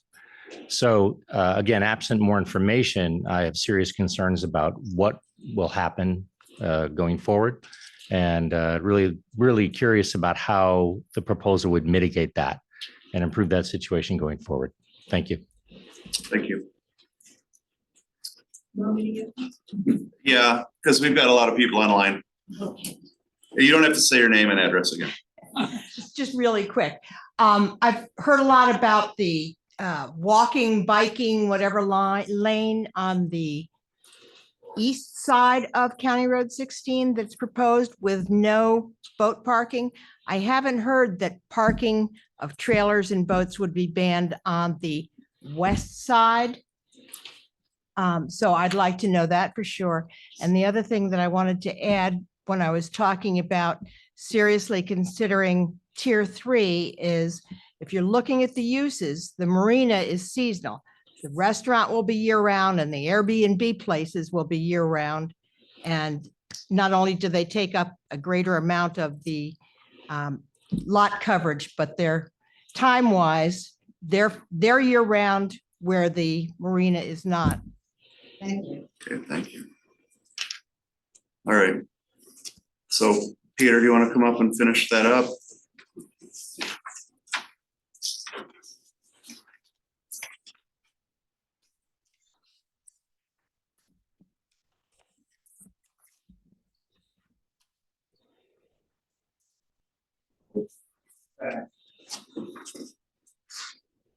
So we're, you can go to the next slide. One more slide. So, gas traffic patterns, one of the questions that was asked in the last one, and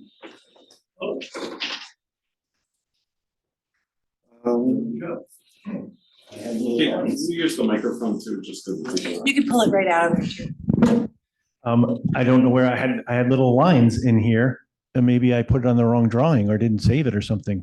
So these are drawings with the lot lines. The red is the lot lines and then the setbacks.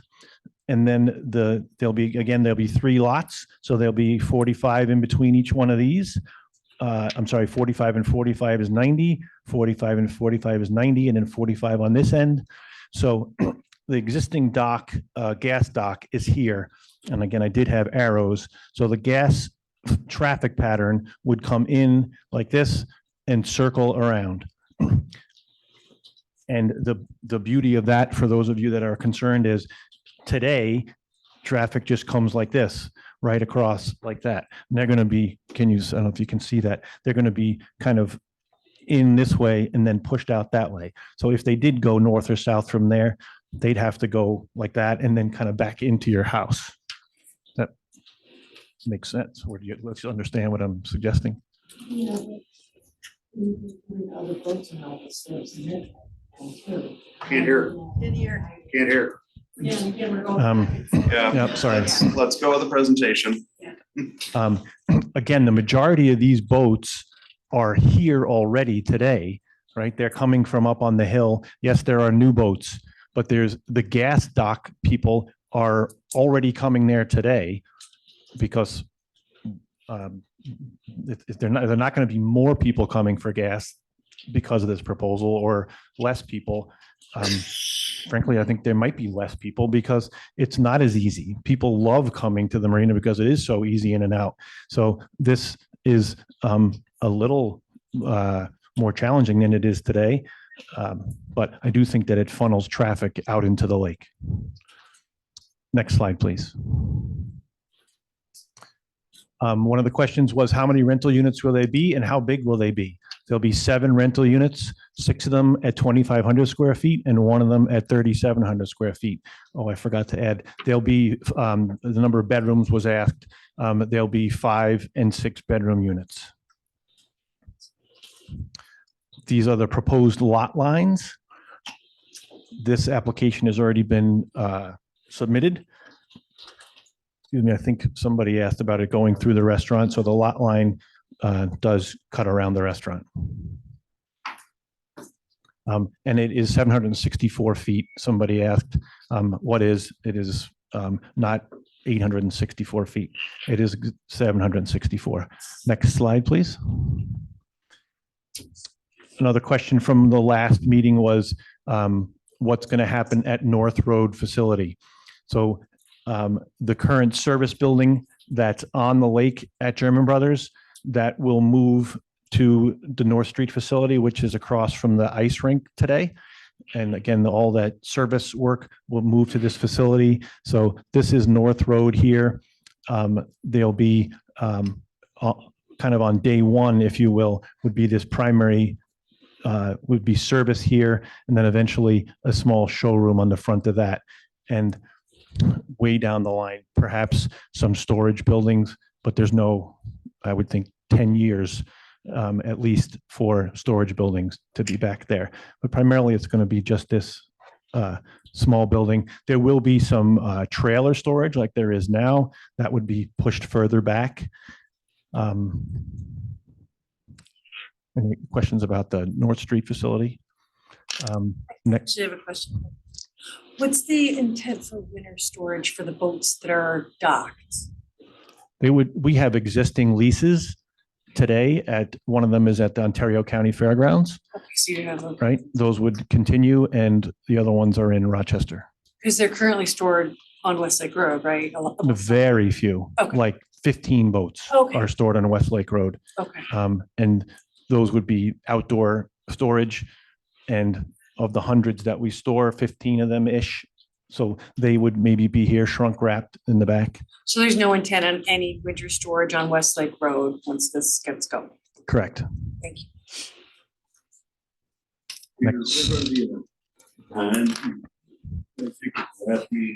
It's more, right, it's less pond and more swimming pool-ish. So it'll be cement, and if you can imagine, just a half a pool that's cut on an angle, so you can back down into this thing. And it would be filtered with regular pool filters, but multiple pool filters. So then we can water test the boats right at that facility. You caught me. That's not on here. So that would be, it's an outdoor thing. So that would probably be in here. Next slide, please. Two items that I didn't address from the last meeting. John, you had asked for accessible boating. I need to do a little bit more research on that. I haven't had any requests at the moment for accessible boating, but my last business that I owned was, as you know, was all about wheelchair lifts and wheelchair ramps. So it's a population that I'm very sensitive towards. I would love it if we could do that. I started to think about, so it would have to be either a current boat owner or a boat renter. So I thought about a boat renter, and unfortunately, the pontoon boats that you probably know, right? They don't easily accommodate for door width for a wheelchair.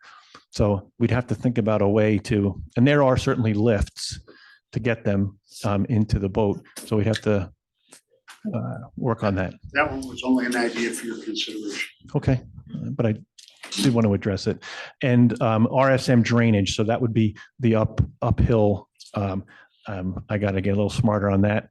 And we have opened the conversation with RSM to talk about their timeline, but I need a little more information from them.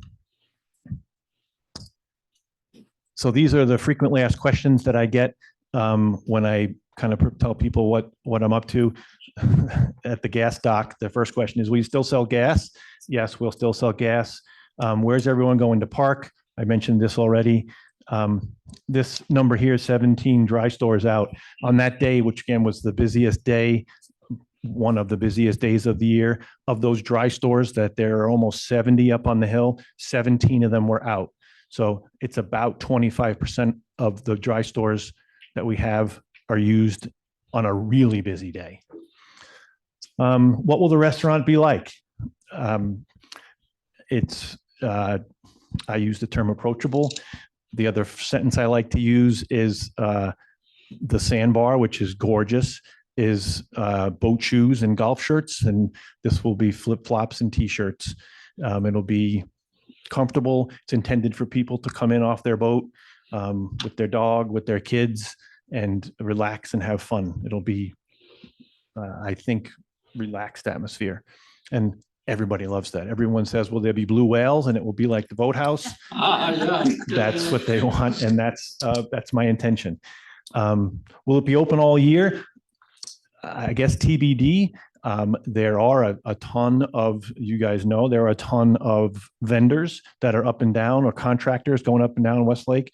So I would love it if that was the case.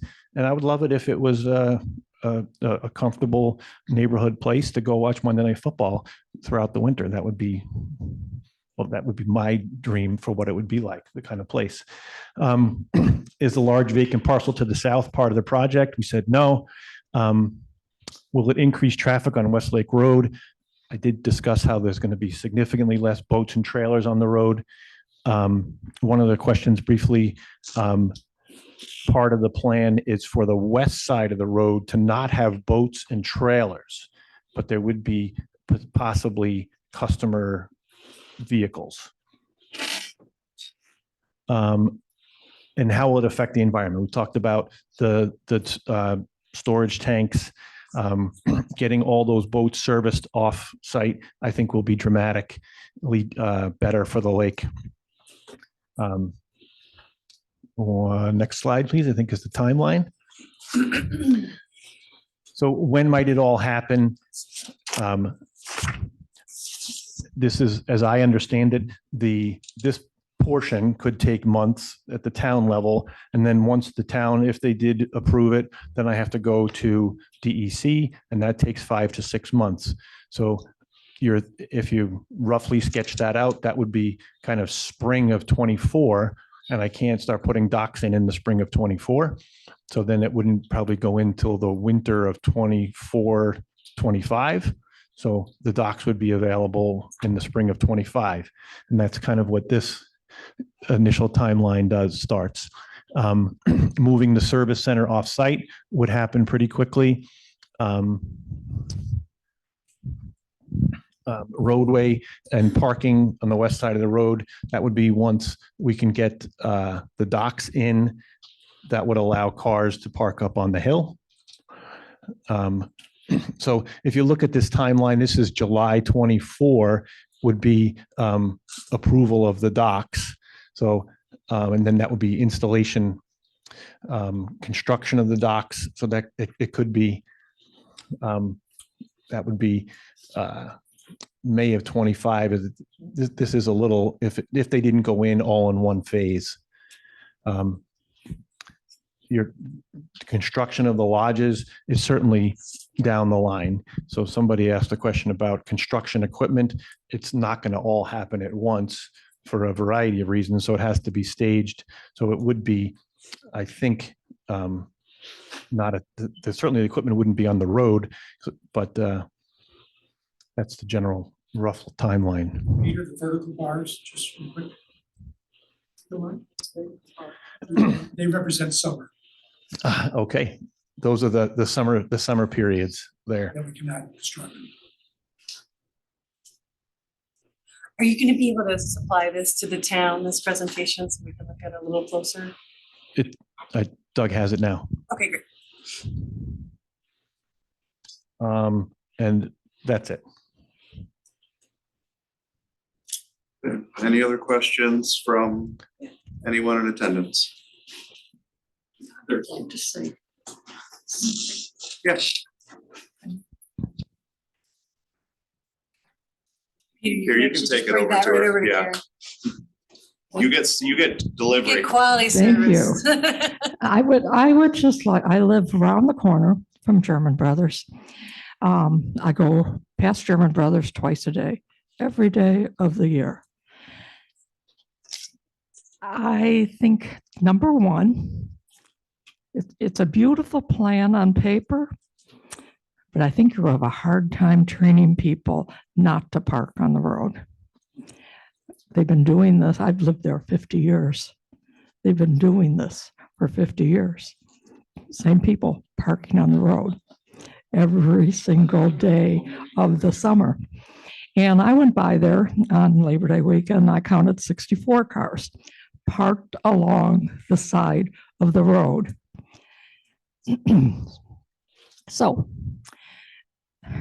I want to remind the town board that not everyone in the town of Canandaigua owns a boat, and not everyone in the town of Canandaigua wants to live on the lake, and not everyone in the town of Canandaigua wants to live their life on the lake.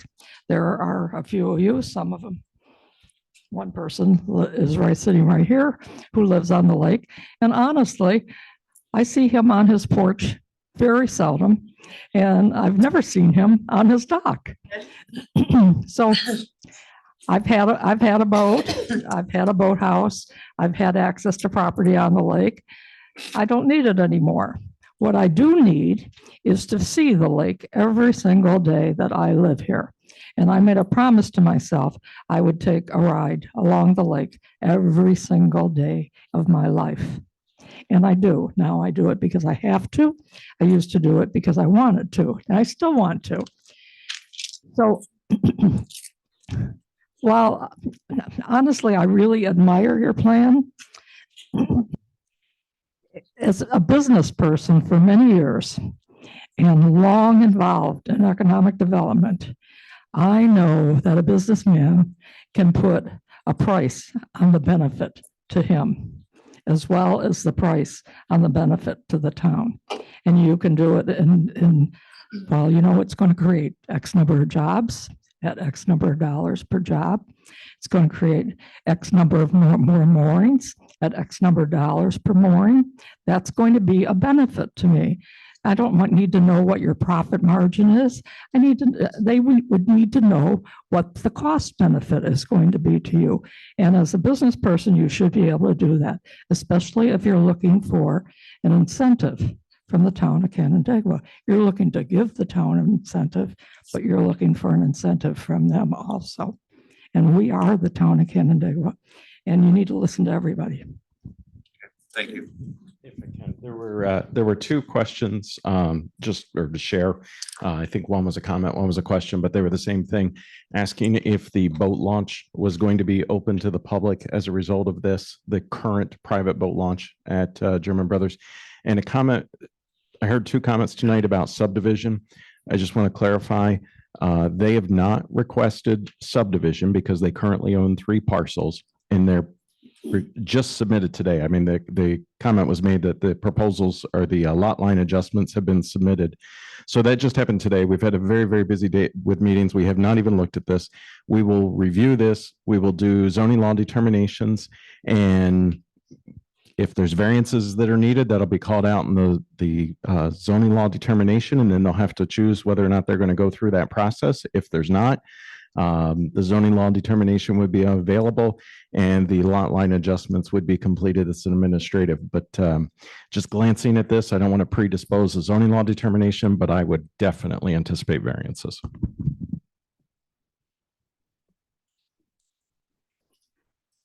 All right. The answer is no to the question of would it be a public ramp? Yes. Yes, it's no. Yeah, because you had mentioned that before. The non-motorized public, the ramp for getting customers in and out, not. Mr. Olvani. Sure. Kevin Olvani, Watershed Program Manager, 3726 Timberline Drive. I think things we have to think about in terms of the big picture on this project. One, it's a pre-existing non-conforming use. It's been there forever. There's a lot of good reasons to make it right in terms of what it actually is from a zoning code perspective. This is very much a discretionary decision by the town. You're also going to be not only taking potentially a pre-existing non-conforming use that's commercial, but you're also looking at the parcel to the south that was also purchased that is residential, was residential, and potentially grouping that into this incentive zoning. So when you think about the lineal feet of shoreline and everything and potential changes to the zoning, you have to take into account, you're not only potentially looking at a non-conforming use, you had one that was a conforming use and looking at incentive zoning for that. And that's important when you start doing the numbers on the docking system. Lot line adjustment, I wasn't sure if it was going to be a subdivision, but a lot line adjustment does make it more of an administrative aspect. But when you look at docks and moorings, we look at marinas, and there's very few, I can't think of one that we've actually looked at from an application standpoint. All the existing marinas, quite honestly, on the lake, when you look at docks and moorings, are pretty much pre-existing non-conforming uses because of their density aspects. And part of the reason for the docks and moorings law was to not see this explosion of density all the way around the lake.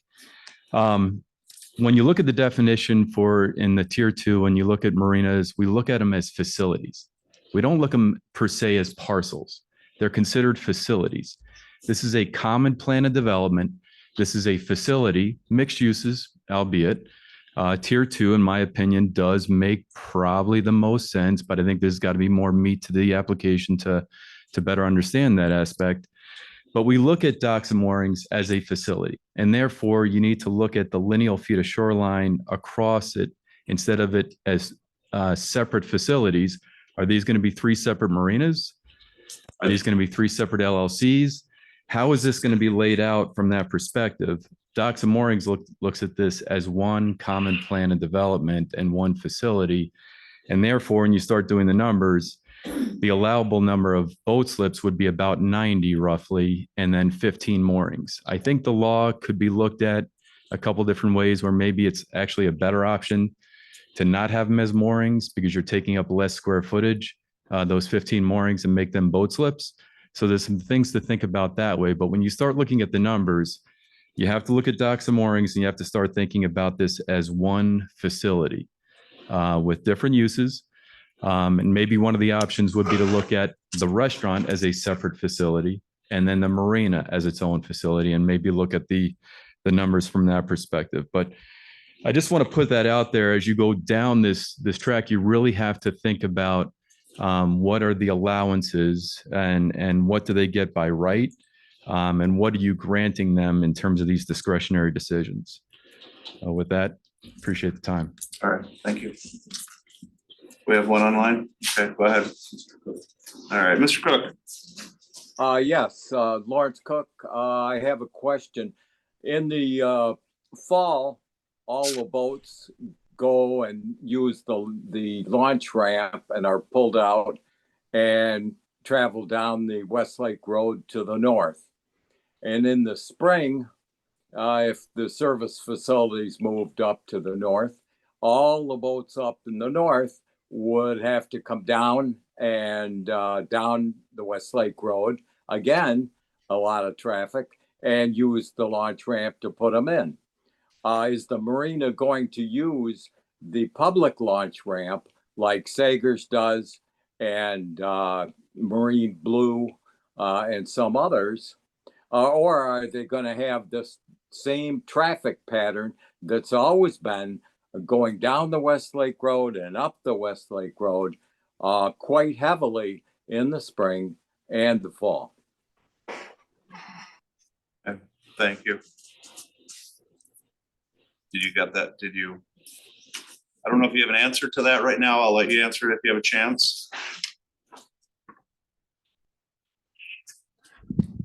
I thought I addressed that it's going to be significantly less boats going up and down Westlake Road because the boats, yes, some of them go down the ramp and into Canandaigua Lake, but probably half of the boats that we store are from other lakes. So that half of boats will never come down Westlake Road in the fall or the spring because they'll be serviced at the North Road facility.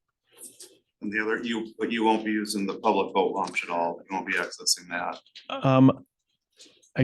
I haven't thought that through. Okay. Frankly, it makes it's easier for me, right? It's probably saves, a couple minutes off every trip. So I can see the merits in that from an operational perspective, but I don't know if that's, okay. It would depend on the time of year because it gets pretty busy there. Yes. So, and especially if all the other guys are going in and out as well. All right, thank you. Anyone else would like to be heard at this time? Okay, any comments? Anybody else online, do you see? There's one. Okay. All right, Ashley, I think you're up. If you could go ahead and give us your address. Thank you. I'm at 4094 Anna Linda Drive. So I can throw a stone and I hit German Brothers Marina. And so this, like many of the speakers before, this directly impacts us. We all drive by 2 times a day. I enjoy running, so I often run by German Brothers Marina and have to navigate the boats as they are right now. And so I wanted to share that I am so excited about this plan. I think it sounds really, really neat. to clear to both the west and the east of the road of boats that right now are, we make it work and it's fine, but I think it would be much, much better if that roadway were clear and much safer.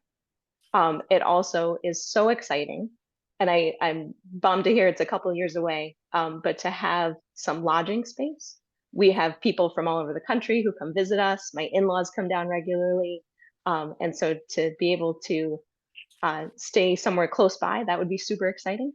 And then just having a restaurant option that is not, 20 minutes into the city, 20 minutes back, to have something right there that almost would be walkable is, I just think, super exciting. I want to thank German Brothers for thinking through this stuff. I want to thank them for thinking about a public option for accessing the lake. You guys have heard me talk before when we were thinking about the RSM project last year, or Titchener Point, whenever that was 2 years ago.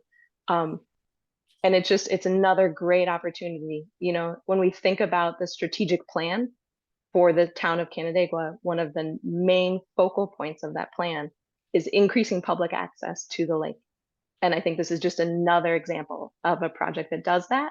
And we're so excited to support it. That's what I have. Thanks so much. Okay, thank you very much.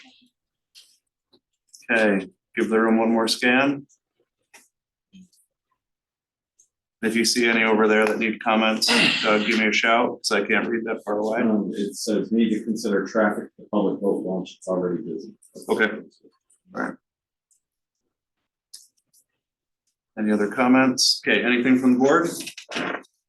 More thing, I know this is like the definition of hearsay, but I have spoken to a number of very close neighbors, and I'm most interested in what they have to say. And these people that live 2 and 3 doors down, one as recently as today, super excited. One that lives like a stone's throw in the back corner, literally high-fived me. So there's tremendous excitement for what we're proposing. So hopefully we get it done. All right, thank you very much. All right, so before we are not going to close the public hearing, because we are obviously awaiting more information. The project and the plans to go through and be approved. So when do you think would be an appropriate time, based on the plans coming in, time to review, to continue it to? I don't want to have this every month, because not that we don't love seeing all of you, because then it turns into just kind of a rehash of everything every month, and that's not productive. So my guess is your October meeting, you're probably going to be busy with the budget. Okay. Maybe you want to continue it to November for the next. Will that give enough time to have more information? Yeah, the lot line adjustment, I think, is my immediate concern, and we'll have to dig into that in this next week and do a zoning law determination. If they need variances for that, then they have to make a decision. So we're gonna have to have communication with the applicant. Okay. Can we continue? So you think indefinitely? November or December? We should continue it to another date. So November or December, which one do you think? Would December give more time? Is November too soon? I think November would be better. Yes. Okay. So we will continue, and I am going to address some of the other questions quickly, but so for our planning purposes, that would be November 20th. Right before Thanksgiving.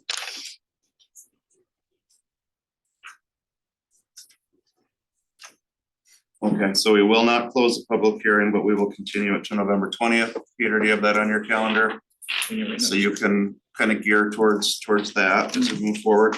Now, as far as the process, just to clarify again, it kind of, as everybody gathered from this, it's not going to be a simple cut and dry process as we go through this discussion. There's a lot of give and take. This doesn't happen very often. It's once in how many years? 15 years that you've been on the board that it's happened. So it's not something that happens a lot, but it's something that we will be going through and doing very deliberately. So the next step will be to see what comes in as the application continues.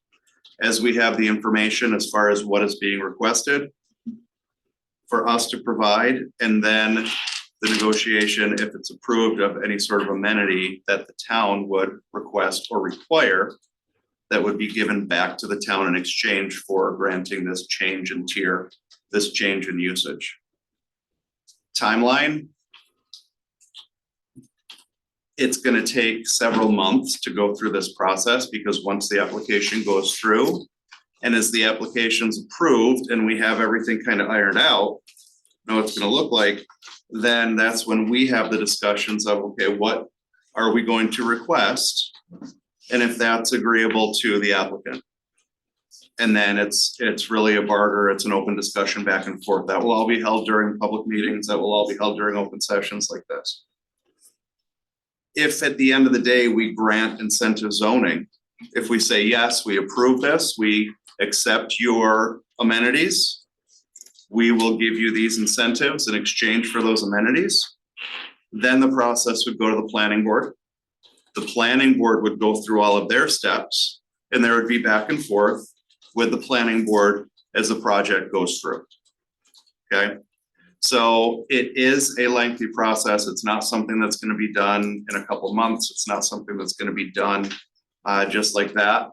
And there are multiple checks along the way. There are multiple opportunities for those in favor of it, those against it to be heard. And then ultimately, once the board decides yes or no, if we decide no, then it's the end. If we decide yes and we grant it, then it goes to the planning board for their next stage and their next step, just like any other project we go through. Okay, so that's the process.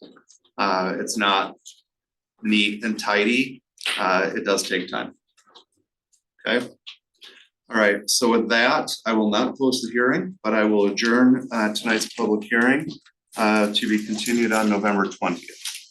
And I have a feeling that most of you were here for the public hearing, so we will not, our feelings will not be hurt if you decide to enjoy the rest of your evening. Thank you. Yeah, I think so. Sure. As what's coming in this whole thing, they're talking about a state body of water. There's a state involved as far as. That's ducks and wires. Okay. So that would be, if we say yes, then that's where we talk to the watershed. They say this is all you can do. We can't negotiate with that part. Do we have a troll boat on the lake at all? There's one, and I think Ontario has one, Yates has one, I believe. Okay, because in listening to what she said about the boat coming in close to shore, having been on the lake all my life. Yeah. I'm aware of. Those are all things to take into consideration. Yeah. For channels. Yeah. Traffic in and out. Yeah, those are all part of the conversation. Okay, good. Thank Okay, you. see ya. Yes. Just ignorant of what this meeting. No. All right.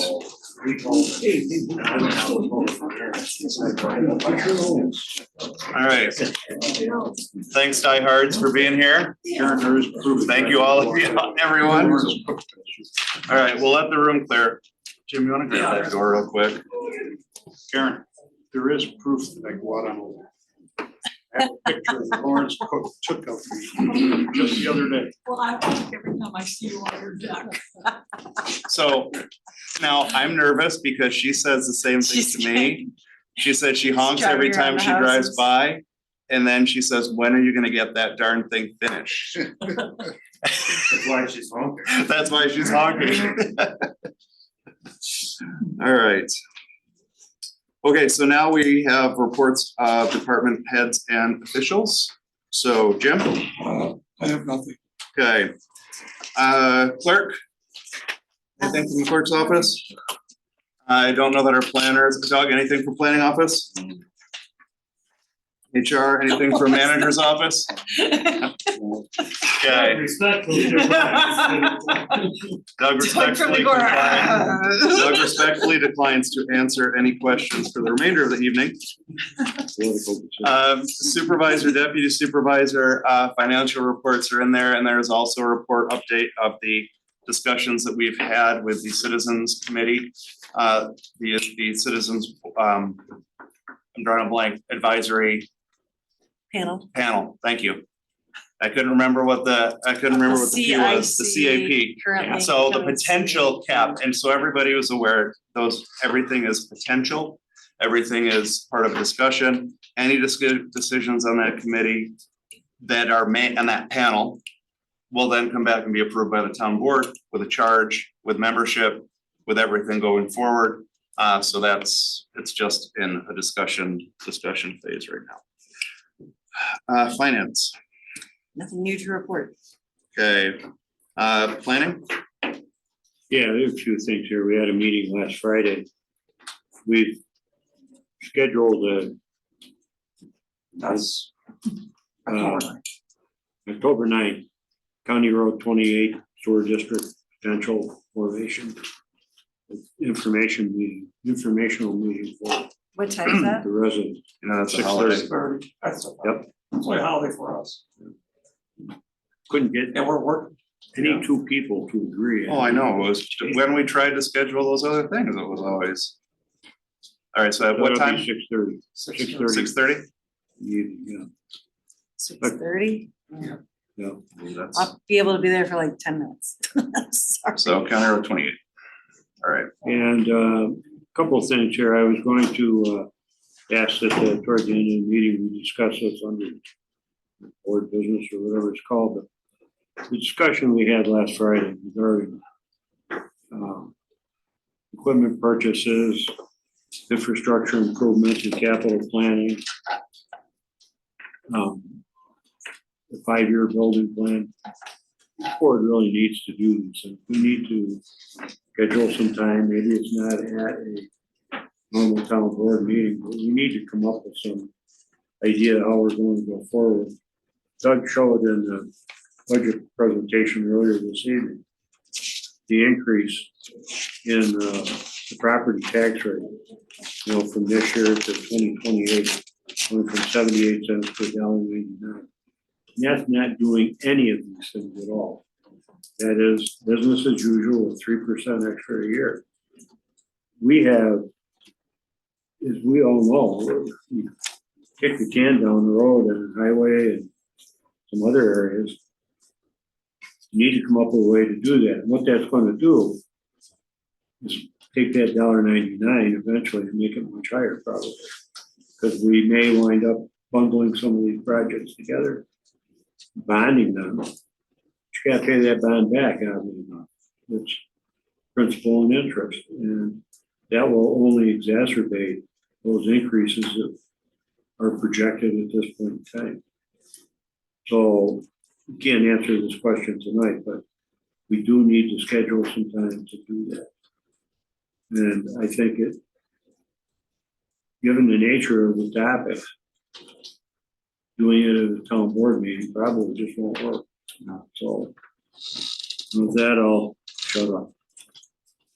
So that would be a Special town. that'd be a special finance and public works meeting. Yeah, you need to Yep. come together with, some, we know what projects we're talking about. We know, Jim knows very well the condition of our roads.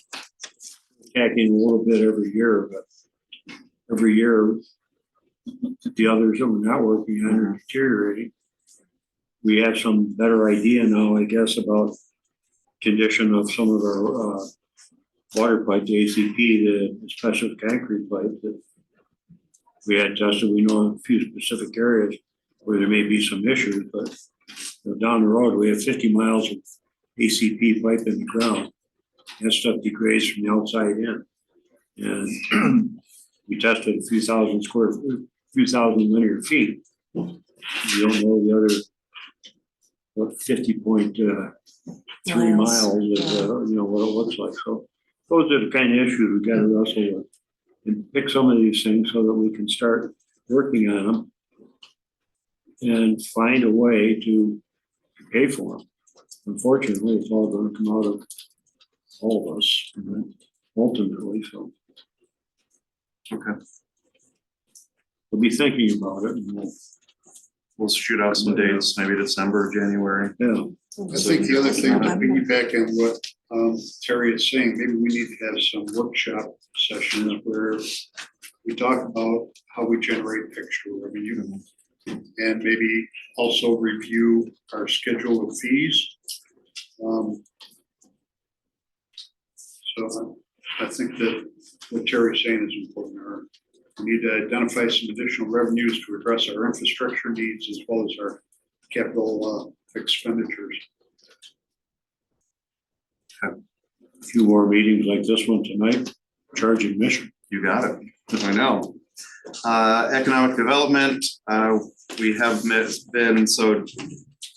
we've been focusing, Dave and I have been focusing on Uptown, and we have lined up a handful of business owners, business representatives who are willing to help with the bid and help with that board and potentially work on that with us. You passed me again. Did I? Hell, I crossed you out and I didn't even do it on purpose this time. That's all right. All I could picture was you on your balcony. Getting honked at. Yeah, getting honked at. Do you have anything to add? No, I don't. Okay. Forgive me. That's all right. We're meeting tomorrow, right? All right, I do not see, there is a meeting tomorrow. I will not be there tomorrow. So I do have a report from Parks that I'm gonna take yours and read, because I can't find where I put mine.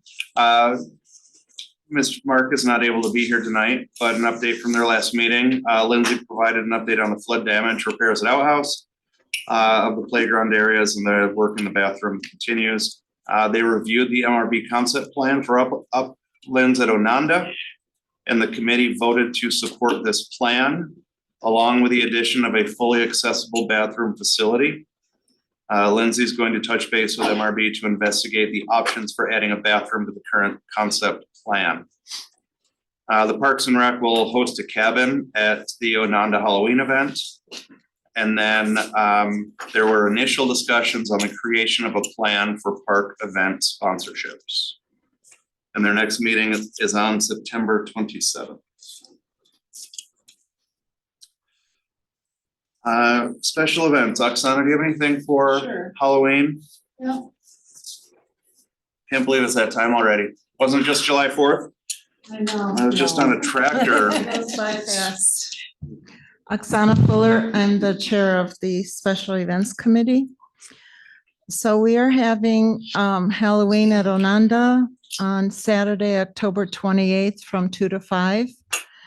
And it is truly a spectacular event. Last year, we had over 1,200 attendees. And of course, that included parents, grandparents, and then all the kiddos. So I just wanted to tell you what organizations have already committed to having a great time there. Kiwanis, I'm going to be hearing from Rotary shortly. They had to have a meeting first. Wood Library, the CCAT Haunted House, the Cheshire Volunteer Fire Department, and this year they're bringing that little house that, the kids can put out the fires. The Town Parks and Rec. I have contacted the high school, the National Honor Society, and the Interact Clubs because they were a fantastic help last year. We sent out an invitation to town staff, town committees for volunteers. We only heard from two people. So I hope more people, we may have to send it out again. We also have contacted the Scout Troop 40104. We have contact 4-H, and they responded that they're going to reach out to their 4-H members. And of course, Bristol Mountain Aerial Adventure. They already sent us an invoice, and I think they're going to get paid. So something new this year is we are going to have a sock hop in Crouch Hall. And During the Halloween? during the Halloween. Oh. Yeah, so that should be a lot of fun. And tomorrow we are actually going to meet our team.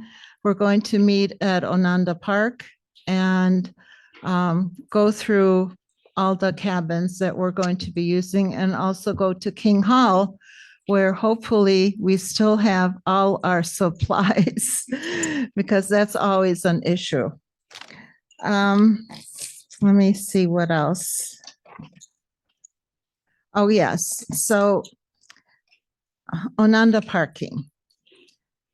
We've always had a lot of trouble getting volunteers to help park up in the uplands.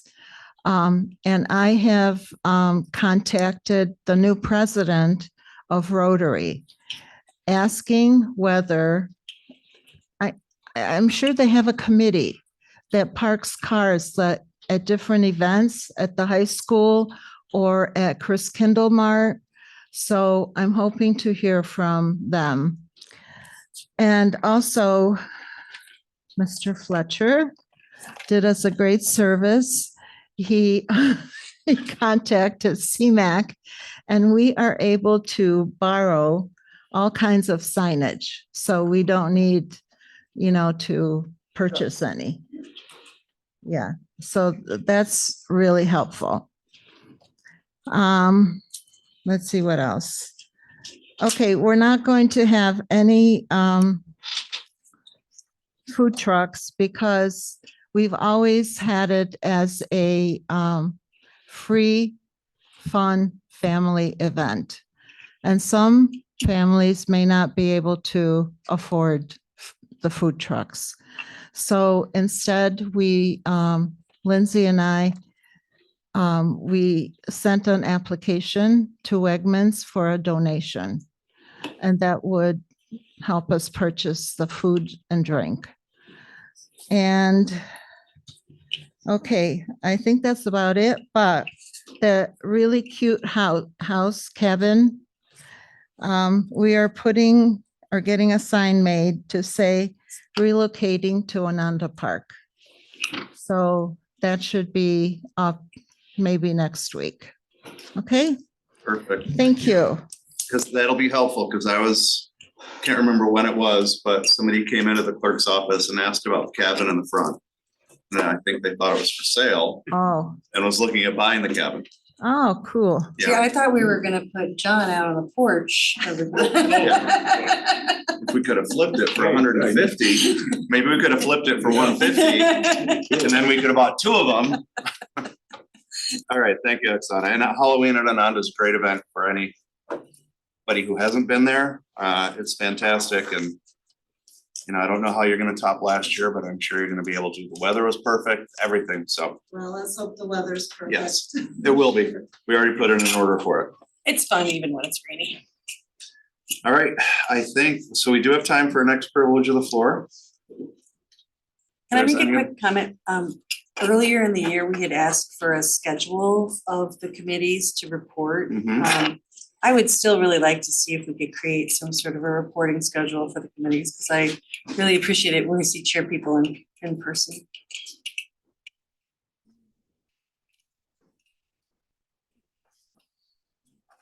All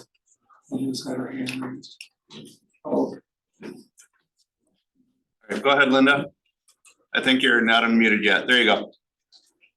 Thank you. I heard what Terry had to say about the situation relative to our infrastructure and the roads, and I echo a little bit of what Karen was saying relative to, we really do need to pay attention to this.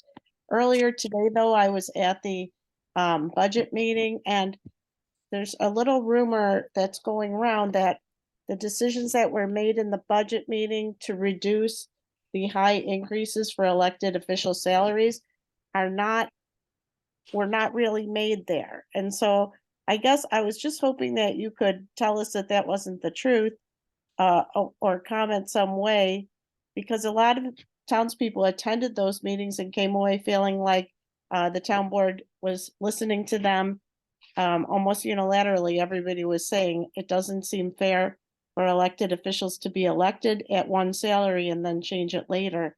And so, is there any comment that you could make on that? Sure. So as we voted, I thought when we voted, we mentioned what it was, what the change was, and what the vote was. So I don't know. Yeah, so Doug has it written down. Were you taking, you was taking notes of it? Because you weren't talking, you were writing stuff I down? was trying to. I wasn't fantasy picking. I don't, anything, I so. still, that jury's out, but. All right, so the motions that passed by the town board earlier this evening was the town board salary for 2024 would be $5,698 each. That's a 3% increase. The town justice's salary would be $28,609. That was a 3% increase over 23. The town supervisor's salary would remain as it is in the budget because the motion failed. The confidential secretary position would be reduced to $1, and the clerks would increase to $47,133. So I guess Mr. Nadler, you were there. Was there any? I sat here and I heard, I think the motions, the relevant motions, I think John, you made all of them, maybe Terry made one. And they were duly seconded and then voted upon. I heard that out in the hall, as well, and I don't understand what it means because I was sitting here and paying attention and it was pretty clear what the motions were and what the votes were. And I don't know exactly who made which motion, but I know that those are in the meeting minutes. It happened right in front of my eyes, and as well as, you know, a room full of people. I think the public, as well as a couple of town board members, did not recognize that you needed 3 affirmative votes to pass the motions. Oh, yes, that's a good point, John. That's in our rules of procedure as well as New York State town law. The town board needs 3 affirmative votes to pass a motion. So failure to get 3 affirmative votes means the motion to reduce the salary did not pass. Yep, go ahead, Linda. So you had a quorum and the majority voted one way of the members who voted. So I've never heard this 3, if you don't have 3, you could have 3 people vote at a meeting and it's a quorum. That's correct. So nothing can happen if the vote is not unanimous, if you have a 3-person board? So the town, so if you have a 3-person board? Right, well, you had a 4-person board today. No, we have a 5-person board. You have a At the 5-person board. meeting, at the meeting. Only 4. So the law requires that a majority of the whole number of board members vote in favor of something in order to approve it. I think it would have been good to mention that at the meeting that a lot of people sat through and came away with a totally different impression. Seems kind of tricky. Yeah, I mean, I remember back after Gary passed and we were appointing, remember when we were appointing his replacement? And we had a 2-2 vote. Even at that point, you couldn't have you had to have 3 votes, even though one person had passed. So yeah, we apologize for any confusion, but it was procedure that had been followed in every other vote, every other discussion, and the same voting policies applied to any of that. That's accurate. All right, anyone else like to be heard? So how is that going to be fixed? Supervisor's salary, are we going to have another discussion or what? It's part of the budget. Yeah, there was a motion made. And the motion to change it from what it is, the motion did not pass. So it's how it is in the budget, the tentative budget. There's another motion presented that did not get a second. So there is no change in that. That's correct. Okay. All right, motions and resolutions. So resolution number 230, acceptance of the monthly financial reports. Motion. Second. Any discussion? All in favor? Aye. Carries. Resolution 231, acknowledgement and authorization of budget transfers by the town manager. I can ask you to table that one indefinitely. Yep, so 231 table indefinitely. Yes, I move that we table that indefinitely. Okay, we have a motion. Second. All in favor? Aye. Tabled indefinitely. Resolution 232, authorizing general fund budget transfers. So moved. Second. Any discussion? All in favor? Aye. Carries. Resolution 233, authorizing budget transfer for payment of the Bobcat tool cap. So moved. Second. Moved and seconded. Any discussion? All in favor? Aye. Aye. Carries. Resolution 234, authorizing budget transfer to H34 gateway signs from the general fund. So moved. Second. Any discussion? We discussed this in the finance committee. This is, Doug, if you just want to re-explain the committee was closed, the gateway signs. Yeah, this is the capital project, just the money moving into the capital project, so we're decreasing the general fund traffic contractual by 30,000, and moving that over into the capital project. Thank you. Any further discussion? All in favor? Aye. Carries. Resolution number 235, approving the request for park reservation reimbursement due to extenuating circumstance. Motion. Second. Moved and seconded. And this was two instances of a wild creature in a cabin. In our finance committee, we had indicated that we prefer to discuss this at the town board meeting. So. Yes. So that was the purpose behind it. And their request for reimbursement because they couldn't stay in the cabins when they had them for that. Yeah, so the difference of this between the normal reimbursement is it's not just reimbursing them for their costs that they spent on the cabin, but also reimbursing them just over $450 for 2 nights that they spent in a local hotel due to wildlife being in their 2 separate cabins.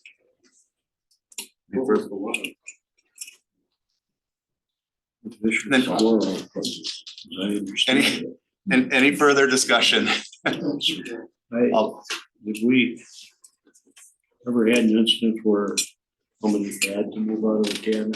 Maybe we've reimbursed because of other situations, but for a squirrel coming into the cabin, I mean, it's kind of out in the woods anyway. Well, what was different about this particular situation is normally when there's been an incident, we provide another cabin, which we did in this case, which then had another incident. And Same so- squirrel? No, it was a different kind of wildlife. Oh. And so a friend. Then I think the person who was staying decided that maybe they wanted to go to a different Gave location. up. So, Maybe this wasn't for them. Okay. Well, warning wildlife signs up in all cabins. Not responsible for wild animals. I lived in a house for 20 years. It was filled with red squirrels. You know, they're friendly creatures. Okay, any further discussion? All right, all in favor? Aye. Aye. Carries. Resolution 236, acknowledgement of receipt of tentative budget, declaration of preliminary budget of the town of Canandaigua for the year 2024, establishment of a public hearing. We second, but we wanted to amend this resolution to also add a second public hearing on October 11th at 6 p.m. So public hearings will be held on 10/11 and 10/16. Both at 6 p.m. So if you want to change the town justice and town board members' salaries. Do we need to add that in this year as well? No, it's. So town board members. Oh, yeah. And then that would be to $5,698. The town justice would be 28,609. And those were the two that were voted on and carried. Carried. Okay. And by doing this, there are still changes for everybody out there. There are still changes that will happen in the budget. And the budget does not become fully adopted until it's adopted. So there will be changes up to that, but this is just the process that changes the status.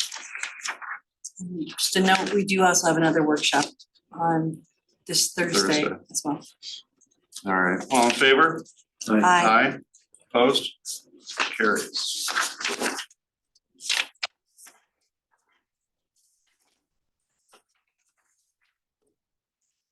Resolution 237, authorization for the installation of the speed radar signs in the hamlet of Cheshire. So moved. Second. Okay, moved and second, and any discussion? This was a couple of gentlemen from the CCAT group came to our finance committee meeting requesting these, and I think we had pretty universal agreement that it was a great idea. And thank you, Jim, for getting on that and working with the DOT to make that happen. Thank you, Tom Ford. So hopefully we see an improvement Yep. with that. So any further discussion? All in favor? Aye. Opposed? Carries. Resolution 238, acknowledgement of Landmark Society's report of historic resource inventory forms, part 2 of the reconnaissance level historical survey of the town. Second. Moved and seconded. Any discussion? I really enjoyed attending this presentation with John. I know you were there as well. I'm not sure if I saw everybody else or not, because I had to leave a little early, but this is a great presentation, and I was very excited to see the huge amount of people that were in attendance for it. Unfortunately, I was traveling cross country, but I did hear that there were over 100 people. Would that be a fair guess? Close to, I'd say. Close to, which is fantastic. And it's a great resource. Even heard from a lot of people online who wanted copies of it, who wanted access to the report because they lived here and remembered some of the places. So it's a great And it was great that resource. Cheshire Fire was able to offer us that large space, because we could not have had everyone there. No. All right, so it's been moved and seconded. Any further discussion? All in favor? Aye. Aye. Opposed? Carries. Resolution 239, appointment of James LeGros Jr. to the Ontario County Planning Board representing the town of Canandaigua. Moved and seconded, and we have Mr. LeGros with us. So, have any comments? I'm putting you on the spot. I didn't tell you what I was going to say, but you're a college guy. You can, so give us a quick background, a little bit of quick information. Up there? Sure. That's fine. That's how we roll. Yeah, thank you for your support. I'm a U.S. Air Force veteran. I went to high school down in Binghamton, did my college and graduate school in a little town over there to the east, Ithaca. And 33 years ago, I went west to the University of Wisconsin-Madison, and I've been a professor there ever since. My areas of expertise are urban planning, landscape architecture, design review.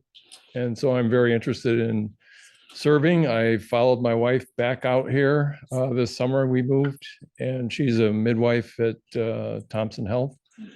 So I'm supporting her career for a change and winding down from my professorship, but I want to stay involved in land use issues, zoning issues, and support the community that I'm living in now. So thank you.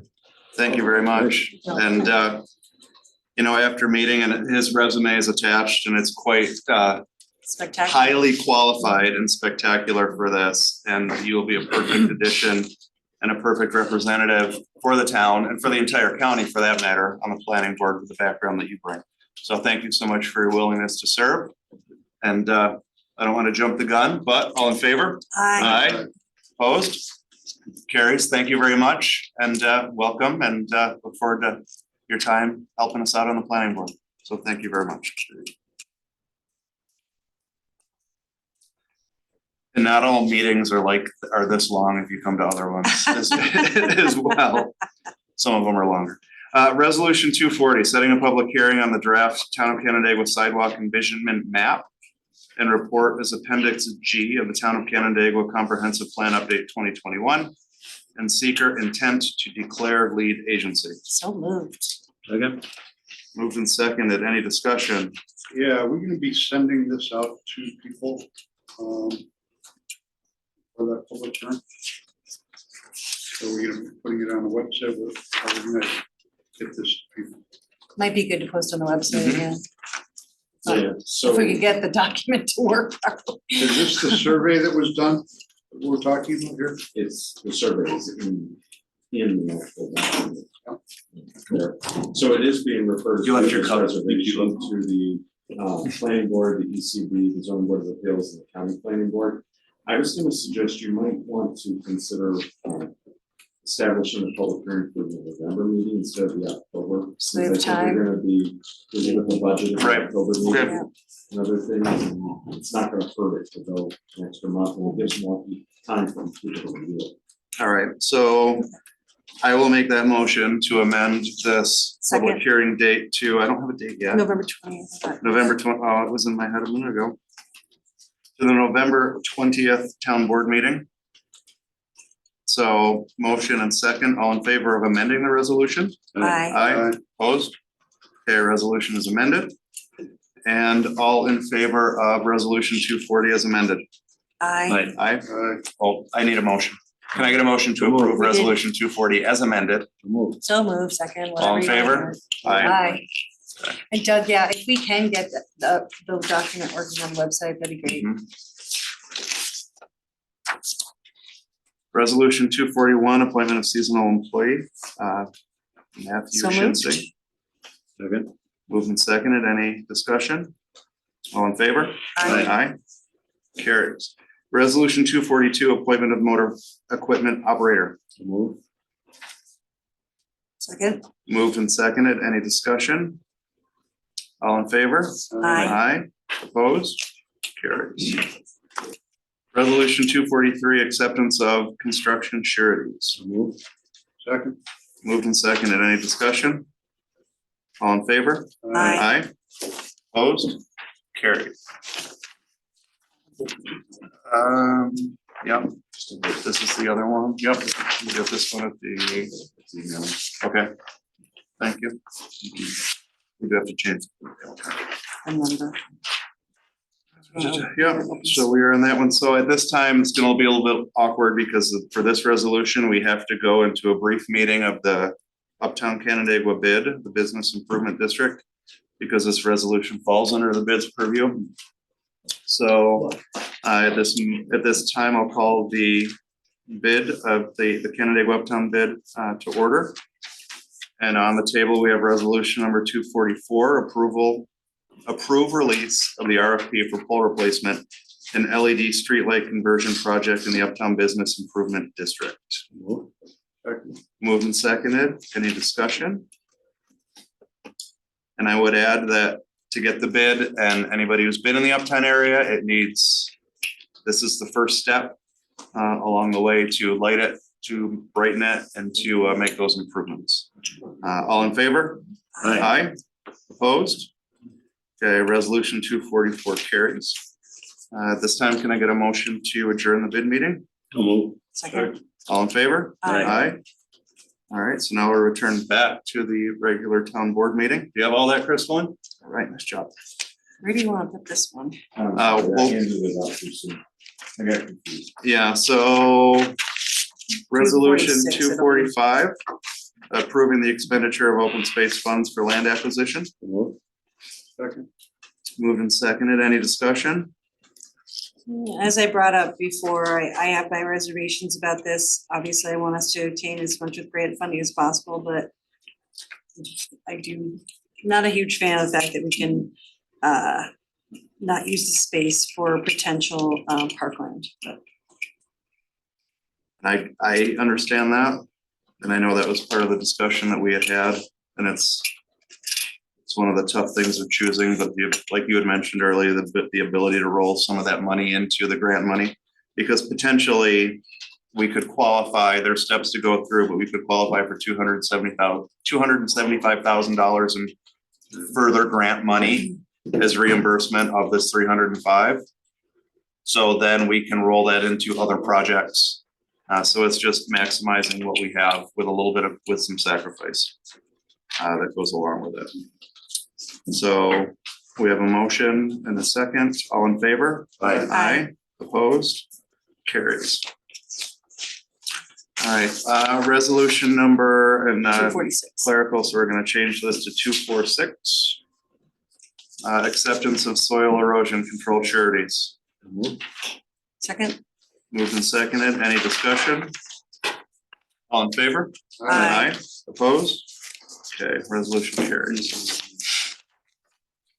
I got a motion to approve the minutes from August 21st. So moved.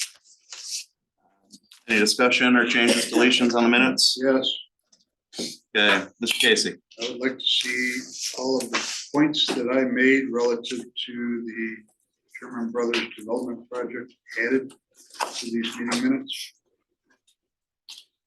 Yeah, I would also like to see, I know Terry and I both brought up some concerns about the 30-year lease in there as well, which was not reflected in the minutes. John and my points brought up in minutes. I didn't see any from you. Okay. Like those included in the meeting minutes as well. Specifically, when I said, Okay, hey I'll allow guys, it. you've got to list this value of the amenities and the value of the incentives, where no decision can be made, and then they ignore it. I'll allow it. It says you would reiterate, you would like to see more detail about each building, future presentations. But I don't see anything about your comments about the financials. All right, so I had a conversation that I believe the clerk that was here that evening. I had a conversation with her today about all that. I think basically she's got to re-listen to the tape. okay, and add those. All right, so to be able to do it, so we will lay over. I'll make a motion to lay over August 21st minutes. We don't need to vote on that, so we'll bring them back up next month. Okay. All right, payment of the bills. Crystalline, whenever you are ready. Utility abstract dated August 25th, 2022, totaling $20,870.46. As follows: general fund, $12,497.53. Highway fund, $4,131.19. Capital projects, $425. Water districts, $3,816.74. Town board abstract dated September 18th, 2023, totaling $1,021,206.55 as follows: general fund, $258,503.68. Highway fund, $273,669.95.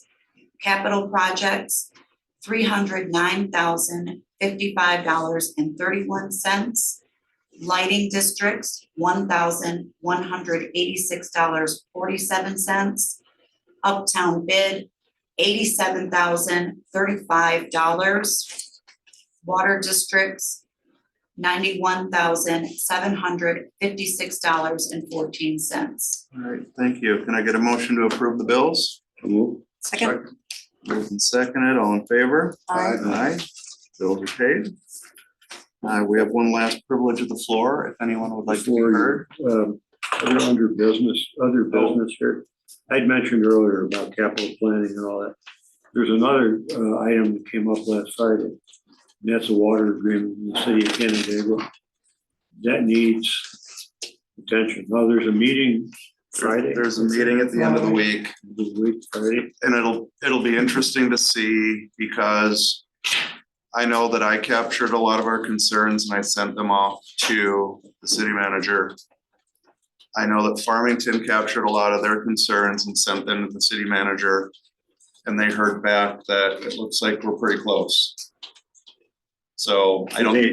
City manager agrees with. So, no, that agreement was pretty close, so I don't know that everything's been taken into account. Is that a fair statement of where we are? So, When is the meeting on Friday?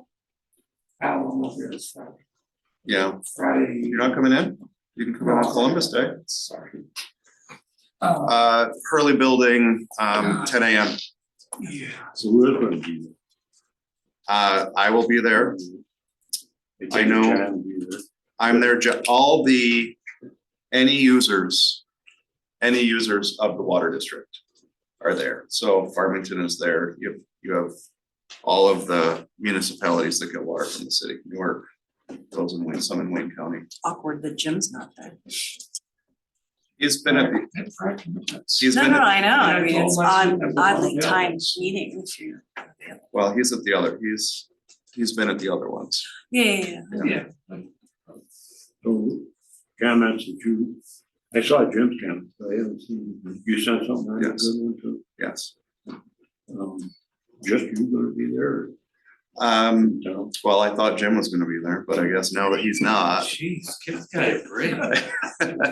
No, I'm not saying that Jim should have been there. I'm saying that the meeting should have been scheduled around when our water superintendent was available, but anyway. Well, there are about, how many, 15 people at the meeting? Yeah. I mean, there's a handful of people. So, I mean, Doug didn't talk Jim's the much best today. one, If he doesn't have plans with Jim and he can make it. Don't have plans. So you don't have plans, Friday? No, I do have plans. Okay, Just not together. not together. He just threw Doug under the bus. Yeah, so you're saying Doug's Doug's not there available either. Friday? I never said that. It sounded like that. Sounds like a political decision. So, yeah, so Doug's. Political, we'll vote on sending Doug. Yes. Oh. So if Doug's available to take Jim's spot and receive just compensation for taking Jim's spot to be there and help back me up as we go through this. I think we've seen, I mean, we've seen the agreement. We know where the problems are and they've been relayed on to them, so. We just I mean, need, is this meeting going to be a final resolution of the? no, because it would have to come back to all of us Yeah. to vote and approve it. Yeah. We're not close to that. Okay. They thought we were close to it a couple months ago. That it would be all ironed out and then it would just be boom, and we're not close. Whether it's one more meeting, whether it's two, I still think we're a few meetings apart.